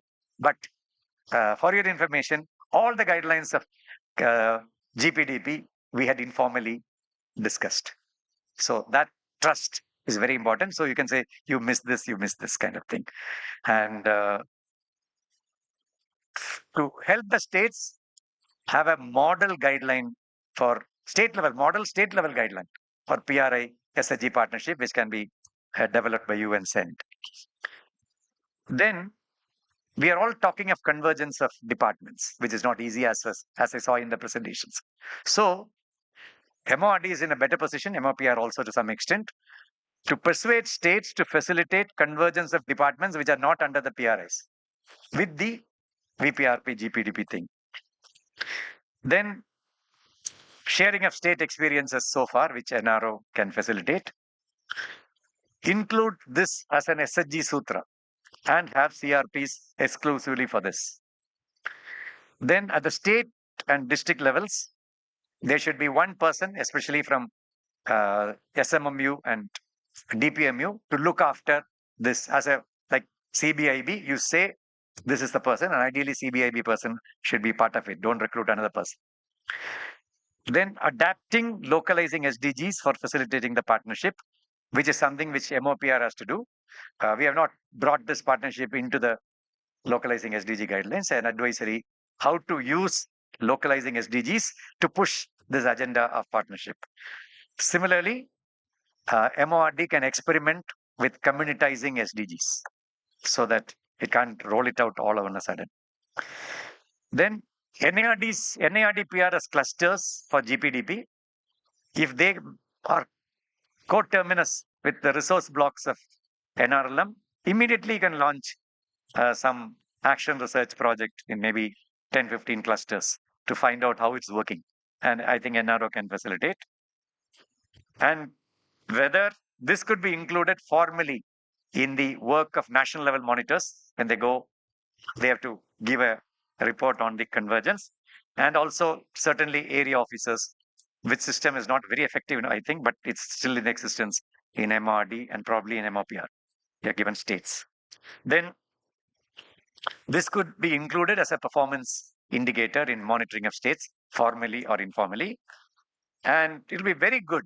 I think only both the ministries have money for studies. Jointly, if you could commission a high quality studies on the effect of partnership so far by top institutions, IIM, TIS, Asim Premji University kind of thing. Let them take 2-3 states and study from a sociological angle, political angle, developmental angle, social capital angle, what has been the result and what are the challenges. Real empirical study. In the initial days of MG and RGS, some outstanding studies were done even by Harvard University. Then so my request to both the ministries, can you have a joint PRC meeting where secretaries of Panchayat Raj and secretaries of rural development, they are same in most of the states, can have a meeting, and if possible, a state ministers meeting, because I'm sure ministers of states don't know this importance of this linkage, most states. So a state ministers meeting, and if possible, a launch. Then a very small point, but very important, include AP and Telangana in this rollout in the beginning, because they have one of the longest history of SHGs. So from the SHG side, they have perhaps the best matching Kudumbashree, even sometimes better than that. So the linkage, they'll be able to work out better. And that's the kind of thing. So that's all about the role of ministries. And then NARD-PR, training to relevant NARD-PR faculty. It's not your Panchayat Raj alone. There are a lot of people who need to know the importance of this. Anybody dealing with livelihoods, Narega, RD should know that. And NARD can develop a generic training plan. And I suggested to Pratishna to have a write shop on that, which will outline the themes to be this thing and the broad content to be contextualized by the state. So you have to develop a training plan for this national and state level. And the cells working with NARD-PR dealing with Government of India schemes should be activated and linked to this. They are now independent. Then special role for Northeastern NARD-PR. But there's where you have you don't have the proper panchayats. So your Guwahati Institute has a special this thing. Then NARD DG can hold a meeting of the SIRD-PRs and Panchayat Raj training institutions. Then joint training for state level officials, both livelihood and Panchayat Raj. And resource persons, NARD has now the capacity to certify trainers. So we need to certify trainers at the state level. And helping the state to prepare the capacity building plan under RGSA is something which NARD-PR can easily do. In all the SARD-PRs, not very effective, I understand. It was never effective. But you can sensitize them that when they go to SARD-PR, they can look at this convergence angle. Then if they can do it using the state kind of, I think you have some faculty having interest in some state, isn't it? You can ask them to have a quick recce and give a report on what is happening in the Panchayat partnership. At least 10, 12 states is there. If possible, some quick field studies. And I would suggest that since NRO has a 10-year experience in this, your NARD-PR can have a formal MOU on asking the NRO to help you develop the modules. Ideally, you should have a guidance group in NARD. You already have one for Panchayat Raj, isn't it? It's a similar thing, but an active group. Nothing more for SARD PRTIs. There has to be a person in charge in each SIRDPR and one additional faculty I mentioned. And linking whatever we say, even in Kerala, the Kudumbashree Kilar linkage is very weak. Kudumbashree had an independent capacity building because capacity building is part of NRL. So the state SIRDs know nothing about it. So we need to bring them together. And not that NRLM can continue to do the capacity building, that kind of thing. Then, of course, training plan and modules and concepts. But very important thing to the state is tell them the concepts and go to the guidelines. We forget, we always go to the guidelines of convergence, say why it is important. Points were given by Secretary Panchayat Raj, by JS today, by me yesterday. Why this linkage? Who gains? Democracy, development, right, entitlement. We don't train Panchayat Raj members on that. Then again, we mentioned yesterday joint training. It will be very good if you can have a joint workshop of elected women representatives and the GPLF at the block level or sub-block level, depending on the number, because that gives them confidence. You're building a relationship. Then in many Central Indian states and even Northeastern states, you need mobile teams of 2-3 people going to the village, going to the GP and developing it. Handbooks, I don't have to say. Help desks at the state level where you will do this. And converging training funds. So that's both the ministries have to do, where SGSA and RD has a relatively small budget and state has some other MGNRG has training budget, NRLM has a training budget. So if you converge it very intelligently, probably if approvals are required, it has to be done. So that's all. And some big points, conclude some big points that is outlined by Vikas. I was very happy. This is for democracy. It's not just for local development. This is for democracy. This is for participation, for citizenship. We speak of 5 capitals of NRLM. I would add 2 more capitals. One is what I call civic capital. The woman becomes a citizen and accesses all the rights available to a citizen. Rights, entitlements, grievance redress. The 7th capital, I would call it political capital. Not becoming a Panchayat Raj member, that's not political capital. Political capital means a formal role in decision making in the Gram Sabha, in the plan preparation. So the civic capital and political capital will give you the citizenship participation. Then, of course, will make development pro-poor, engendered, and rights-based. And ultimately, good governance outcomes can be expected, which, of course, is the foundation for any development. Thank you. Just as I was closing, I saw a notice here. It said only 2 more minutes given to somebody.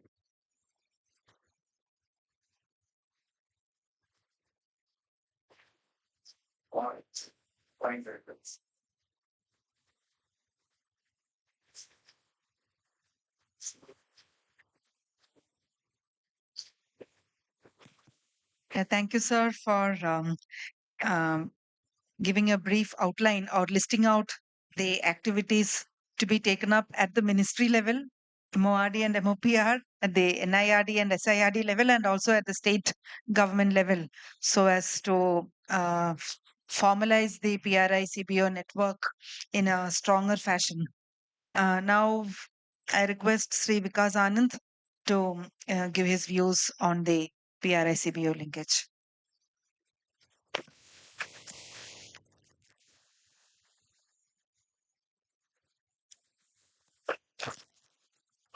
Once again, good afternoon. The speaking after sir is like watching first movie of Amitabh Bachchan, and then so then I will not name, but so so it is very difficult to elaborate more than what sir has already done.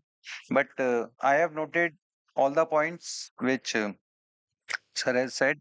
And number one, already with the MORD, we have started already. There were joint meetings, but now it has been decided in the last meeting that every fortnight we will have a meeting on the issues related with the CBO PRI convergence. So, sir, that will be there. And one thing which is a challenge in convergence is the SRLM, NRLM, the livelihood missions are not managed. There are different departments in different states which look after the livelihood missions. At some places it is RDPR department, in some states it is the labor department, and maybe some other department. So number one, the first thing which should be there, the first step is to convergence at the top level. There is a convergence between the two ministries, Ministry of RD and Ministry of Panchayati Raj, so that the convergence message is going to the every state, every agency which are connected with Panchayati Raj or the rural development. Similarly, the in Department of Drinking Water and Sanitation, they have they have developed a training module on JJM and SBM. So that we have already requested all the SRDs and IDPR to include that as an essential part of their trainings. Maybe in a one day training, half of that module, half day can be on SBM and JJM only. In 2 day, it can be half day module on SBM, half day on JJM. So that we will, in the next meeting, we will finalize how the material which has been developed by the MORD can be used by all the training institutes of MOPR and DOPRs. And also we have a very vast network of the training institutes, and very recently there has been a lot of increase in that also. Most of the officers from the DOPR in the state, they know that there is a network of SPRC, the State Panchayat Raj Resource Center. Then there is DPRC, District Panchayat Resource Center. Then there is a block level also.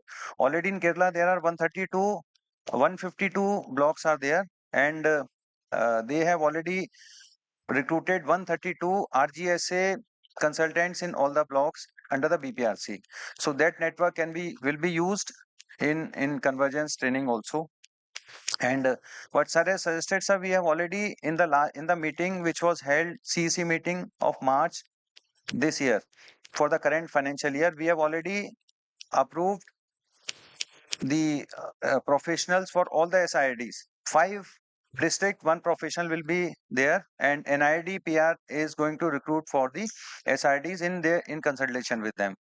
Also, one School of Excellence in Panchayati Raj is being set up with 8 centers, and that will be initially mentored by the existing centers of NIDPR, and there the recruitment of faculty is taking place for that. And on 4th and 5th of September, there will be a formal launch launch has already been done by the minister, but there will be a formal launch of the curriculum and the trainings there. So that will be there. And NIDPR, and also we have also discussed this with other SIDs, if they can also train the state level master trainers. As of now, the training is being imparted by the NIDPR, but we can request Kudumbashree. If they can train our SLMTs, that will be better, because you have the core knowledge.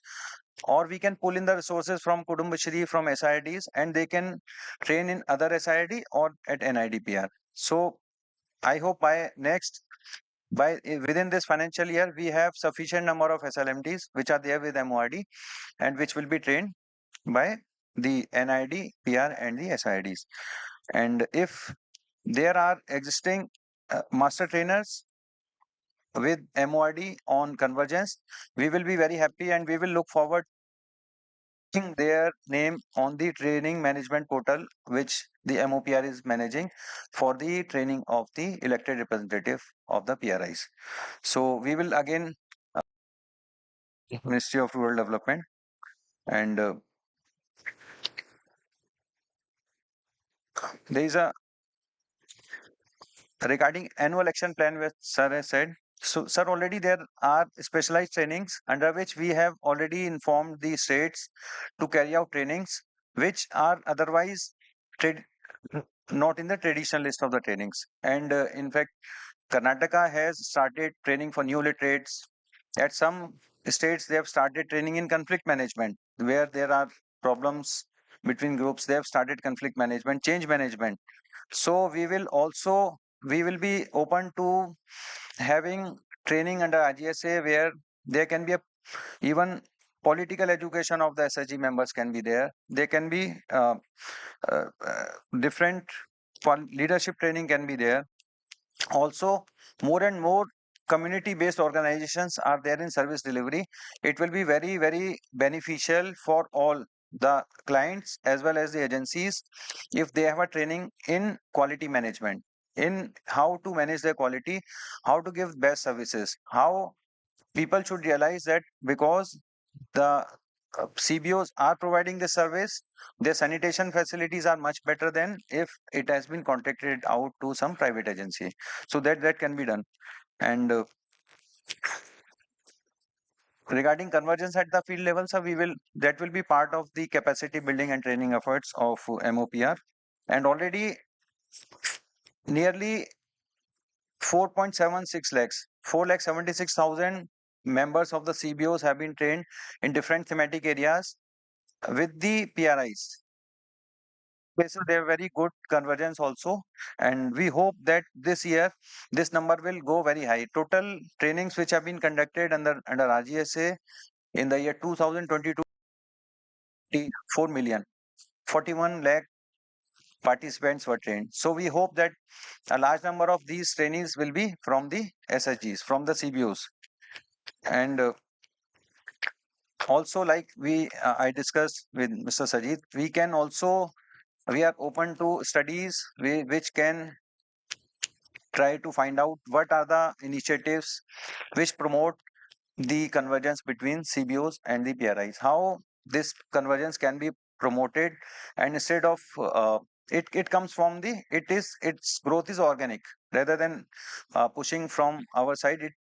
It is demanded by the people at the grassroots only. So NCBF guidelines are already we have issued, but we are also um, uh, very soon releasing the operational guidelines of the national capacity building framework. So that will be very helpful on how to impart training on different subjects, including the training on political education and how they can in the other areas of the capacity building, and also the state election commission's role in elections, and how the states can organize the conferences of the CBOs and also of different um, uh, departments. That all the guidelines are there in the operational guidelines manual that we will issue shortly, and I hope that covers what I wanted to say. Thank you so much. Thank you. Thank you, Sri Vikas Anand, for your views. When Vijayanand sir gave his talk, he listed out the activities that states, ministries, and SIRD and NIRDs are supposed to do. And Vikas Anand has already explained the action points that they have already started. Fortnightly meetings with the ministry and the annual action plans for the training centers for PRI-CBI convergence. So when we take these trainings forward, states are already flushed with funds under RGSA and under many other heads also, even an RLM training component. So how best are the training curricula and the training action plans worked out by the states, separate modules on this, if the NIRD and the ministry teams can also do the vetting, as Vijayanand sir had mentioned, if the overall framework prepared by different states can be vetted at the national level by the experts, maybe that would give a more scientific flavor to the convergence that we are talking about. So thank you, Vikas. And now I request Srimati Nirmala Sanu George to give her views on the PRI-CBO convergence.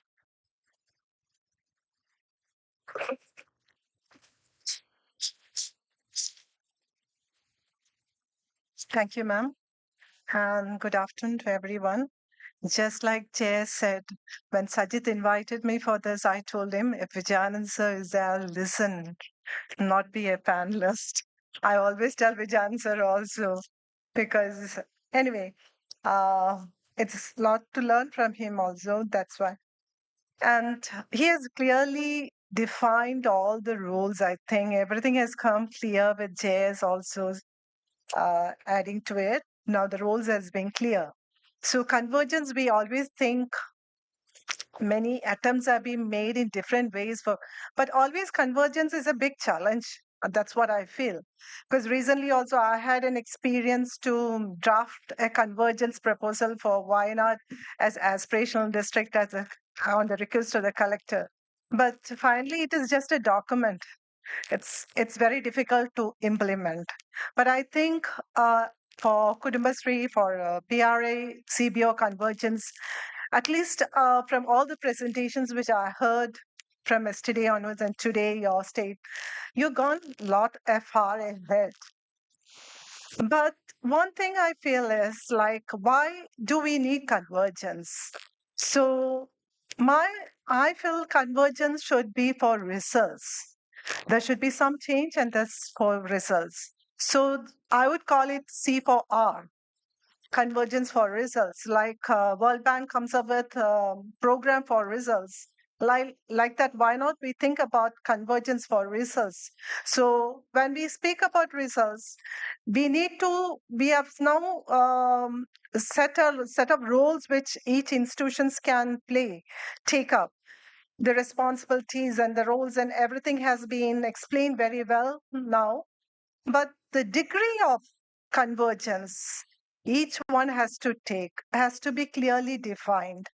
That is where we always miss. For example, at the lowest level, it can be the corporation.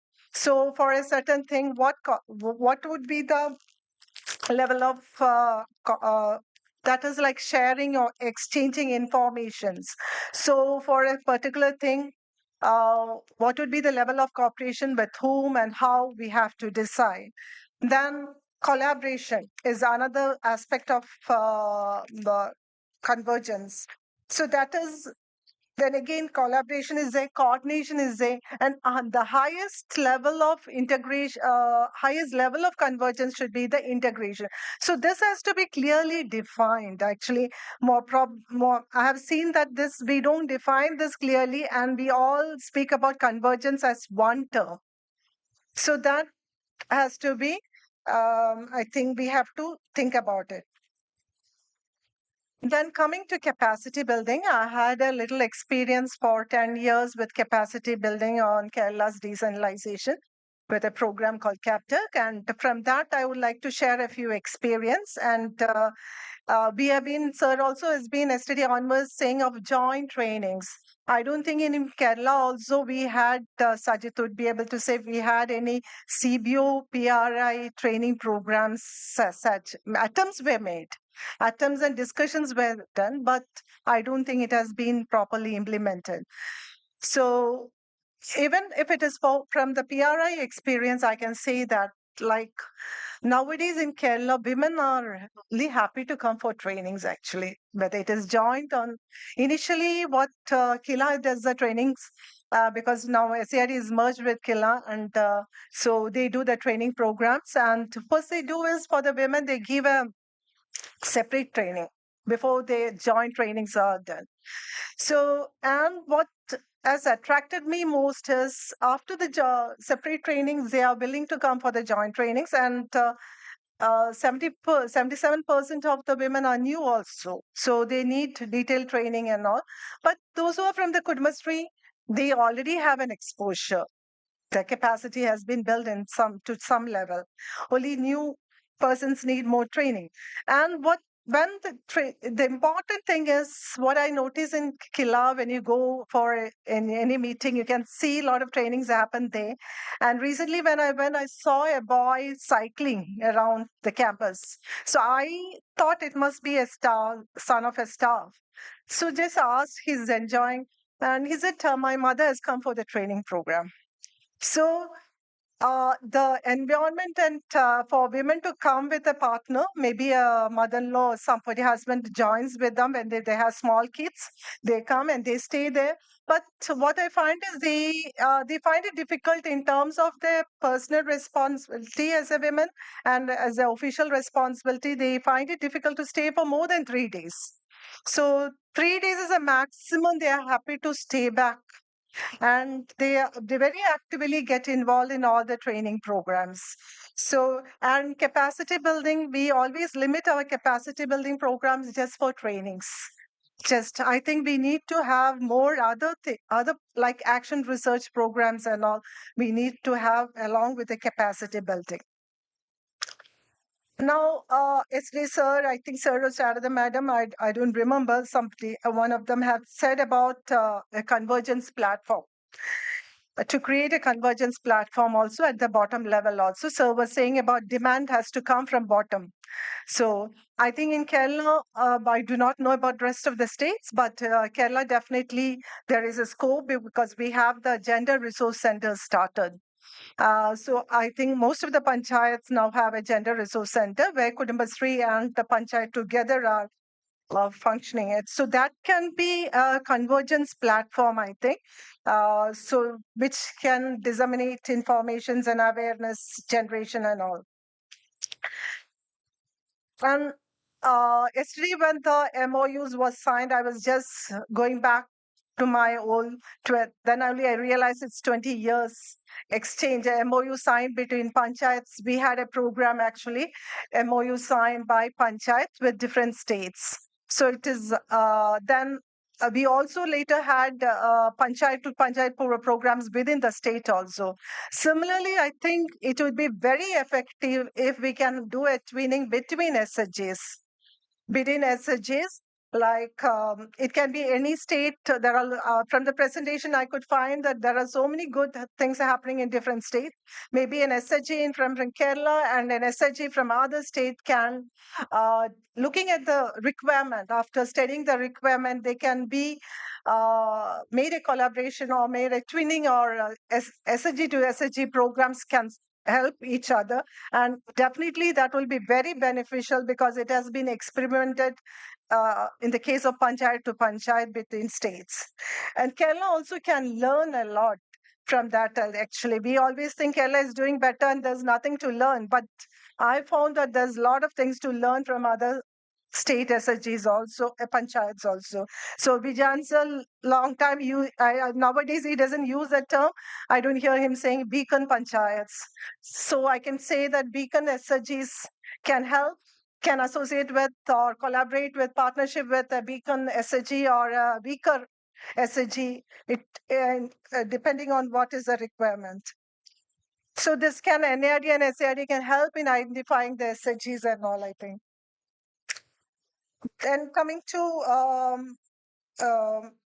Sir had mentioned about the help desk, and also I saw in the Jharkhand presentation also the help desk.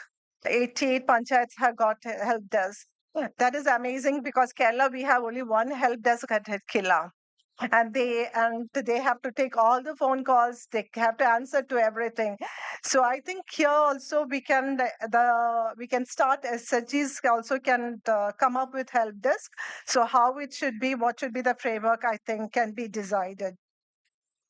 Then another point which I would like to come up as I have to mention is we all come up with too many plans. We develop the plans and to some extent we implement. But I think each SHG can be, for instance, given a responsibility. We have the 9 SDG, localizing SDG themes. I think in a panchayat, each SHG can be given a responsibility of taking up a theme which maybe they are comfortable or in some other way we can give one theme to each SHG or to a multiple of SHGs to see that that target is met. I think that will bring that will bring definitely changes and results. That is like helping the PRIs to achieve that convergence. But capacity has to be built. It's just not simply just going, at least within the SHGs. If not the whole panchayat, at least the SHG, among the SHG members, how the targets can be met, that can be done. So then again, sir also has mentioned about the mobile team. So that was first experimented in 2003-4 in Kerala. We had the mobile teams. District-wise, we had a 3-member. There will be more than one mobile team, but each mobile team would have 3 members. One was on finance, I remember. One would be a subject expert on finance, one on engineering, and one on development. So 3 experts, they used to visit all the panchayats and give them hands-on solutions and help them. It's another way of another help desk sort of help they used to give, even preparing projects and all. Similarly, I think here also, where sir also mentioned it, we can think about developing mobile teams, like just like our mentors going to the different states and helping. We can think about here for the SHGs also, whether it should be district or block has to be decided.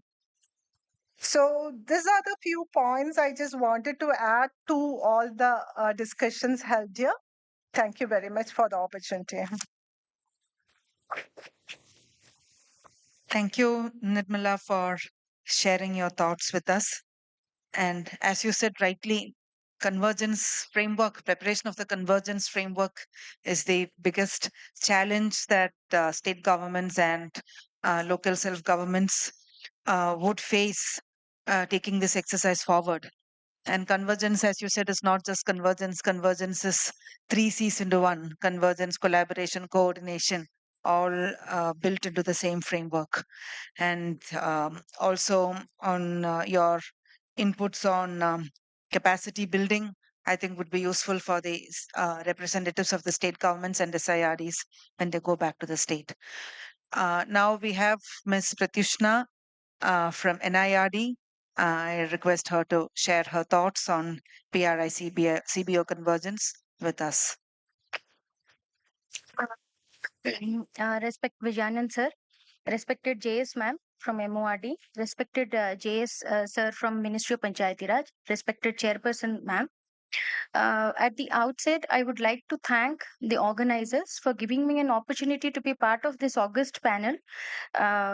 In fact, whatever I had actually jotted down over these 2 days, because I was just nominated the day before I came here. So whatever I had jotted down, it has already been spelled out by Vijayanand sir and JS sir here. So I'm sure that is going to come as a direction to NIRDPR so that we can quickly take action on it. So as a representative from NIRDPR Hyderabad, I would like to mention here that we have a center called Center for Panchayati Raj, Decentralized Planning and Social Service Delivery. I belong to that particular center, and this particular center is out of the 23 centers that we have at NIRDPR. And this actually caters to the need of research and training for Panchayati Raj across the country. So our center also organizes training programs as per the directions. Time to time, we get directions from the Ministry of Panchayati Raj. So as per the directions received from Ministry of Panchayati Raj, we cater to the needs of the research and training. I would like to just mention here that last year we have carried out around 45 training programs specifically on the theme of localizing sustainable development goals for selected state level master trainers. These state level master trainers have been selected by the SIRDs and the State Department of Panchayati Raj. So likewise, we have actually trained around 1800 SLMTs, state level master trainers, on these 9 thematic approaches of localizing SDGs. And the modules were prepared, the training took place on the modules that were prepared by an expert committee that was constituted by Ministry of Panchayati Raj. This year, what we are planning now, we are planning to revise the same module, the module which were designed by the Ministry of Panchayati Raj on localizing SDG for 9 thematic approaches. We are planning to revise those modules and add the component of PRI-CBO convergence and VPRP integration with the GPDP, so that and as suggested by Vijayanand sir, we are going to have a ride shop of, let's say, 2 to 3 days at NIRDPR, where people from NRO, Kudumbashree, then experts identified by Kudumbashree NRO, and experts identified by MORD and MOPR, and experts from NIRDPR can sit together and brainstorm on how to integrate these modules into the localizing SDG modules. And I will take the direction from Vijayanand sir and JS sir on this further. The modules designed, the revised modules, these modules can be used to train these SLMTs and young fellows of 250 model cluster project. Already Vijayanand sir has mentioned about this 250 model cluster project. This is one of the unique initiative that was taken up by Ministry of Panchayati Raj and NIRDPR. Under this, there are 250 clusters across 23 states and 4 UTs. So there are young fellows who are posted in these clusters, and the main objective of this particular project is to handhold the gram panchayat. I mean, there are around 1,155 gram panchayats identified under this cluster project, and these young fellows are supposed to do the handholding for formulating and implementing quality GPDP. So you can see that if we sensitize these young fellows, as already has been suggested by Vijayanand sir, we can sensitize these young fellows who can do the handholding along with the NROs, Kudumbashree NROs representatives at these clusters, so that VPRP can be integrated.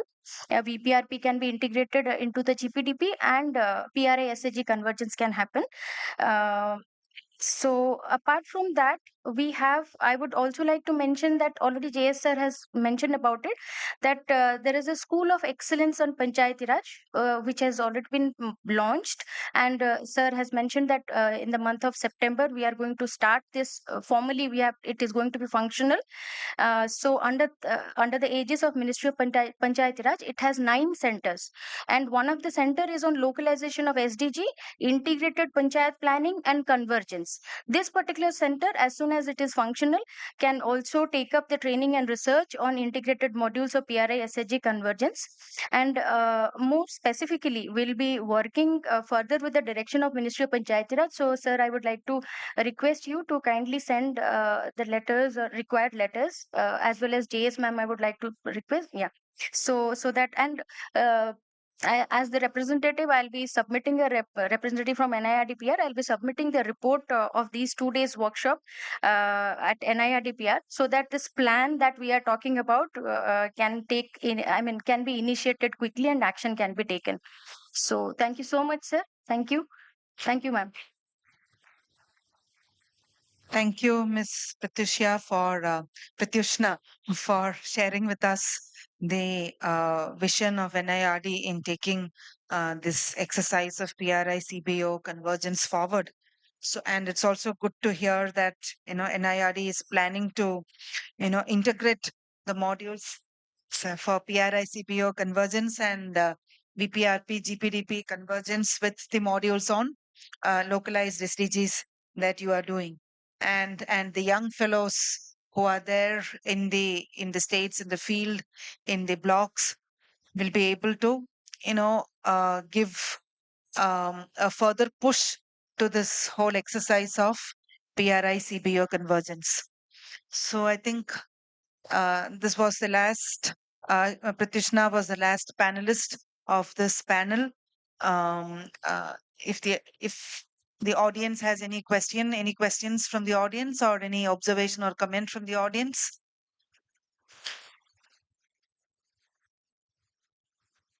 I think everyone is tired after that delicious lunch, and after almost 2 days of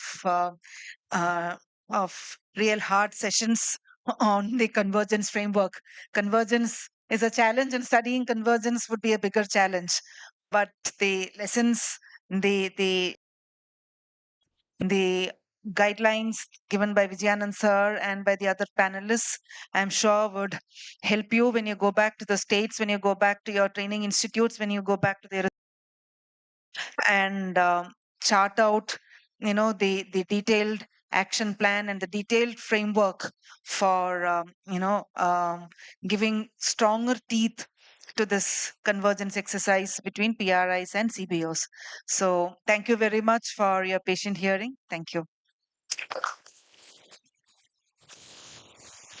Sir, please be seated. Thank you.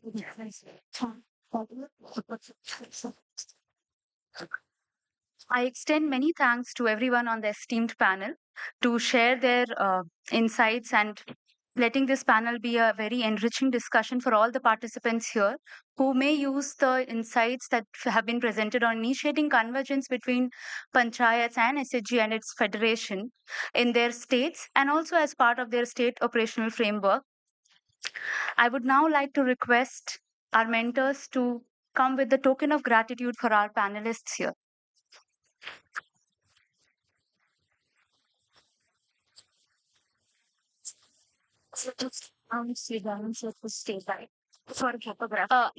Vijayanand sir, can we have you for a minute here? He's leaving.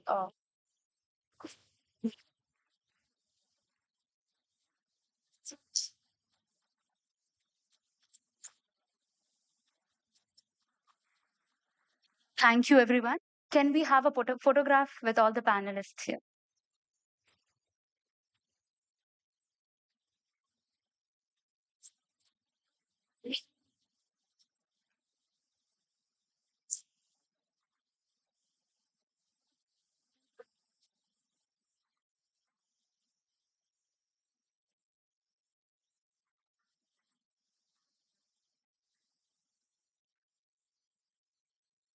Thank you.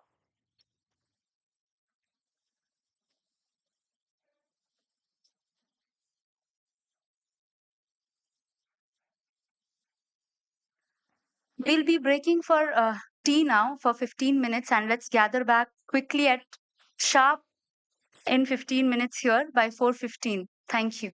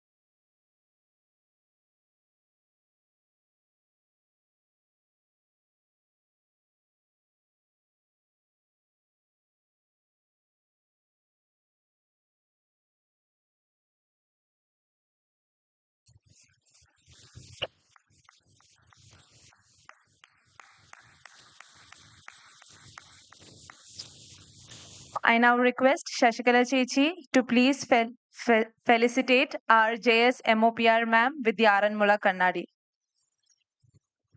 MORD JS ma'am with the Aranmula Kannadi. Chechi, please.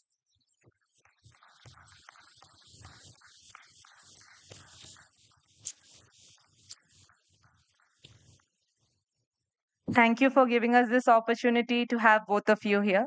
We shall continue with the rest of the session. Thank you.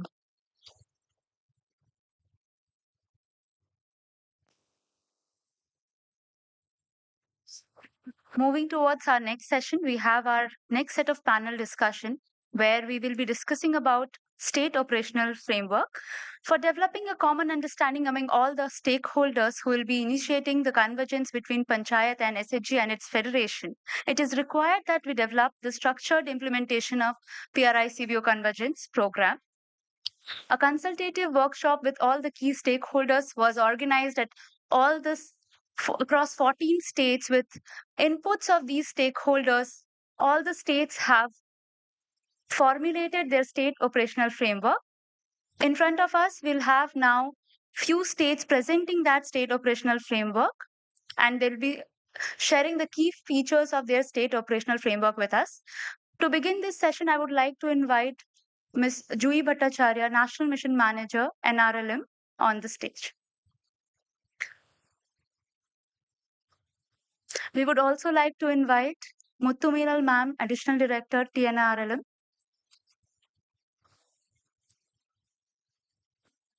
I would also request Kalyani Gupta ma'am, HPSRLM Deputy CEO, to join us on the stage. We would also like to invite Om Prakash sir, SPM, SIST, HPSRLM, Abranil Bhattacharya, PM, IBSI, Vertical, Tripura SRLM, and Sushmita Sarkar from Tripura SRLM.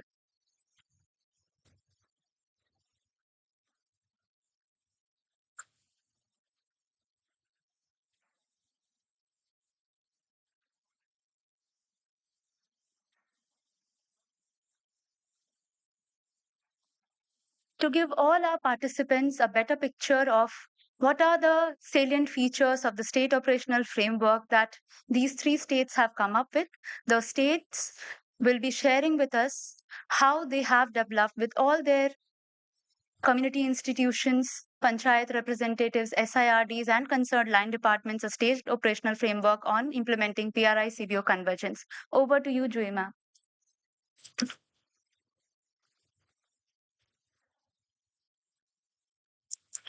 Good evening, everyone, and thank you, Harshita.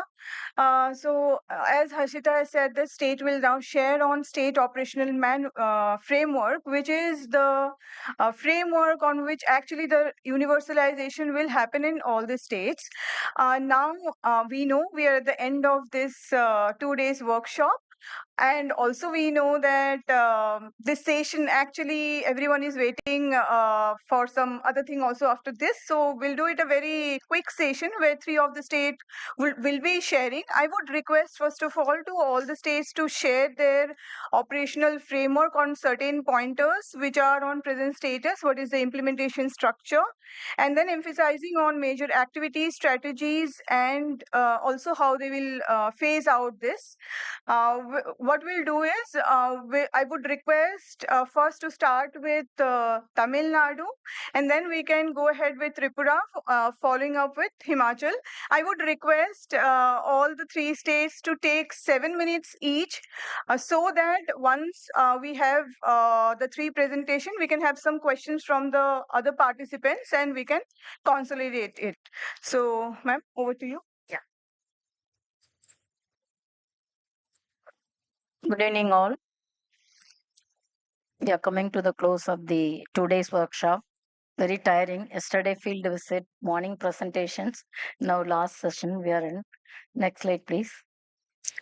You know, Tamil Nadu has been doing a lot of convergence initiatives with health and education, social fair. But still, yesterday we had a good learning from Kudumbashree and this Panchayat Raj from Kerala. Next slide, please. இதுல பண்ணிடலாமா? Tamil Nadu is the fourth largest state in India.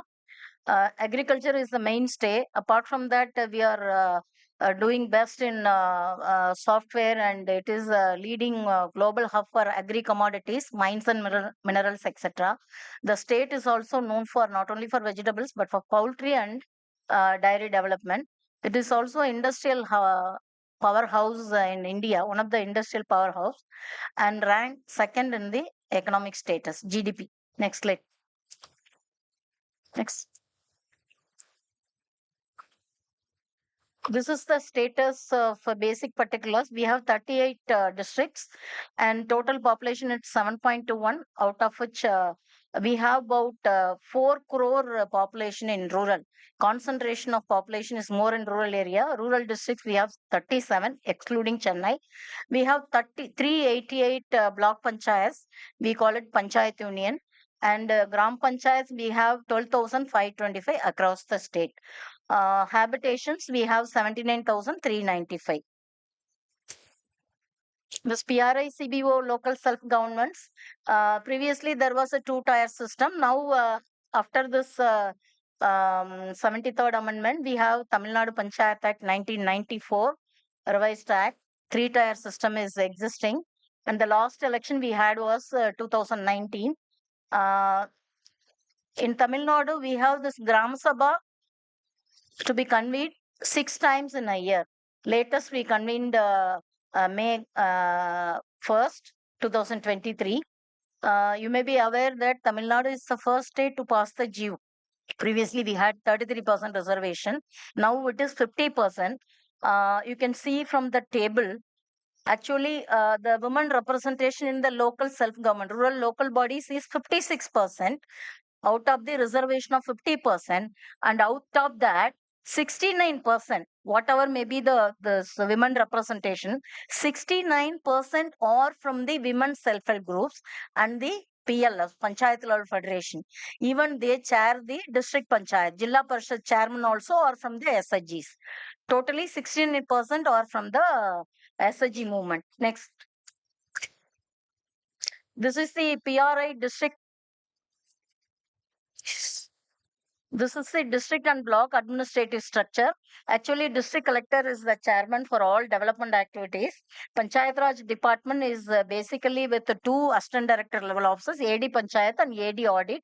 These 2 are key for us for ensuring PRI-CBO convergence and block Panchayat BDO, and we have 2 BDOs at the block level, BDO Village Panchayat. This zonal deputy BDOs, 6 or 7 of them we have. They will be at the cluster level. They will be doing the coordination. On the side of RD department, we have 2 project directors, one for SRLM, TNSRLM, and one for the PDDRDA, who is executing all centrally sponsored and state sponsored schemes like AGMT, MGNREGS, and all other schemes. PDTNSRLM will be implementing the NRLM. This is the administrative setup. The vision of the government and goals malnutrition and anemia free Tamil Nadu. Under this thing, we have devised a separate scheme called Chief Minister's Breakfast Scheme, in which it has been programmed to give up to primary school children the morning breakfast. We have piloted this with the Social Welfare and Women Empowerment Department, and our SHG women are acting as the center in charge, who cook for the children, who upload the information in the separate app we have created for the CMBFS scheme. So our SHG women feeding nearly 52,000 children across the state. Now the scheme is going to be extended to 28,000 schools, primary schools in rural areas and town areas, and our SHG women have been trained for cooking 13 kind of breakfast, and they are going to be the center in charge. They are not regular staff, and they are going to get a livelihood opportunity year long, and they'll be given a honorarium of 3,000 to 25,000 depending upon the center strength. So this is one of the, other than that, to avoid malnutrition, we are giving 5 days egg for the school children and sing. And we have also devised a program for anemia-free children, for women, pregnant women and all. And our state has formed a separate child, women and elderly policy exclusively for the state, under which we have formed differently able groups, and we are also formed elderly groups to the tune of around 26,000 elderly groups we have formed, and we have 40,000 around differently abled SHGs. Excuse me. And recently we have introduced one scheme called Pudumai Pen scheme for college girls. They are given 1,000 rupees every month. The college girls are given.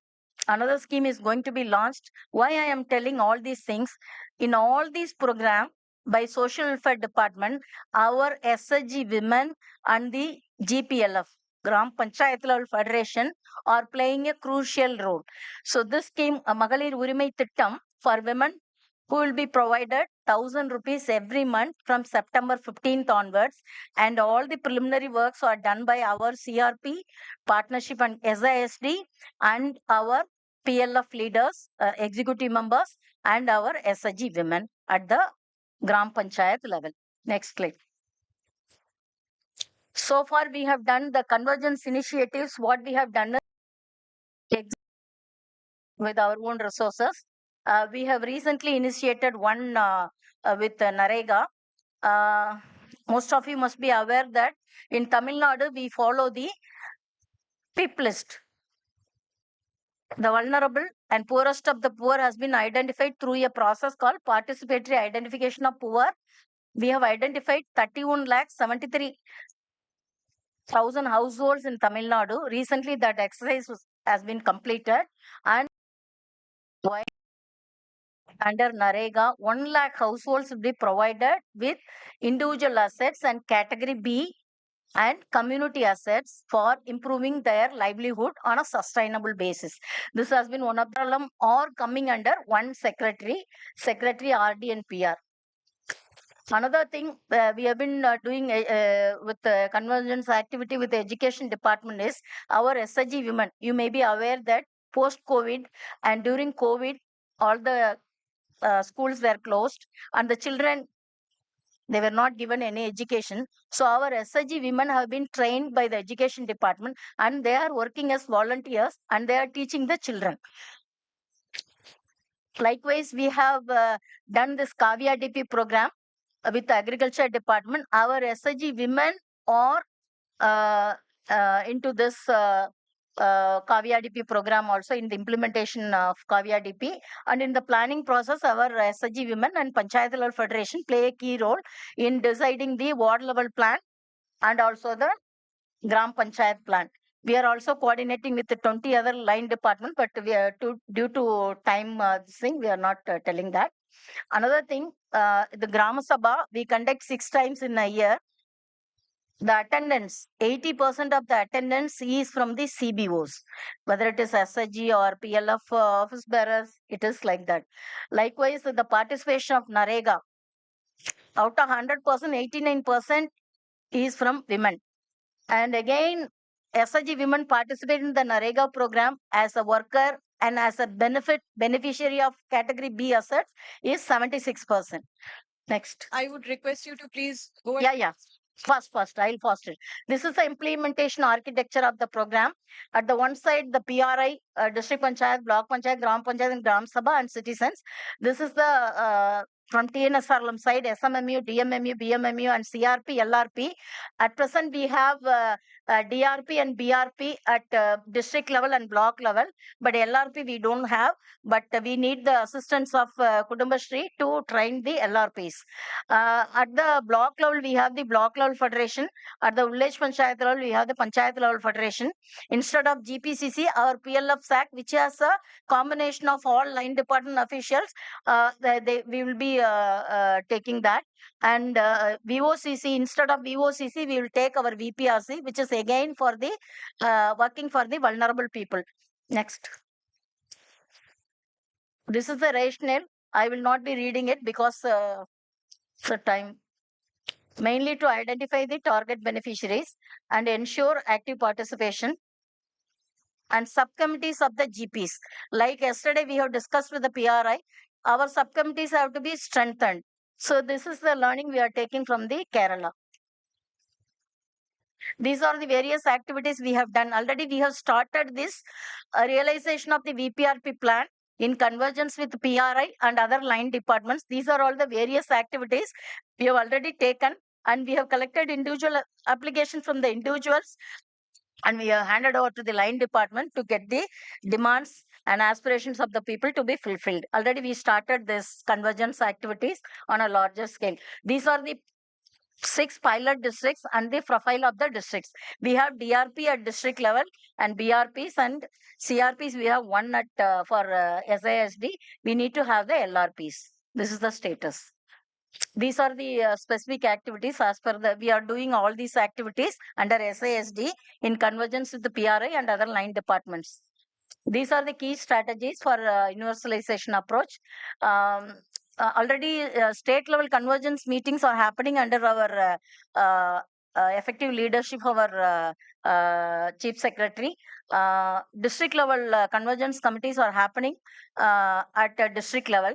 The block level and Gram Panchayat level, we need to strengthen. We are under this approach, we will strengthen that. Then subcommittees of the Gram Panchayat, we need to strengthen. That is our strategy. Then developing LRPs for that separately. And orientation, already we start last 2 years, we are doing the orientation to line departments and PRI at all levels. At all levels. This is the expected outcome. I will not detail this. This is the phasing out plan for Tamil Nadu. We have taken 6 districts, next year 10, next year 10, then last year, final year, we'll be taking 11. Thank you. Any questions? Ma'am, we will take the questions at the end. These are some of the photographs. Our WHVs, our SHG women being converged with the health department, and they are doing the NCD screening, and they are offering medicines also free of cost. They get a honorarium of 5,500 from the health department. This is our breakfast scheme. Thank you. Yeah. Thank you. Ma'am, we can take the questions later on. I would request you to please remain here itself. Sorry. Thank you, ma'am.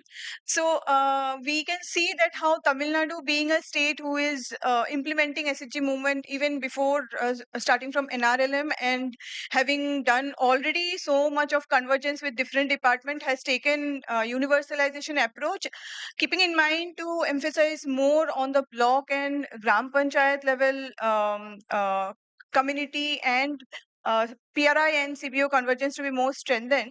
And also different we have also seen in the outcome that expecting that even today with 6 Gram Sabha, 80% of the CBO members already there, we are expecting to have it to 100%. So moving ahead with Tripura, I would request Abhranil and Shushmita to take us ahead with the state operational framework. Where's the keyboard? Change this.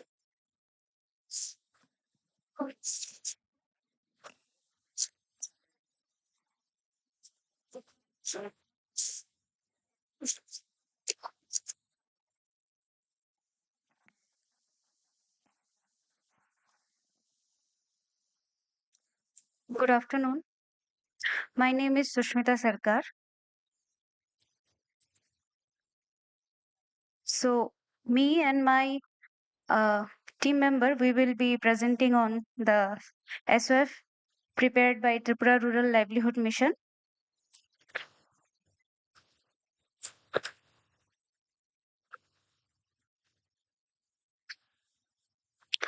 So, as an overview of the state, Tripura is situated in the northeast region of the of our country, with a population of almost 40 lakhs, with a area of 10,492 square kilometer.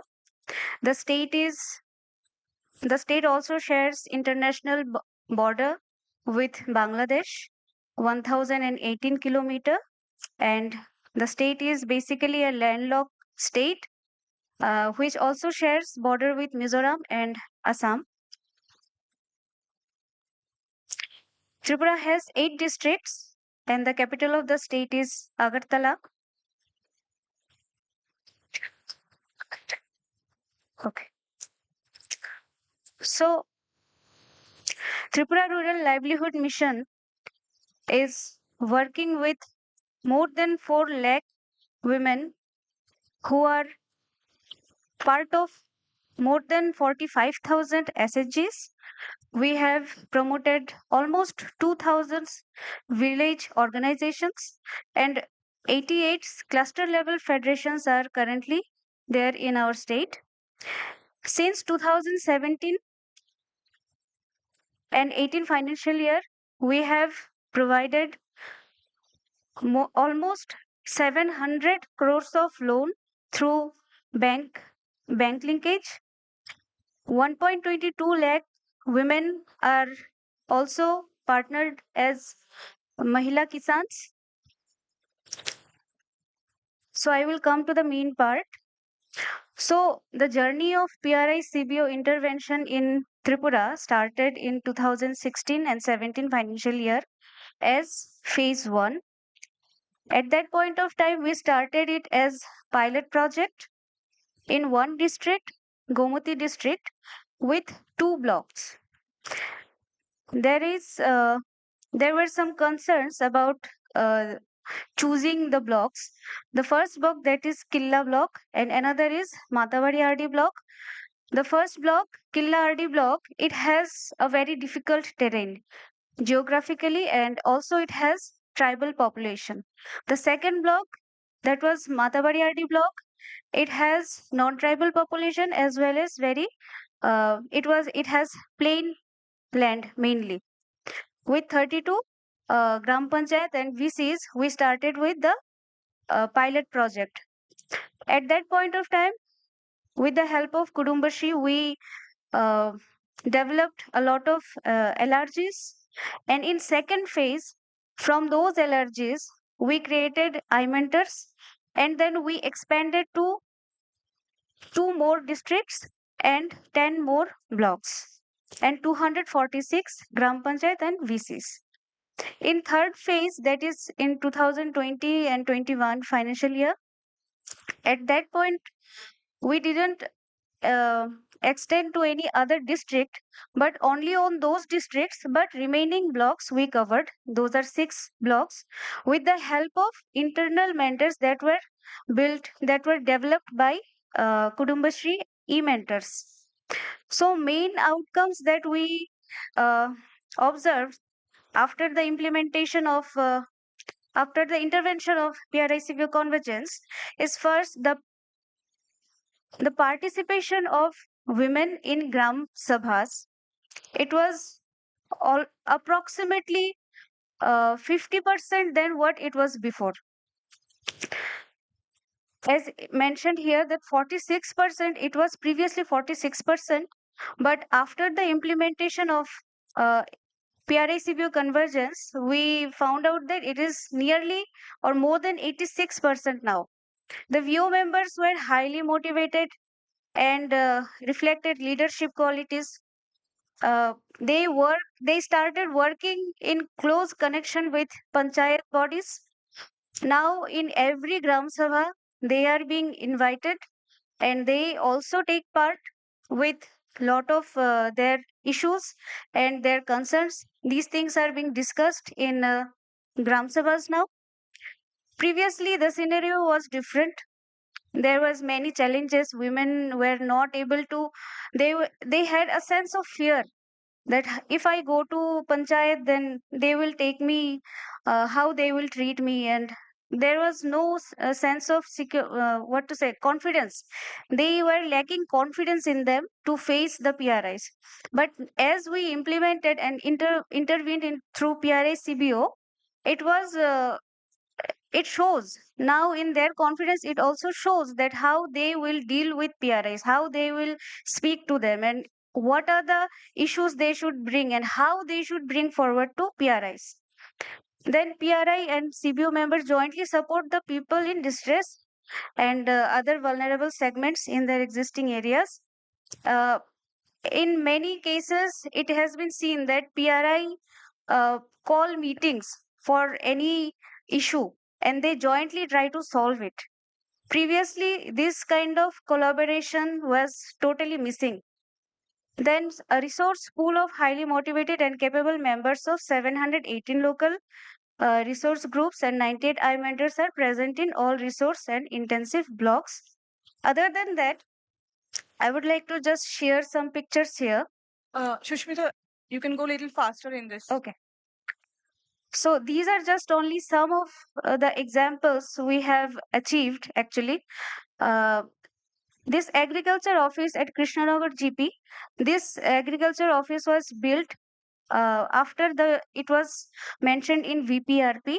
Through that plan, they have taken and they have actually built this agriculture office. Farmers used to go uh, 12 to 15 kilometers away from their panchayat for getting the agricultural benefits. So after this convergence, now the facilities are available at their own panchayat. So these are also many few more examples.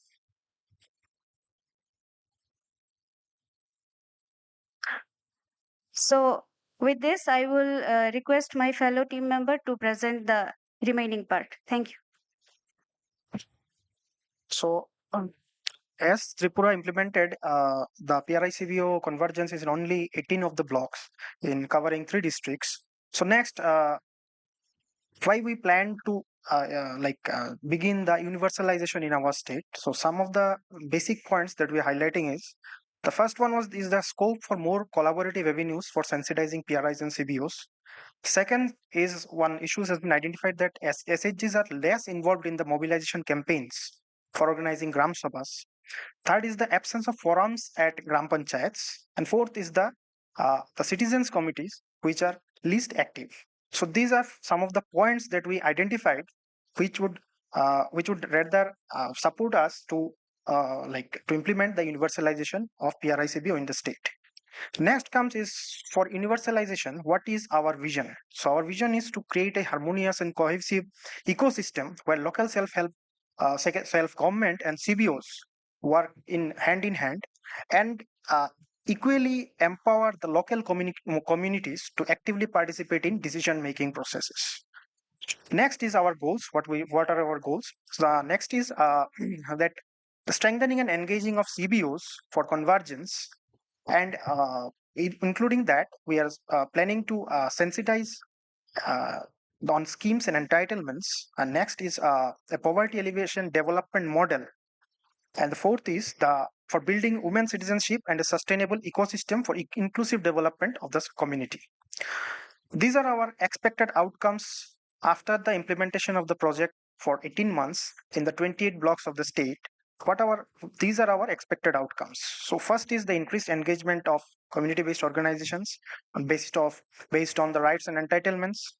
Next is the participation of CBOs members in functional committees. Third is the developing certain thematic experts, those who can ensure sustainability of convergence activities. Fourth is the strengthening of the citizens committee at village level for better health, education, nutrition related services. And the fifth is the transparent and participatory service delivery among the CVO networks, local governments, and line departments. So this is our implementation structure at the mission level, the SMMU, DMMU, BMMU, the state mission manager, program manager. This can be seen, and at the community level, we have CLF managers, those who are will be solely responsible for the CLF management. And next would be the VOs. So LRP functions at the we are selecting the LRPs in the GPs or VO levels, because in in one GP there are 2 to 3 VOs, and this area maybe would be better for the LRPs to function in those areas. So as we have almost 140 internal mentors in our state, so we'll be taking the pool of almost one district resource persons. Will be selecting them as a DRP. So the process would be one DRP per 2 blocks. So this would be the process, and LRP per GP. or VC. That is, we are selecting 331 GPVCs. So we would have 331 LRPs. Next is the major activities that will be doing. So first one is the baseline and endline survey. Second is the civic literacy. Third is the mobilization of SHGs and cadres for Gram Sabha. Fourth is the preparation of VPRP. Pradil, you can mention which are the important points sure, ma'am. instead of, because we have already So- crossed your time. So next would be the representation of SHG members, working with line departments and increasing the participation of CBO members in BAC and Panchayat Samiti. Next is at the tree strategies for the various thematics. So for the various thematic, what we are focusing in the existing MCLF core committees in the state, district and block. So we can utilize them. Second is we can facilitate incorporation of VPRP demands in the annual action plan of CLF and CLFs. Third is we can incorporate various activities in the SRLM annual action plan. Fourth is we can do the convergence model. We can focus on incorporation of the activities based on the line departments in our through convergence mode. And fifth is joint field visit for assessing what is the rate of implementation in the areas. Next is engagement with the line department. So in this we can do the creation of state level forums. Second is release of advisories orders from state to Gram Panchayat level for effective implementation. And third is leveraging GPCC and VOCC with line departments and CBOs.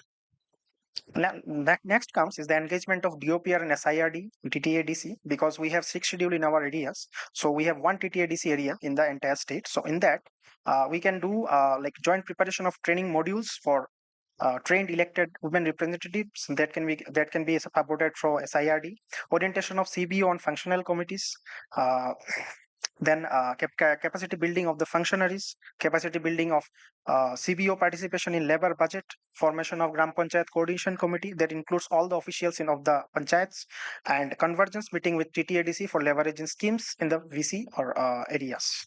Next is what are you seeing to get some ensuring what are the insurance on thus getting sustainability? So we are just proposing three points. These are the immersion sites for expansion to the remaining blocks through the social capital. Second is the community ownership, and third is the government orders to formalize GPCC. Next comes is the phasing plan in Tripura. So in Tripura, we are planning to implement the PRI-CBO universalize the entire districts and blocks by 2026 to 27. That is by 2026 to 27, we will be covering all the 8 districts, 58 blocks, 1176 GPs and VCs, 191 CLFs, 29 DRPs, and 1176 LRPs. So that's all from the Tripura side. Thank you all. Thank you, Tripura team. So we can see that how being a state which has before also implemented PRI-CBO Convergence project in pilot basis with support of Kudumbashree is planning to utilize the already developed resources in universalization along with the existing forums to be used for inter-thematic convergence, and also the importance of having higher level bodies as well as strengthening the grassroots level bodies to have better convergence. Thank you, team. So I would request now Himachal Pradesh team, Deputy CEO ma'am and Om Prakash ji to take us through the SOF.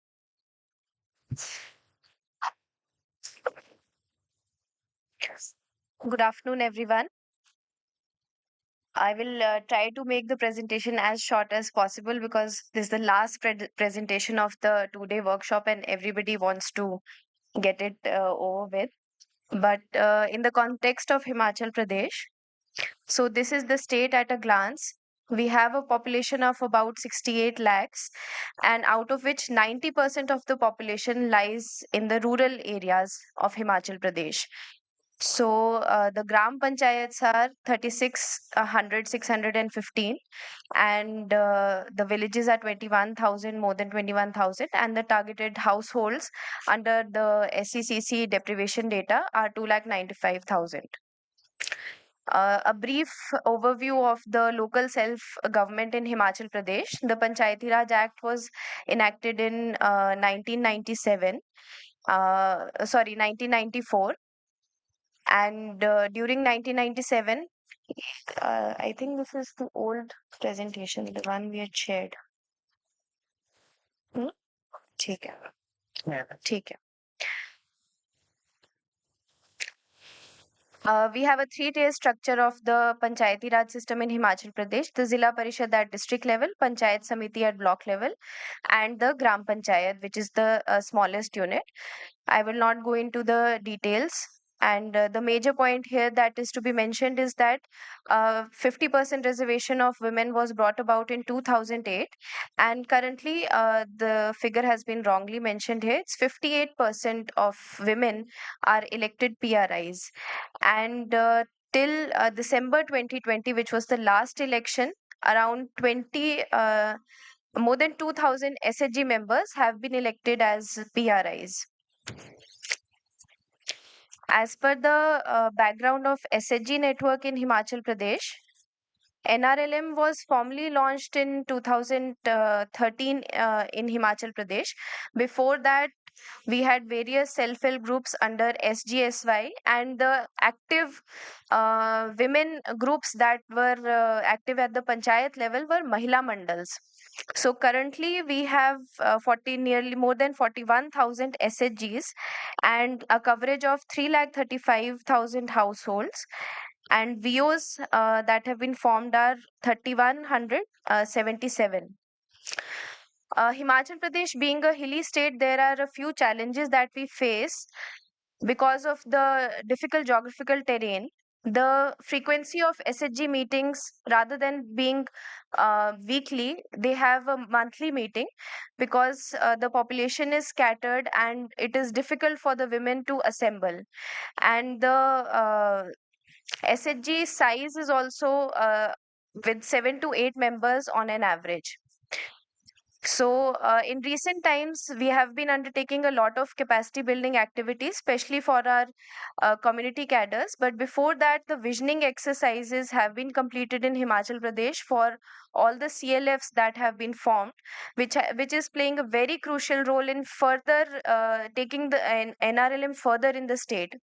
Then we have deployed our community cadres, especially Krishi Sakhi and Pashu Sakhi, with Agriculture and Animal Husbandry Department as para workers. Then HNG CRPs have been trained in collaboration with the Health and WCD department, and we are also training our non-farm CRPs in collaboration with Patanjali. These are some of the few initiatives that have been taken up in Himachal Pradesh. Now coming over to PRI-CBO Convergence. During the pilot phase, we had 2 blocks, Rajgarh in Sirmaur district and Thyog in Shimla district. So 57 VOs were trained in these blocks, and 400 SHG participated in Gram Sabha in 2 intensive blocks. And 40 GPs, 20 each in these blocks have been covered. And through implementation of PRI-CBO convergence, we during the last VPRP planning, we undertook VPRP planning in 3,184 gram panchayats out of the 3,615 gram panchayats in the whole state.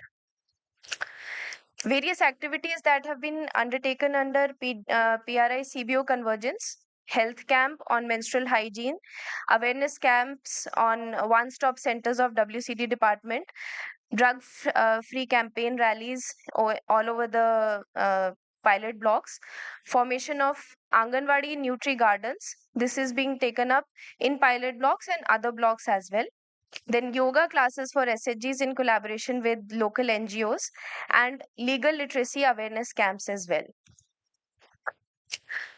So, a few learnings and gaps that have been identified during the pilot phase and during the scoping study of the new blocks that are to be taken up under PRI-CBO convergence.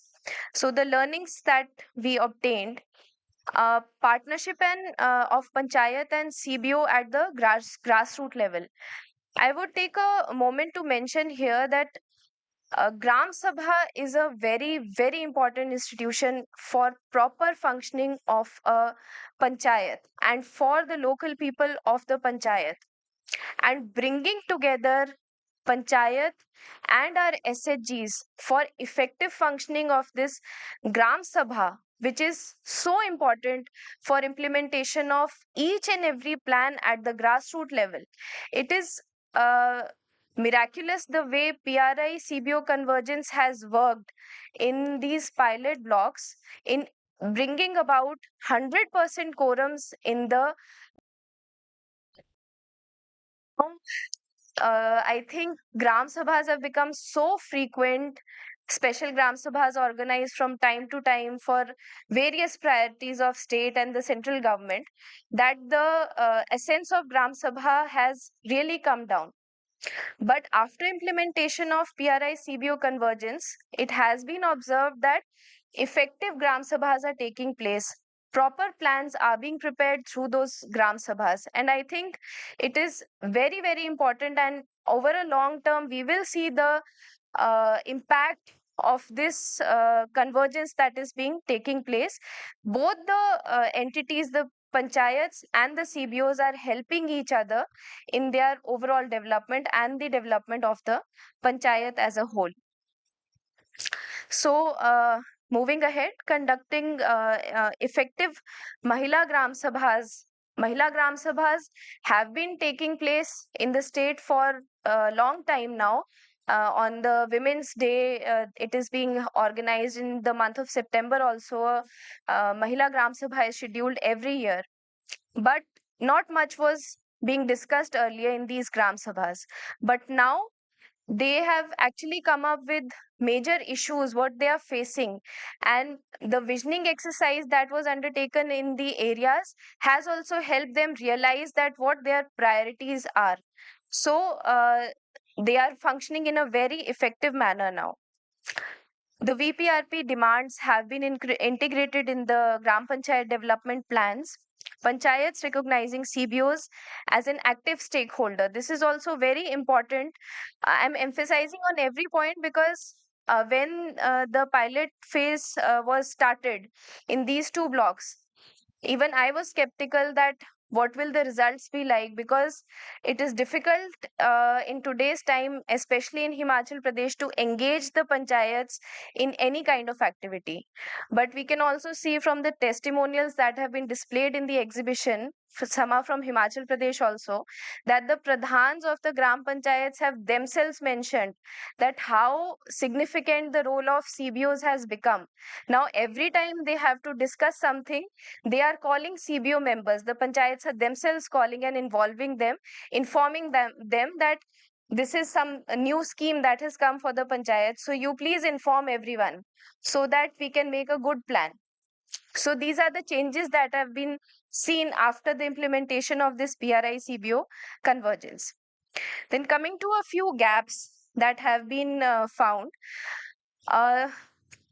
Coordination committees, I would have to accept, even at the state level, we are a bit behind in establishment of the coordination committees with the Panchayati Raj department and other line departments also.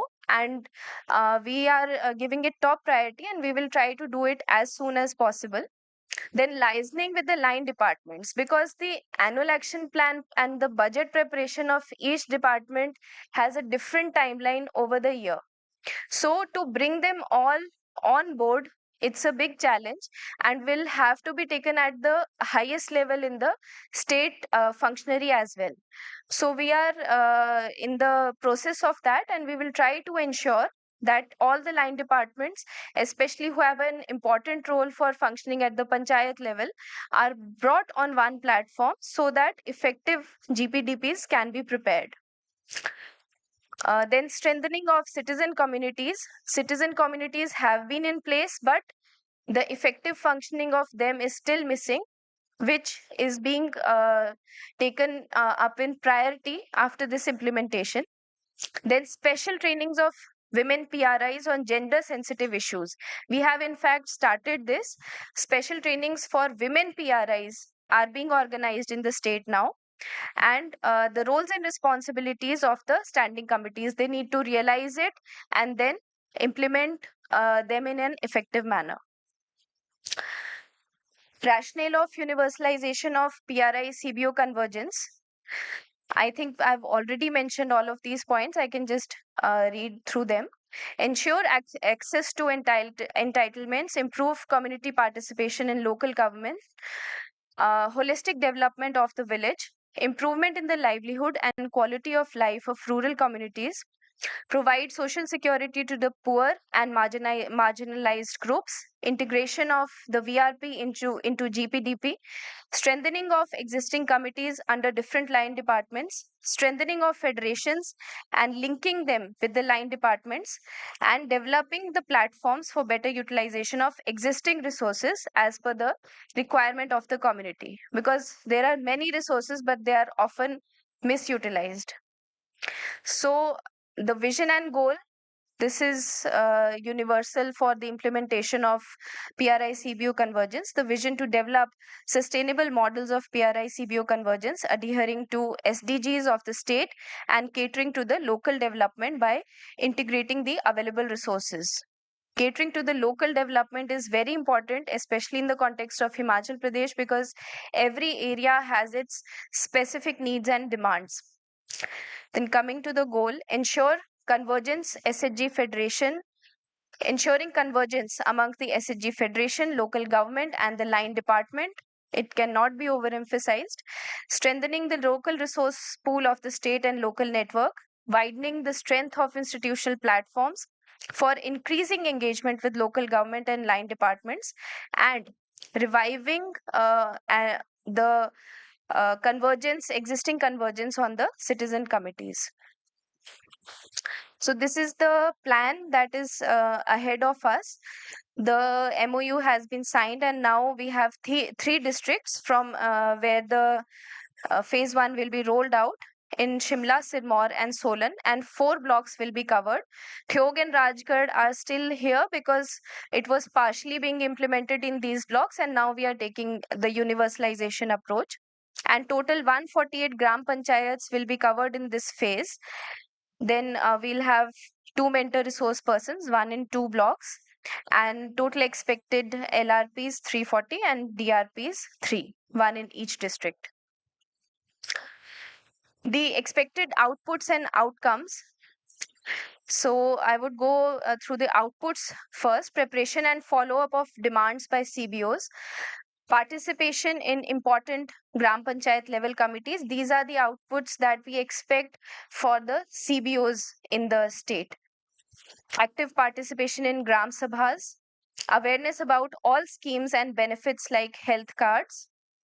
Revival of existing committees such as MSCs, VHSNSCs, and SMCs. These committees do exist, but to make their role more functional, more effective. Representation in GPPFTs, convergence between panchayats and line departments through VOCCs and GPCCs. Active involvement of CBOs in planning as well as monitoring. The outcomes that we expect: awareness and access to rights and entitlements, enhanced capacity to work with various stakeholders, the panchayats as well as the line departments, effective implementation of schemes and programs available with the panchayats.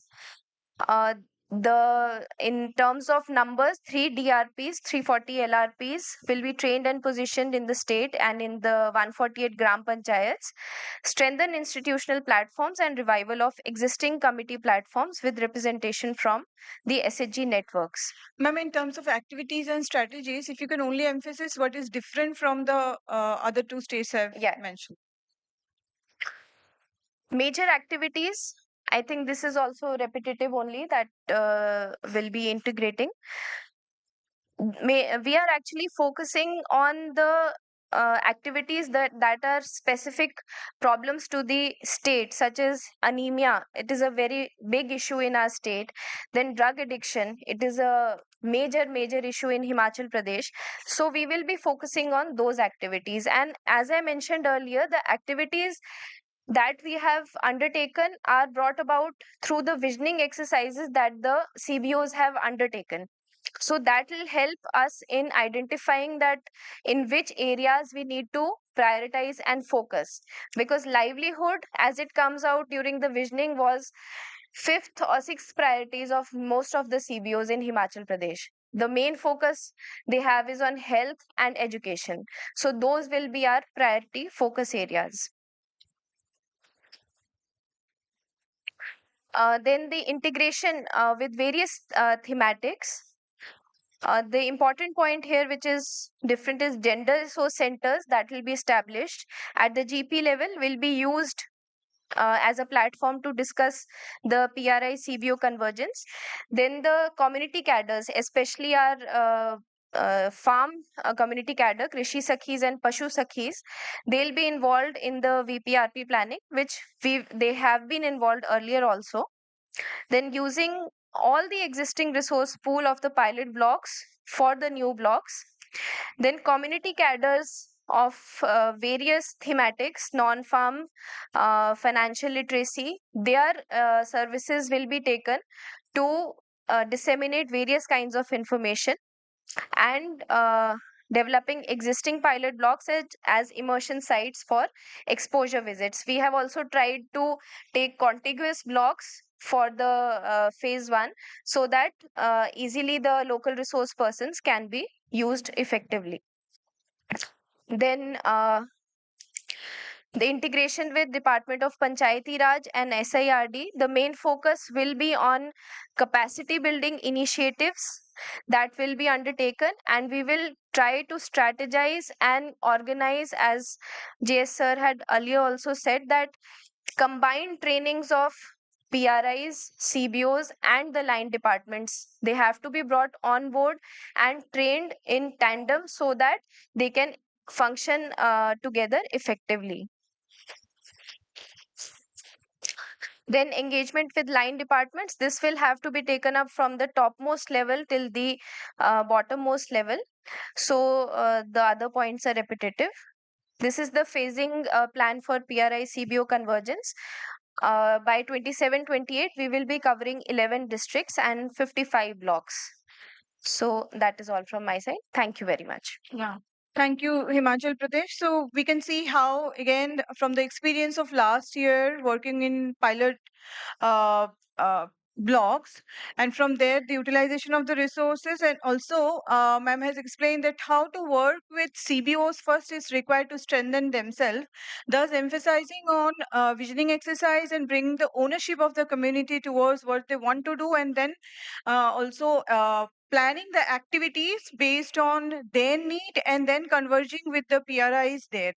Now I would request if there is any question to any of the state who have presented here, because we have seen here three type of state who have presented, starting with Tamil Nadu, who have not worked on pilot project but have already some experience, huge experience on convergence, planning for universalization rollout.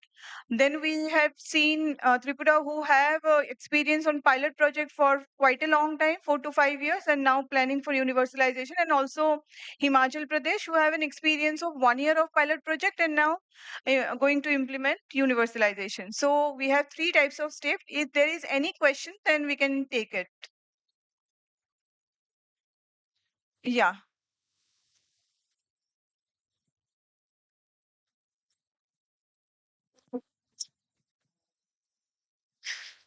So, hello. It's a wonderful, actually, presentation here. So the one question to Tamil Nadu. So if I am not wrong, that 69% women are women representatives in Panchayat. So just I want to know actually. So is there any, I mean, comparative study that women-led program and the I mean, the male counterpart actually they are implementing the project. I mean, in any scheme. So is there any difference in implementation? That is just we want to know actually from Tamil Nadu.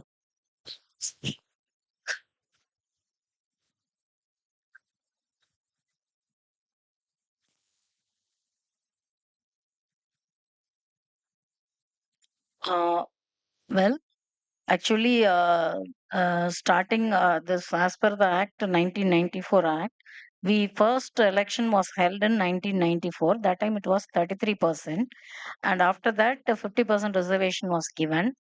Already, literacy-wise, Tamil Nadu is good, comparatively better than other states, and the women are given empowerment right from the 1989 through the Tamil Nadu Women Development Corporation. and they have been enlightened about the political empowerment. It was the objective of the Women Development Corporation to bring them not only economically, socially, but also political empowerment has been done right from the beginning. Especially, we started the SHG movement in 1991. So, yeah, mm, yeah. No particular study has been done, but we are planning to do, because this 2016 we had given 50% reservation. After that, only one election has happened. For the last 5 years, from 2016, there was no election, no. So 2019 was the election. We are planning through the evaluation and statistics department. We are going to conduct. Already TNSRLM has done the evaluation. Out of that, only 69% we come to know that this is a study done in all the districts by the Women Development Corporation through the TNSRLM people. So there will be an effective study by the evaluation department. Thank you. But we find that whenever the local self-government is run by a panchayat president, that is women panchayat president, the administration is better. That is what is our experience in Tamil Nadu. I can proudly say that. See, our SHG women lead the state. Out of 37 district panchayats, 6 are from SHG. SHG women. Out of 388 block panchayat chairman, I could show you the figure. Most of them are women from women SHG. So the SHG movement has given them the confidence and the what I can say.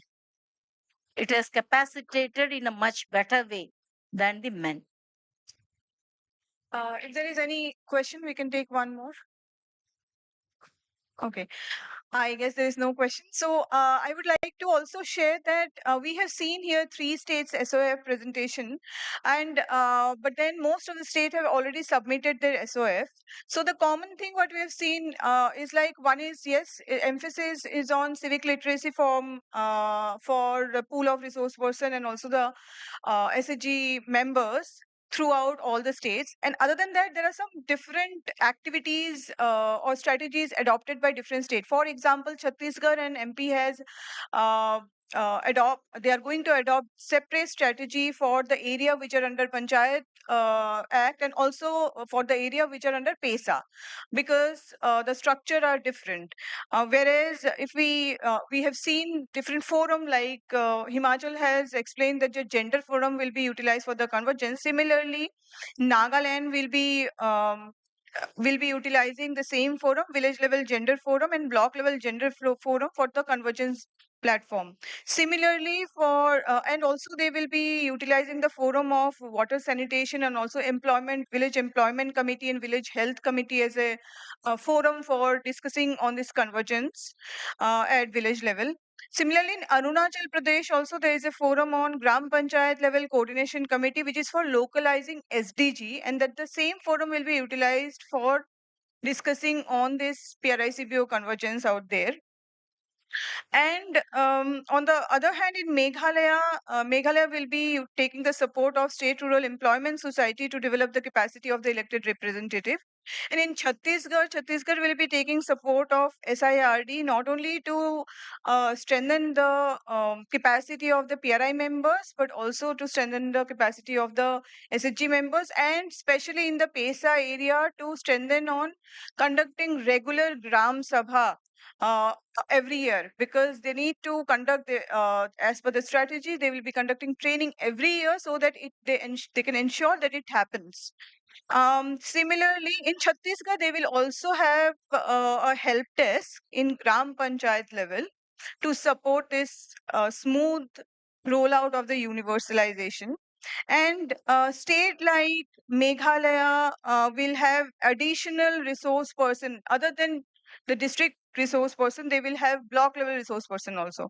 Whereas the state like MP and Mizoram will not have district level resource person, but only block level resource person.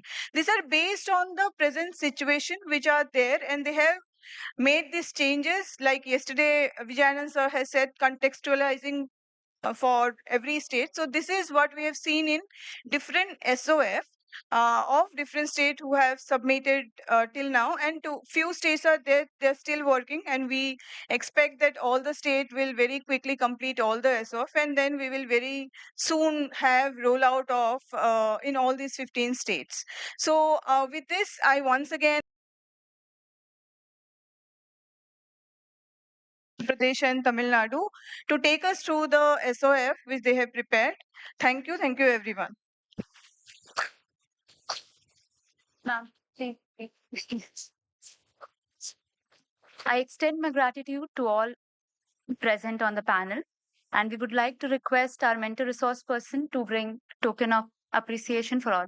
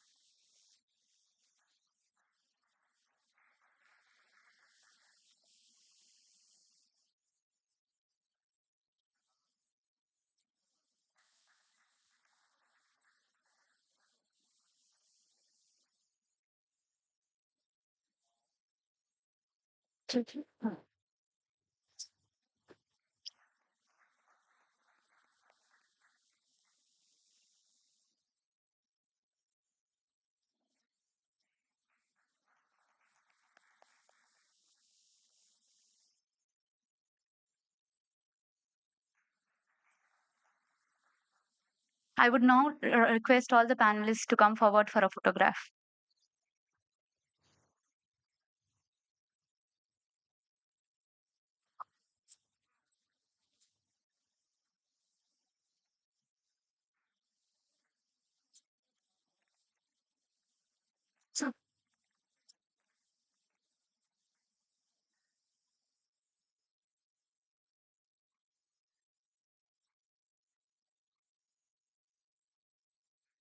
Thank you. With all the and with ending all the technical sessions, we also reach towards conclusion of the 2-day workshop here. And I would now like to request our Joint Secretary MORD, Madam Smriti Sharan, to come and share with us insights on the way forward.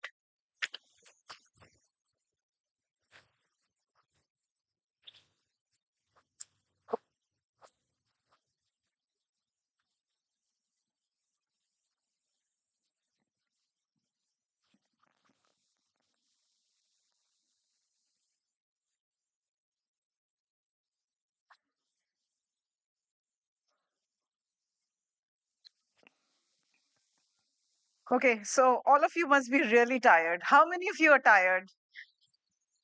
I am. I think you people have immense stamina. So I have two good news for you. I'll be really brief, and the rest of the points can be minuted and it will be shared with you. Secondly, I think the surprise item is there's a small cultural program that's been planned, and our artists are already waiting in the wings. So I won't stay too far on this dais, and I'll quickly take my seat. So my job is to just tell you what is the way forward. What I'd like to say is that Secretary MOPR had given a very lucid talk yesterday at the inaugural, and he said that PRI-CBO Convergence has to be a time-bound program and with a clear vision. We can't just go on with it. So that's what my colleagues from states have to keep in mind, that let's keep it really strictly time-bound. Universal rollout strategy gives DORD and MOPR an onerous responsibility for a seamless collaboration. So my colleague Vikas from MOPR and us at RD have a great job, a very, very heavy duty weightlifting to do from now on. And as advised by Vigilance, there is a need for both ministries to meet at frequent intervals. So we will begin our work immediately, and I would request all of you to also begin your work immediately. Needless to say, convergence must begin from the grassroots. Nobody knows it better than you. SRLMs have to just quickly complete the following items, which You're aware, but I'll just recapitulate it. Please finalize your state operational frameworks and have a plan to saturate your state within the next 3 years as planned. Please expedite signing of the MOUs. Have dedicated staff at district and local level as resource people. Have a suitable agency which will do the baseline survey. That's important because what can't be measured can't be monitored. As suggested by Vijayanand sir, conducting right shops with all stakeholders, be it Kudumbashree or PRI or the DOPR officials or whatever, or even academicians. And then drafting necessary government orders and advisories, etc. We've got to constitute state, district, block, GP, and VO level coordination committees with all line departments, DOPR, SRLMs, PRI, CBOs, etc. We need to develop immersion sites. All of you have also out and visited, or when you talk to a counterpart state, you imbibed better and there was greater clarity. So immersion sites is a must. So I had also suggested for facilitating CBOs to develop 3 types of plans: the entitlement, individual asset, and community asset plans, which can be supported through CBO's own funds, from PRI funds, and from support of other line departments. And these need to be submitted in the Gram Sabha. Ensure effective participation of CBOs in Gram Sabhas. Please strengthen all the citizen level committees. You know which those are. And in this implementation process, NIRDPR, DOPR, SIRDs, NRO as a resource organization will play a very crucial part. You've got to conduct trainings. You've got to help us integrate BPRP into GPDP. And please play a very key role because phase 1 of the universal rollout is being watched by everybody. Lastly, I wish all the participants the very best for universalization of the PRI-CBO convergence. And we will meet in 3 months for a review. So after reaching back home, please put your teams together, get down to the drawing board and begin work afresh. Thank you very much for being so patient, for being so generous with your attention. And thank you, Kudumbashree, for being absolutely the most wonderful set of people, making us feel so comfortable. Thank you.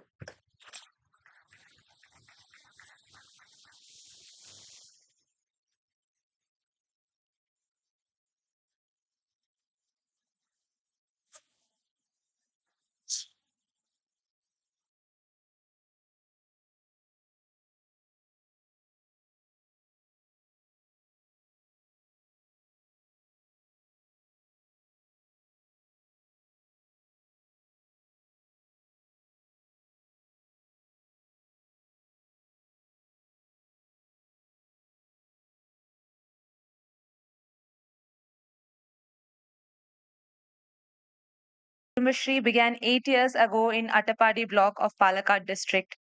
Kalaimate Gotiar Kandi is the cultural team of Kudumbashree and currently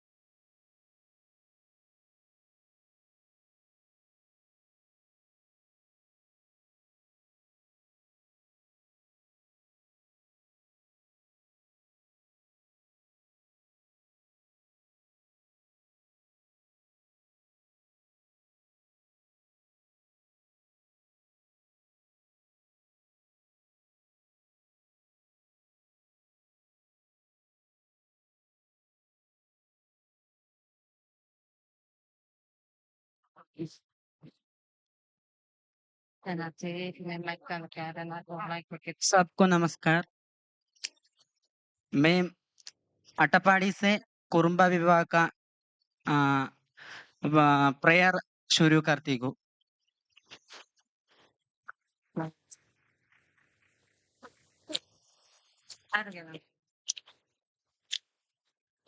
ವರಕೋಟೆಮೋ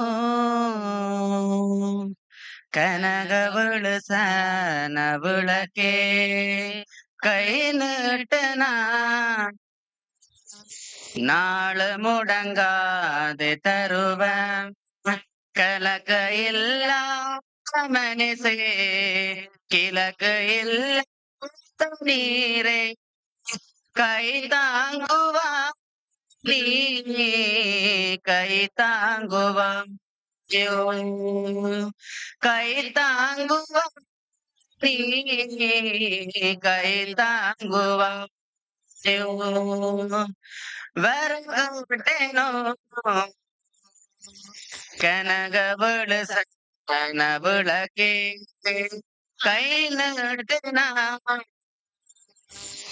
நாள் முடங்காது தருவன் கண்ணுல நோட்டமனித்தே பேசுவா பேசுமனித்தே காதுலா செமனித்தே சுகாட்டுல மனித்தே சொந்த வந்தாங்க மணி சொத்து சுகையில் மணி உலகங்கள் காணுவதெல்லாம் ஜீவனென்று கேந்தது நீ துலக நவனே சரணா மரகாத்தை நீ மன குருவே சரணா இனி நாம் நின்று வரணா சரணா அறிவா கொடு நீ மன விதியான சரண இனி நாள் பணிந்து வரணா வட்டனோ கனகவಳು சான விளக்கே கை நட்டுனா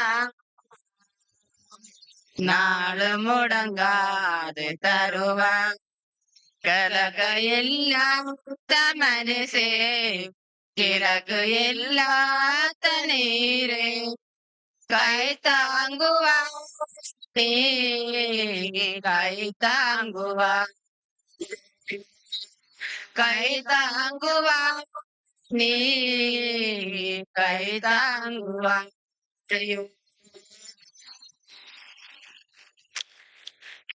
कुरुम्बा विभाग का प्रार्थना गोत्र वर्ग कुरुम्बा विभाग का एक गान में सुन करती है। உள்ளாடு தொடுதை கட்டில மாமா சோ நலங்காயில வெண்டோ மாமா சோ அங்காயில வெண்டல மாமா சோ நான் கடைமடியில வெண்டோ மாமா சோ லலே லலே லாலே லலே சலா லலே லலே சலா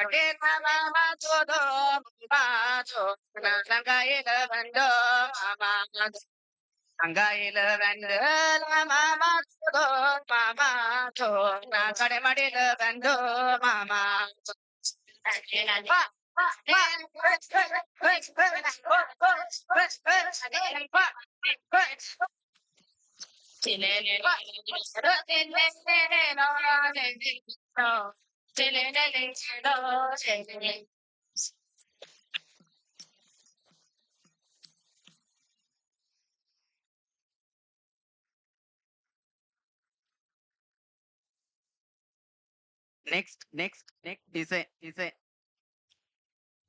एक बेड का नाम पर एक गान में सुनो करती है।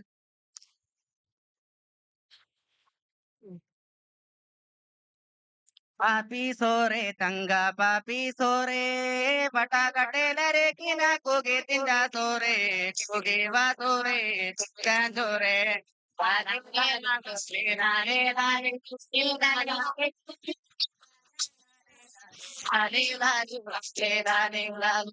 पापी सोरे तंगा पापी सोरे कलानर पंडे नाया किक वंदा सोरे कुड़गी वा सोरे तुका जोरे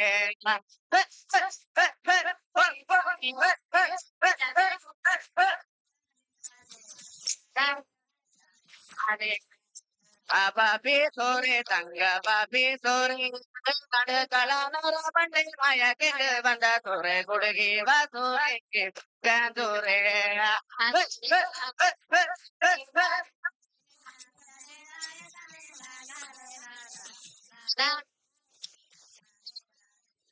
ena maga puranda sanikula menang ena maga puranda sanikula menang pande எனக்கேண்ட மக தொடைத்தா சோமர நாடு சந்தையில பொன்னோனுலோ வாங்கி தந்தேனாரி எனக்கேண்ட மக தொடைத்தா சோமர நாடு சந்தையில பொன்னோனுலோ வாங்கி தந்தேனாரி ஓகுண்டோ கோரே வண்டரில வாசால வேந்தா கோரே ஓகுண்டோ கோரே வண்டரில வாசால வேந்தா கோரே ಹೋಗುಂದೋ ಮಿಂದೋ ತೋರೆ ಕುರುದಲೆ ರೋಟಾಲ ಮಿಂದ ತೋರೆ ಹೋಗುಂದೋ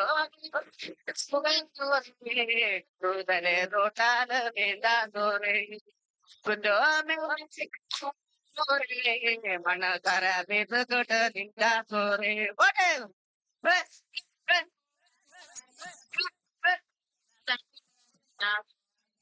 ನಡ ಗುರು ಜಮತಲ ಕೋಯಿ ಕುಗುವ ಜಮಾಲ ಪುಲ್ಲೇಲೆ ರೋಲಯ್ಯ ಪುಲ್ಲೇನೆ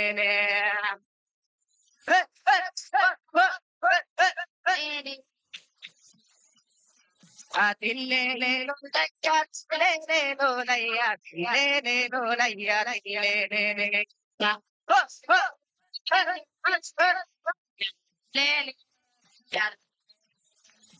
ಕಟ್ಟೆ ಮುಂಡೆ ಕಲರೆ ಪಟನ ಕಂಡ ತೋರೆ ಬಾಬಿ ತೋರೆ ತಸ್ಕ ಬಾಬಿ ತೋರೆ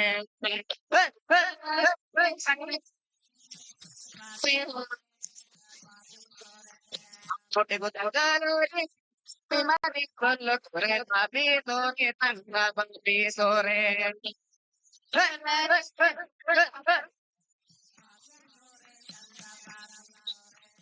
alam malakot turi kage dongo tore babi tore tanga babi tore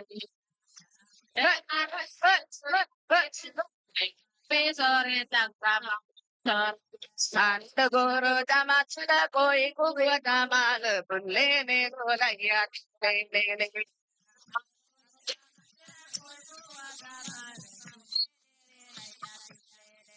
kode kode ne golaya ne golaya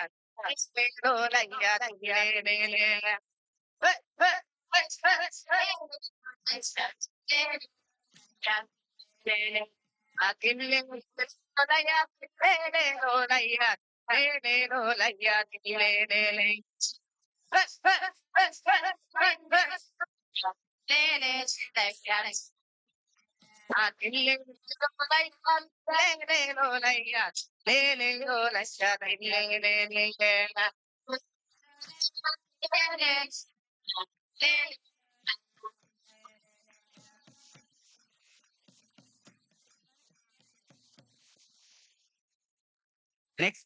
Next the Kurumba tribal dance.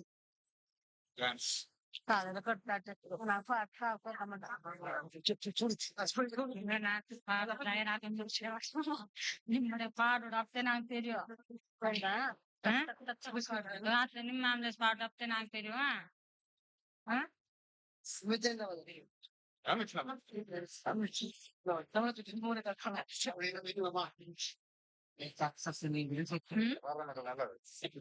ಇದ್ಯಾರ ಕಡೆ ಕಟ್ಟ ಮಟ ಆಡ್ರಲ್ಲ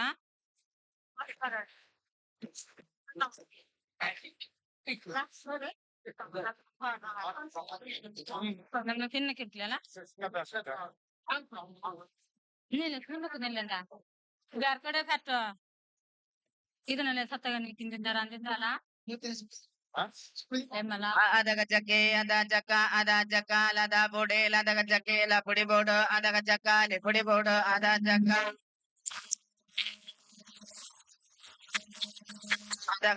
adaga jaka ha ha he he ho ho ada bode adaga jaka la pudi bodo ladaga jaka le pudi bodo ada jaka ha ha he he ho ho ada jaka adaga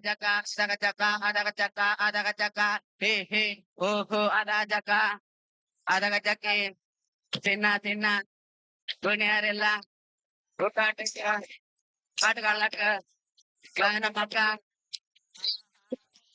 ಹೇ ಹೇ ಓಹೋ ಅದಾಟಕ್ಕೆ ಅದಗಟಕ್ಕ ಅದಗಟಕ್ಕ ಹೇ ಹೇ ಹೇ ಹೋ ಹೋ ಹೋ ಹೇ ಹೇ ಹೇ ದಾಪುಡೆ ಅಬಡಿ ಬೋಡೆ ಇಬಡಿ ಬೋಡೆ ಆಹಾ ಹೇ ಹೇ ತಿನ್ನ ದುನಿಯಾರೆಲ್ಲ ಊಟಾಟಕ್ಕ ಆಟಗಾಡ್ಲಕ್ಕ ಗಾಯನ ಮಕ್ಕ ಆಹಾ ಹೇ ಹೇ ಹೇ ಹೇ ಹೇ ಹೋ ಹೋ ಹೋ ಹಾ ಹಾ ಹಾ ರಾಜಕ್ಕ ರಗಟಕ್ಕೆ ತಿನ್ನ ಬಣ್ಯಾರೆಲ್ಲ ಕಾಟಕ್ಕ ನಮ್ಮಕ್ಕ ಆಹಾ ಹೇ ಹೇ ಓಹೋ ಅದಗ ಚಕ್ಕ ಸಂದನ ಬೊಟ್ಟು ಸಾಂದು ಬೊಟ್ಟು ಲಮ್ಮಿ ಕಲ್ಲೋ ಆಟ ಕಲ್ಲೋ ಅದಗ ಚಕ್ಕೆ ಆಹಾ ಹೇ ಹೇ Oho adajaka adagajake adagajaka adagajaka vendi munde very buloko tipudita konda maganeto tipudita konda lawe tolo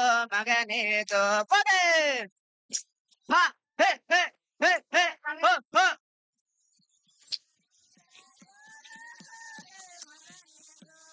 tipudita konda lawe tolo maganeto lawe ka nada na la pana ka tolo maganeto Maman ka nada na mami ka tolo maganeto pode he he ho ho ha ha ha ha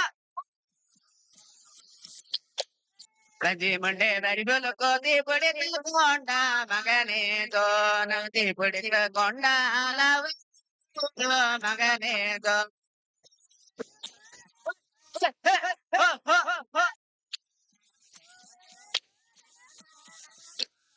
Avarikai, Patangini, Mamma Tadi, Nan Pete, Vandendalo, Mamma Tadi, Kai Pete, Vandendalo, Mamma Tadi, Lala, Lale, Lale, Lale, Lale, Lale,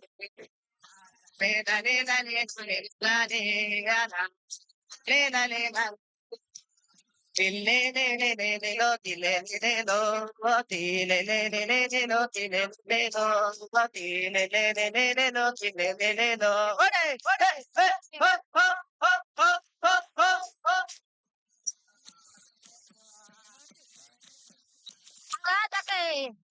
Avarkai bandile mamilataji nan sette bandendalo mamilataji kai sette bandendalo mamilataji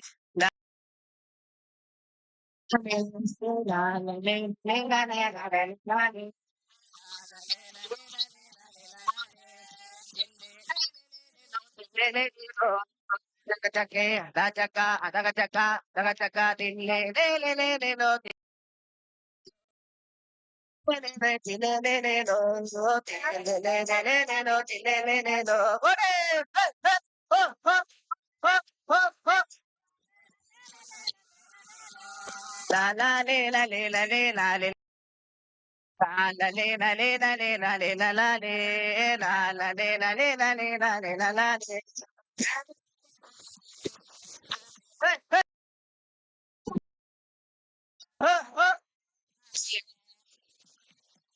Male vate buna kada jo na bile bua maragade kada jo bile bua maradal kada jo na medige bu maragade kada jo pode he he ho ho he he he Abile bua maradal kada jo na medige bu maragade kada jo so do do de kada jo na so do do kada jo so de kada jo na sa so do de kada hey hey hey hey hey ka ke ka ka ha hey hey ho ho hey hey tille le lo tille le lo tille le lo tille le lo tille le lo tille le lo tille le lo tille le lo budane dalot ko be ban taye kalane dalot ko be ban taye bode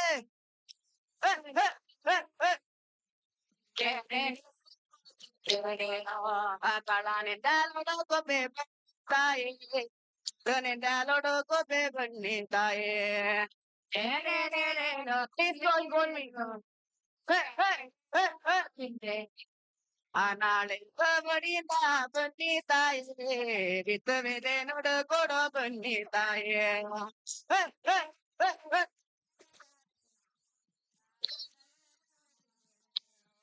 Dille le lo dille. Oh, dille le lo dille le lo. Hey, hey, hey, hey, hey, hey. Ha, ha.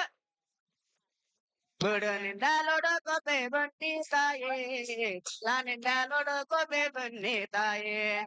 Kille le lo, dille le lo, dille le lo, dille lo. ನಾಳೆ ಕಬಡಿದ ಬನ್ನಿ ತಾಯೇ ಬಿತ್ತಬೇದೆ ನಡುಕೊಡ ಬನ್ನಿ ತಾಯೇ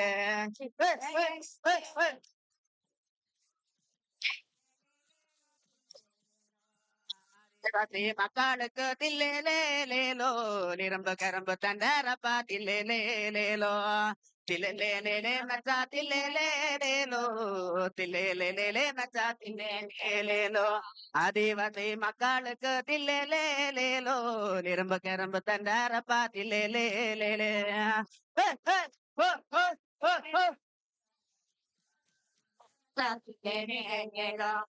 Sarokar kate kodale tille le lo. Sarokar kambi vaje tille le lo. Tille le macha tille le lo. Tille le macha tille le lo. Tille le macha tille le lo. Tille le macha tille le lo. Adivasi makalako tille le lo. Sarokar macha tille le lo. Tilelele macha tilelelo, tilelele macha tilelelo. Tilelelo, tilelelo macha tilelelo. Arana kodana tinda punde, madikodi kyava punde, tadi punde, voli mamo, tadi lele. ವಾರನ ಕೊಡರನ ತಿಂದ ಪಂಡೆ ಮಡಿಕೋಡಿ ಕ್ಯಾವ ಪಂಡೆ ತಡಿ ಪಂಡೆ ಬಳಿ ಮಾಮು ತಡಿಲೇ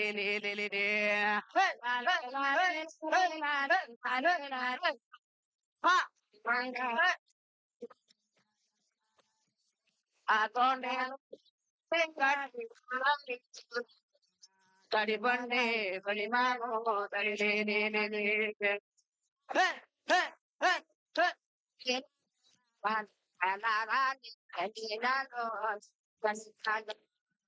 ತಡಿ ಪಂಡೆ ಬಳಿ ಮಾಮು ತಡಿಲೇ ತಡಿ ಪಂಡೆ ಬಳಿ ಮಾಮು ತಡಿಲೇ ಆ ತೊಂಡೆ ತೊಡದಿ ಕಟ್ಟಿ ಲಂಗ ಏಲು ಗಂಡನ ತಡಿ ಪಂಡೆ ಬಳಿ ಮಾಮು ತಡಿಲೇ ತಡಿ ಪಂಡೆ ಬಳಿ ಮಾಮು ತಡಿಲೇ ಲಾಲೆ ಲಾಲೆ ಬಾಜೆ ಖಾಲಿ ಮಾಡಿ ಲಾಲೆ ಲಾಲೆ ಲಾಲೆ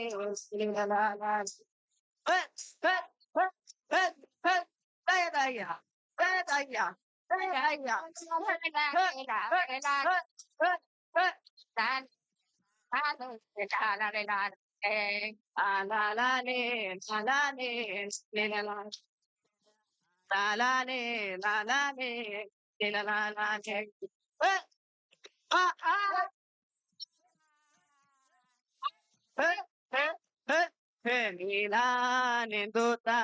ನೀಡದೇವಾವ ಲೊತ್ತಾರೋ ಬಚಿಲಾರೆ ಲೊತ್ತಡದೇವಾವ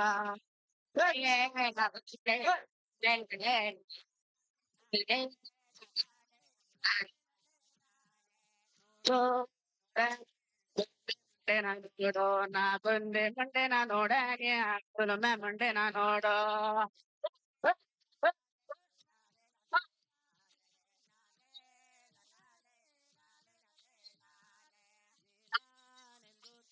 ನಲಿಗಿಡದೆ ಬಾವ ಬಯಲಾರಿಗೆ ಲುತ್ತಡದೆ ಬಾವ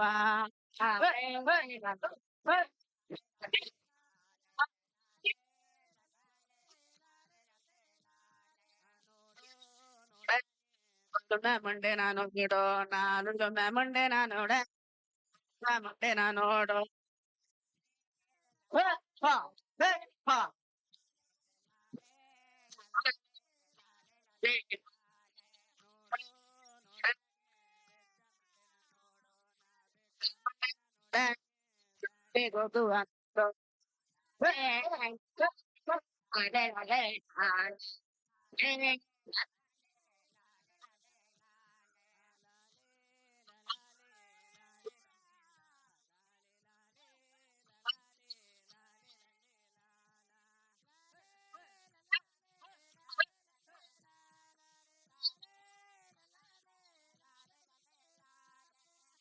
ಚೀಲೆ ನೋಡಿತಾಳೋ ಮಗ ಗೌನು ರೌಕೆಲಿ ಕುಣಾಲ ನೀತೆ ಮಗರ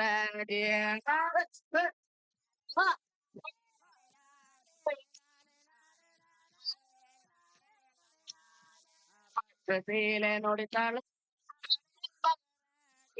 ಗೌರವಕ್ಕೆ ಬೇಕು ಮಗರ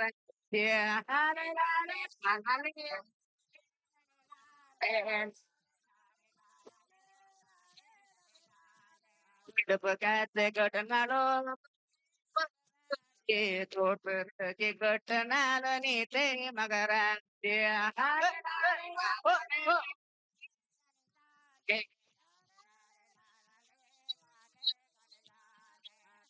ಮೋದರ ತೆಕ್ಕನಾಳು ಮಗರ ಕೈ ಸೈನಲಿ ನಾಳ ನೀತೆ ಮಗರ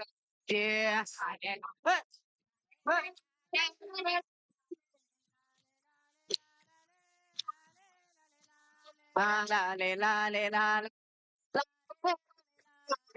ಲಾಲೆ ಲಾಲೆ ಲಾಲೆ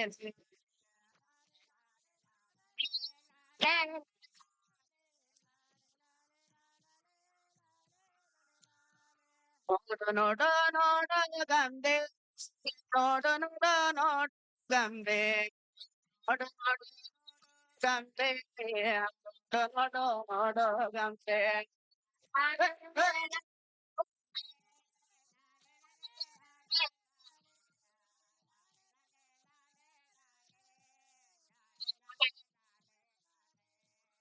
Weekend gambe ay mo gambe kaya kola mo gambe Coca Cola mo gambe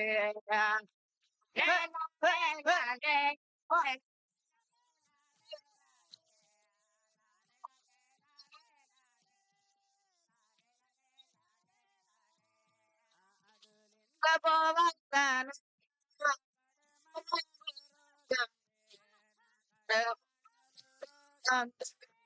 Gadita Gala Gambe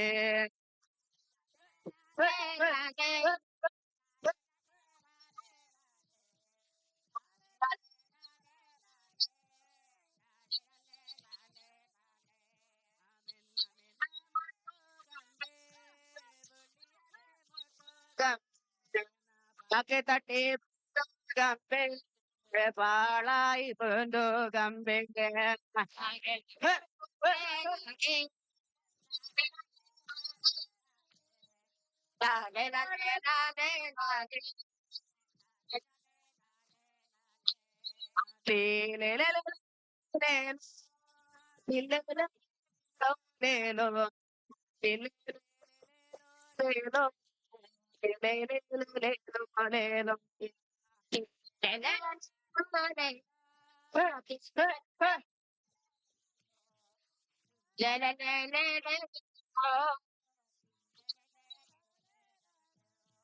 Para la paro, tini mele parte go para la paro, lo ne copi cayora.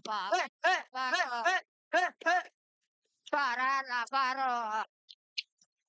Para la paro, tini mele parte para la paro, lo ne copi cayora. Para la paro, maro moto cayora. Pile coto cayora. Para tini mele parte. Modi parte go para la purti vere parte. Pleasing. Timale parte go. Modi parte. Purti vere parte. Tone kupi kayoda. Marumota kayoda. Tini mele parte go. Purti vere parte go. Kalulu banago. Kalulu banago. Sandulu banago. Udupula banago. Uda todela banago. Netilu banago. Netilu banago. Please. Tini mele parte go. Une kupi kayoda. Marumota kayoda. Udanila banago. Udanila banago. Parala paro, dini mele parte, parala paro, lane kopi kayoda, parala paro, paro mote kayoda, dini mele parte go, azmudi parte, urti vere parte, meta bunda tore meta ladiva, narai kalak bunda tore meta ladiva, meta bunda tore meta ladiva. Metalladiva. Tillelelelelelo, tillelelelo. Na tillelelelelelo, tillelelelo. Tillelelelelelo, tillelelelo. Na tillelelelelelo, tillelelelo. Tillelelelelelo, tillelelelo. Tillelelelelelo, tillelelelo. Tillelelelelelo, tillelelelo. Na tillelelelelelo, tillelelelo. Everybody, thank you.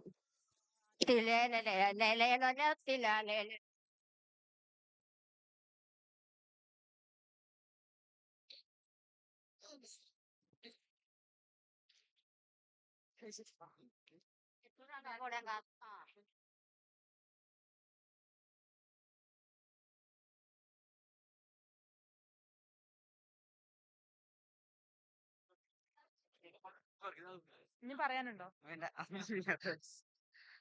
So thank you so much. This was our Kudumbashree team from Attapadi block in Palakkad district. Can we have a big round of applause for them? Thank you so much.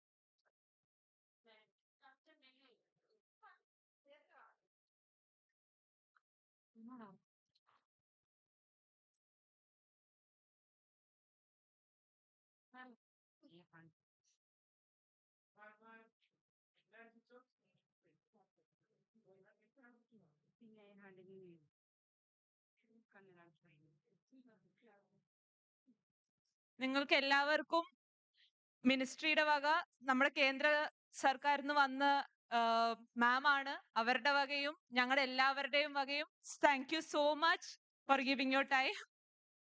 ഇനിയും ഉള്ള എല്ലാ പരിപാടികൾക്കും നമുക്ക് വീണ്ടും കാണാം. Thank you. It is in the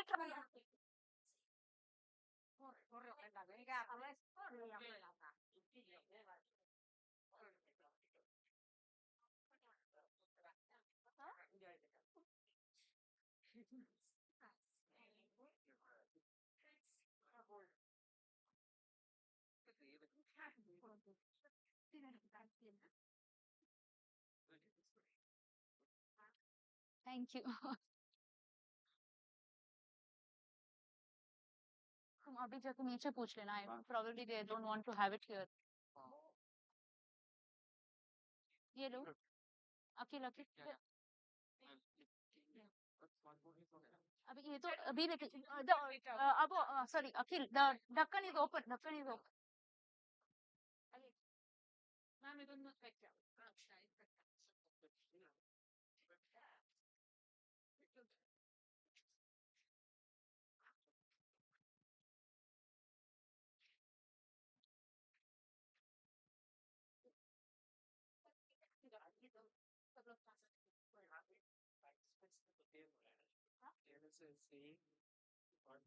So many years he has not seen such an organized program where participants are really attentive, taking notes and I told him to. That's what I thought when I went to. No, I was talking about MOPR when we left it, we should definitely talk about school, wherever you go, you work really all the best. I have all the this thing for you.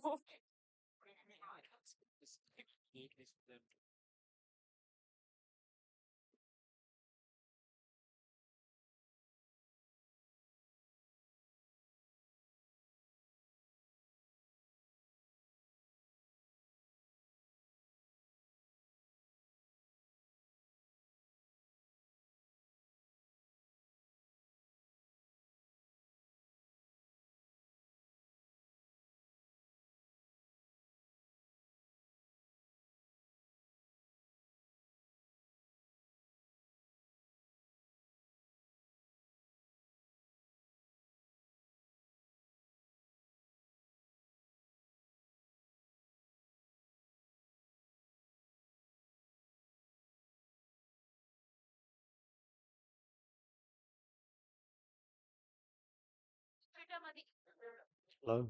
Hello, check. Hello. Hello.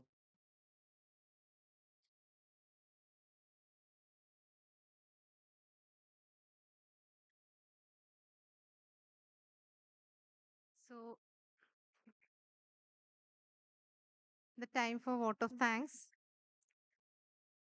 Though the workshop was decided, organized, and conducted in a short notice, but is blessed with the full-time presence from all states associated with Kudumbashree NRO. The support and coordination received from both the ministries, NIRDPR, and all of you deserve special mention. So, on behalf of NRO and Kudumbashree NRO and NRLM, I am here to express our sincere gratitude to all. We express our sincere thanks to Ms. Smriti Sharan, Joint Secretary MORD, Mr. Vikas Anand, Joint Secretary MOPR, whose presence is encouraging to all of us. We also express our sincere gratitude to Mr. Shailesh Kumar Singh, Secretary MORD, Mr. Sunil Kumar, Secretary MOPR, Sri S.M. Vijayanand, former Secretary, Kerala State, Srimati Sharda Muralidharan, Additional Chief Secretary, LSGD, Government of Kerala, Srimati Sharmila Mary Joseph, Principal Secretary, LSGD, Government of Kerala, and all the SMDs and CEOs of from Assam, Tripura, Nagaland, and Mizoram for sharing their ideas, views, and expectations while moving forward. We also thank Srimati Usharani, lead IBCB, the NRLM and the NMMU team who extended their sincere support in organizing the workshop and be a part of us throughout the two-day workshop. The consultants from MOPR, NIDPR, and all participants, including from DOPR and SIRD from 16 states, is fondly remembered, whose participation itself is motivating. The support of Kudumbashree State Mission and District Mission coordinators who are a part of us, also we express our sincere gratitude. The panchayats, the CDS, the departments, the entrepreneurs who patiently gave their time and effort and support for the field visit is also remembered in this juncture. The support extended by the MEC, mentors, BCs also deserves special mention. We also express our thanks to the media for their support on coverage of the workshop and the two-day visits. The facilities provided by the authorities of Hotel Uday Samudra is also mentioned. The training team, the entrepreneurs, and the cultural teams who made the exhibition and product stall colorful and the event unique is also remembered in this context. Lastly, the support and work of Convergence team, the enterprise team, and the whole NRO is also fondly remembered. And their work is reflected in the release of compendium, the arrangements of the two-day workshops. Sincere thanks to all of you. Thank you. Thank you, ma'am. I have a small announcement. So we have a vehicle waiting for all those of you who have signed up for the temple visit at the in the evening slot. We can take some time to freshen up before going to the temple, and we can all maybe gather back by 6:45 for the participants who would want to go for the temple visit. The other representatives who are taking a flight tonight will share the contact details of the drivers soon.